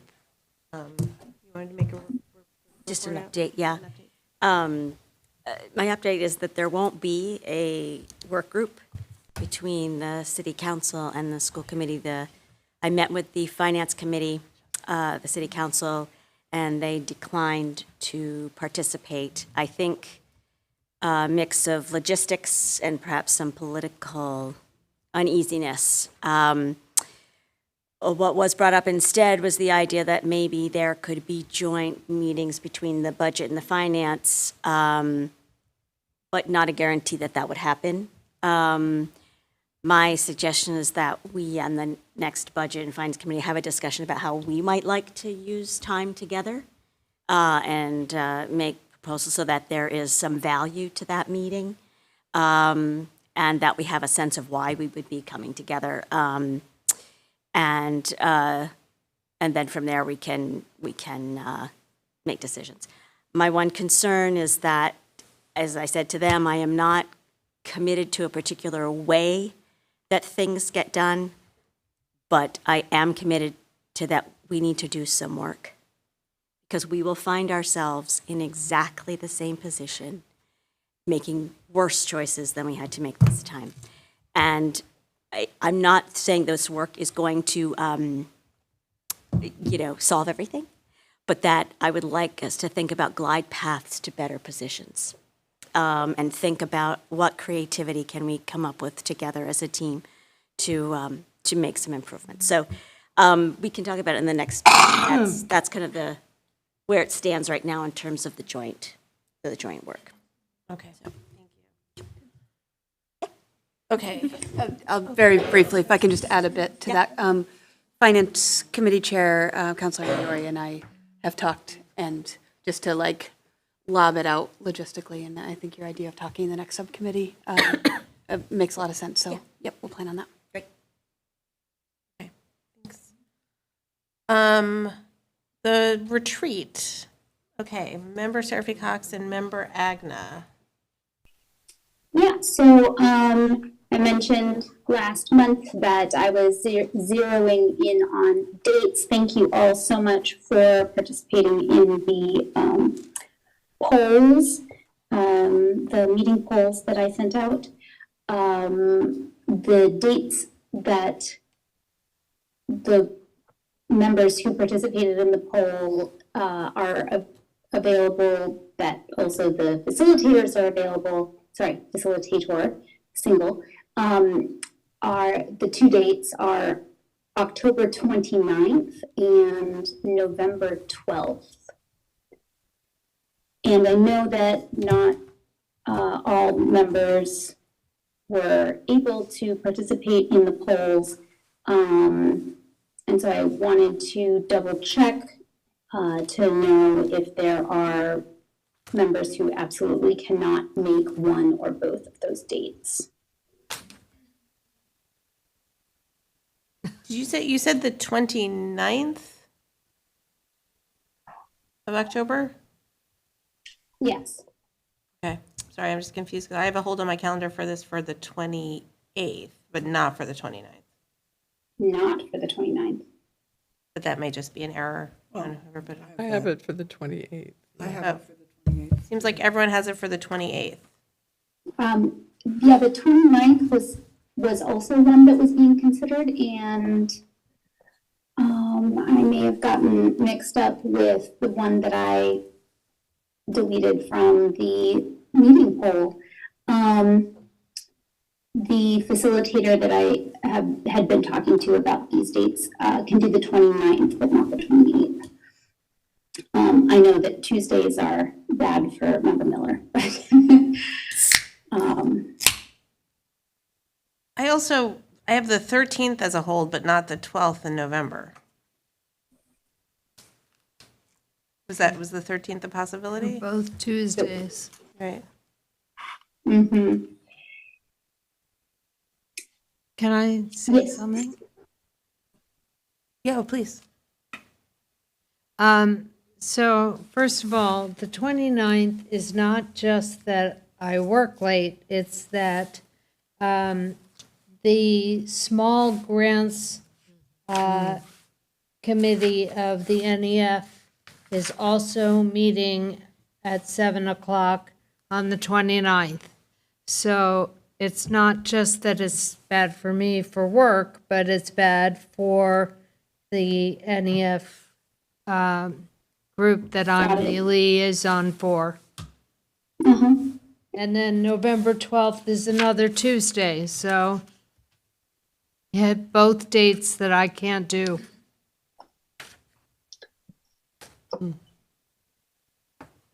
Okay, well, the 28th and the 18th are, yes, indeed, both held on the calendars. So, those dates, then I guess I would offer as dates for this conversation about meeting shortness. And I will have to go back to the drawing board for dates for the facilitated retreat. Apologies for that. I'm not sure what, I think part of what it is that the facilitator there are two potential facilitators, and the facilitator that really would be best for this session is only available on the 29th and the 12th of the options that we were looking at. So that's just a function of them being available on Tuesdays and us not being as available on Tuesdays. So, but I think that's fine. I have said to them a couple times that I would rather do this later and correctly than sooner and messily. So I will get back to you on dates for the facilitated retreat, but can offer the 28th of October or the 18th of November as potential dates for the 2-hour special meeting. Okay. Do we want to decide on that right now, or have Cassie put that out? I would just say that if you do it on November 12th, I'm willing to cancel all my work appointments that evening if I have to. I can't do it on the 29th, but the 12th I could try do that in advance. Stick with the 28th. I appreciate that, Member Miller, although it sounds like I somehow neglected to hold the 12th on anybody else's calendar. I think probably what I did is I threw it out because it was a Tuesday, and so I didn't even put it on the meeting poll. I think that's what I did. Okay. Okay, so should we go back to the drawing board on that? But, so can anyone, how about the 28th? Can people do the 28th? Can anyone not do the 28th? But my only question, and maybe this is just a quick straw poll of the committee, is would that meeting be more beneficial after retreat, after we've had a chance to sort of go through school committee norms, or do we want to view this as a separate topic? I'm just trying to think about using I that time wisely. couldn't understand the end of your question. Member. Sure. Yeah, I was just wondering if we might, if that meeting, if we're so close to the retreat, if we might consider scheduling it for after we've had a retreat, when I'm assuming we'll be, talking about our process of working together and norms, if it might just be a better order. We are not talking about our norms. So what is the, okay. Yeah, I went through the purpose of the retreat at the last meeting, but I can pull up the goals again. One moment, I'll have to find those. What I mean by we're not working on the norms is like we're not going to be looking at a document and talking through the specific norms.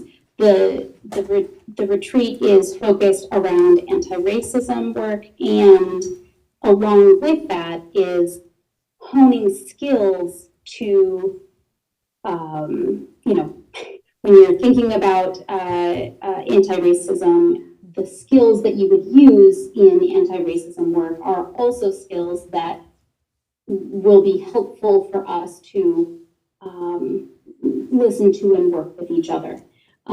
So yes, I think generally the retreat will help us work together as a group, but that is not the retreat that I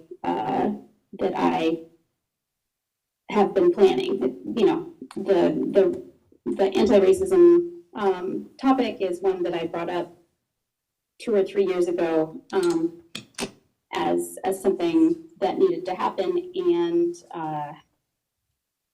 it's the goal that for me felt like the most attainable at the retreat that I was going to be planning. So back to these 2 dates. Is there anyone that cannot do the 28th?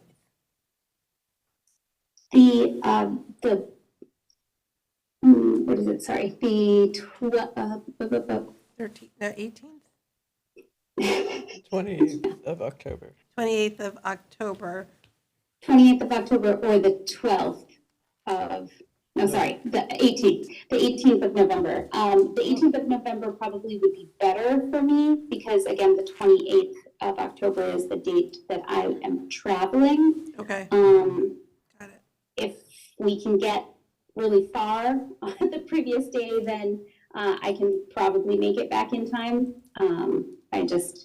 Okay, let's try the 18th. Can anyone? Is that November? November 18th. I see that there's the SPED PAC is doing a bullying workshop that they've got a person coming. That, I don't know, I feel, just say that because I certainly wonder if we should support. What time is that? It's from 6 till 8. So you're saying, Member Agnew, that you were planning to go to that event? I was planning to, yeah. Okay, yeah. I mean, as I said, I think I can make sure to try and get back here in time, especially if we're not planning to start until, 6:30 or something. Okay, so back to Monday, October 28th, 6:30 to 8:30. That works? 6:30 to 8:30. Yep. Okay. And that's the retreat? No, that's the 2-hour special meeting to talk about how to make our meetings shorter. It will be only 2 hours, right? The 28th? Sorry. Yes, the 28th at 6:30.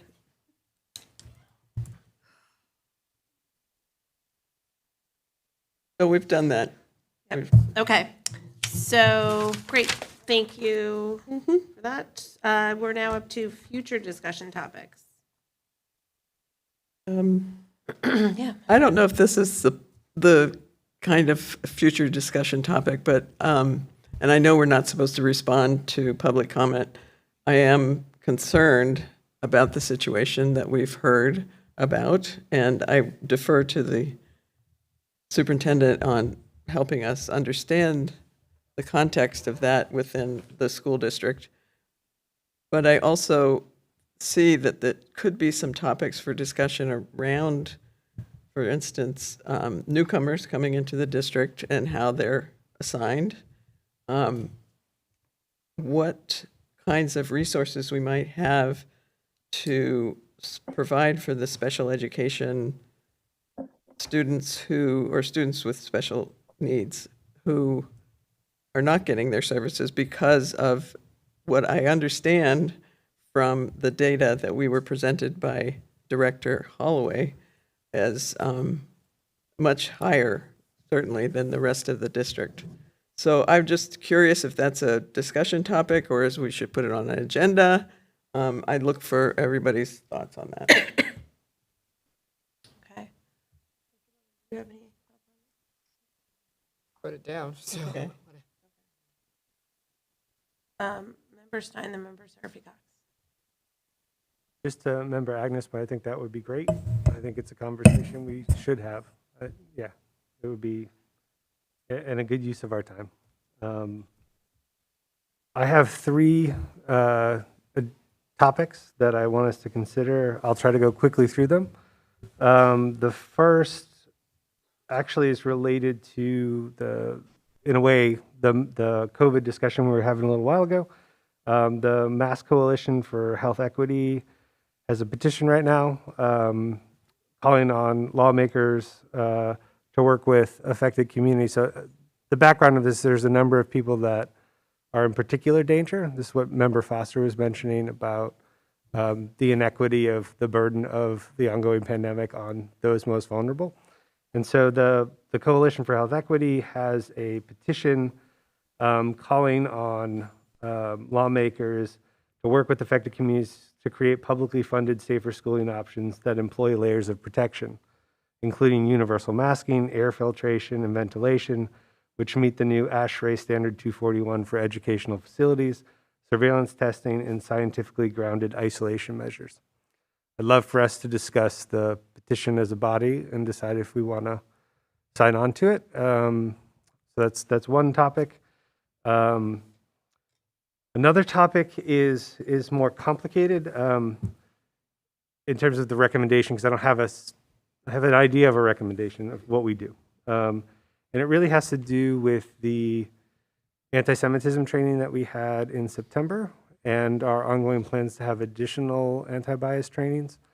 The first thing I want to do is sort of acknowledge two things. One is many members in our community acted in good faith from many perspectives, and they are bringing their concerns about dealing with bias and anti-Semitism and about feelings of safety, and these are conversations we need to have. The second thing I want to recognize is that a lot of the coverage of controversy around that training and about what happened in that training was not accurate.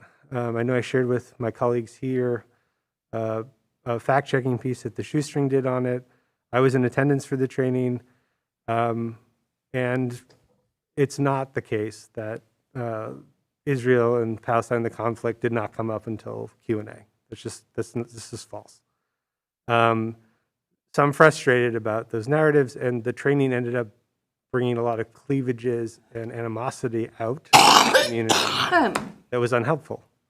And I also don't understand the pedagogical value of the training.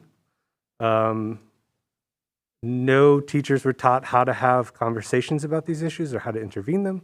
They were given one sort of definition of anti-Semitism that was exclusionary, even to members who were Jewish in the room, and said, this is it. And I'm not sure what teachers were supposed to do with that.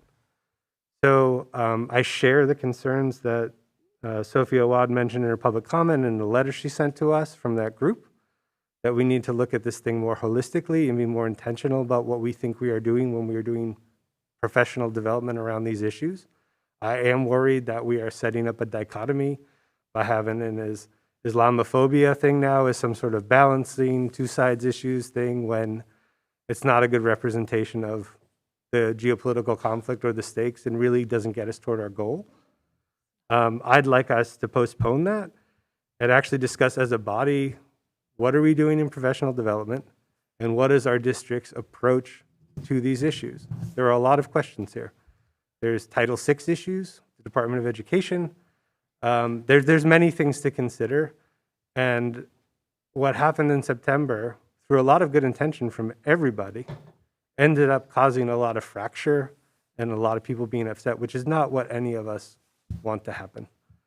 So I think as a body, we should talk about that. What are we doing in professional development, and how are we going to structure discussions of bias and all the isms in ways that bring people together and talk about, more universal aspects of this that affect everyone, rather than treating them as one-offs with very specific narratives. So that's an idea. I hope we can have that conversation, and we postpone the November 5th plan. I'm also trying to find out what we spent on this. And I've asked numerous times, I've put in a public records request. I don't know how we're affording any of this professional development training based on the budget. That's something I'm trying to figure out. And the last thing, and I asked, I think I sent it to the whole superintendent eval committee. This was an issue that came up earlier tonight as well. There are a number of times in which this body takes an action and the superintendent decides to do something else that we haven't authorized. And it's a problem. We voted for a very specific mandate for the Organic Pesticide Commission. I gave the language numerous times to the superintendent and the committee. Things kept looking quite different. Even until just before this report came out, I had to say, again, the issue is not the city's ordinance. The issue is we actually have a policy. And it was just ignored. And there was another sort of agenda happening. And when this body decides what's supposed to happen, that's what has to happen. And it feels like the tail is often wagging the dog. Another issue, frankly, I called us a dog, but if we use the metaphor correctly. But the other issue is the strategic plan. We went through it, we made very specific edits, and we voted on it. And then additional edits were made beyond what we authorized and then sent out. And I sent out an email and said, please wait. You've made additional edits. It needs to come back to the body. We need to vote on it. Sent it out anyway. That can't happen. It cannot happen. We are the ones that set policy. We are the ones that vote and improve on things. It's not in your purview to decide that you're going to do something else.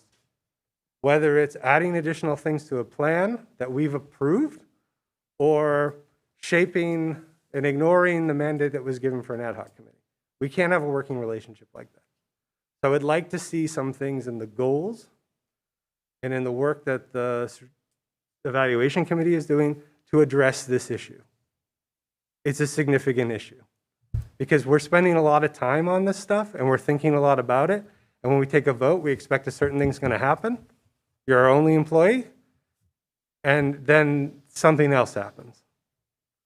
And it's not okay. So whether we talk about it as a body, I think it's better off if it can live in evaluation subcommittee. We'll certainly come up when we do the goals. But that just, it can't happen. It can't happen. It's not authorized to happen. It's not how this works. Member Seraphy Cox, you have your hand up. Yeah, I just wanted to support Member Edna's suggestion for an agenda item related to the issues at Bridge Street School and suggest that a significant portion of the conversation does need to be around money and how much, what positions need to be reinstated. Okay, thanks. Member Miller? Well, this is similar. I also support it because, I think all of us are it's heartbreaking to hear about the issues at Bridge Street School. And I also know that there is significant concern about the second grade at Jackson Street. And, I would like us to have some conversations about this because I can't live with it, with the way it is. I don't know if there's a solution, but it's just painful. Okay, thank you. Member Hennessy. I'd just like to reiterate what I support talking about Bridge and what Member Miller just said about Jackson Street and figuring out some things to that. I think that's an important topic that we need to address. The other thing, Member Stein referred to a letter that we all received regarding trainings, and it was a beautiful letter. I actually don't know the topic. I support Michael's, Member Stein's idea about putting it on in some way on the agenda. I just don't know what the topic would be, but I do think we need to address some of the issues that are happening in the district. I don't want to be micromanaging PD, but I do want us to have some more understanding about some of the needs with respect to the letter that we all received. So thank you. Okay, thank you. Okay. Future business and meeting dates. We have rules and policy on October 16th at 5 p.m. on Zoom. Budget and property, November 4th, 4:30 on Zoom. Curriculum and instruction, November 6th at 5:15 on Zoom. Negotiating on November 7th at 5 p.m. on Zoom. The next school committee meeting is November 14th at 6:30, hybrid. And then Rules and Policy Subcommittee on November 20th at 5 p.m. on Zoom. And then we added a October 28th special meeting on at 6:30, right? On how to make our meetings more shorter and more concise. We have one curriculum and instruction subcommittee. Okay, when's on that? December 4th. Okay. 5:15. Okay, great. Also, the Rules and Policy meeting on October 16th.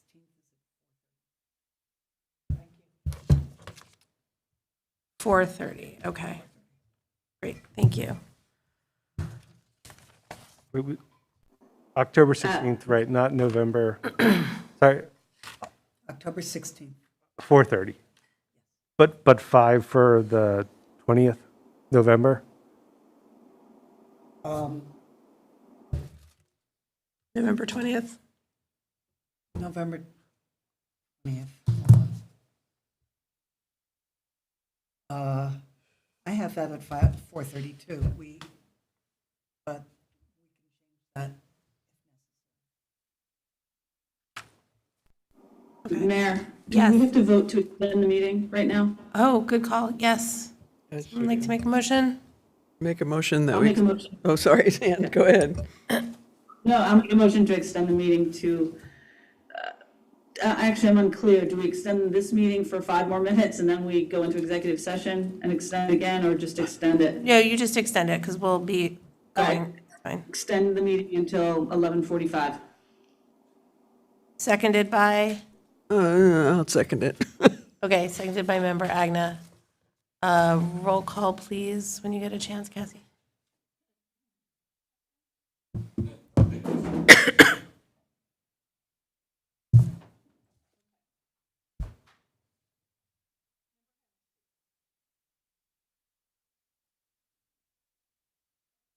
I'm back. Member Miller, Yeah. Bounty, You might not be able to, can you? Yes. Maybe use the mic. I wonder if member Hennessy couldn't hear you. Oh, I couldn't hear anything. Oh, okay. Member Hennessy. Yes. Member Miller. Yes. Member LaBounty. Yes. Member Agna. Yes. Mayor Shara. Yes. Member Gazy. Yes. Member Foster Cannon. Yes. Member Seraphy Cox. Yes. Member Stein. Yes. Okay. And then we are going to go into executive session. I need someone to make a motion. We will be adjourning from executive session. So anyone who's joining us here, we will not be coming back into an open meeting. Can someone, does anyone have the motion in front of them? It is on the agenda. You click on the minutes. There's one reason. And then if you click on NACE, there's the second reason. Okay. Okay. Pursuant to MGLC 30A 21A7, to comply with or act under the authority of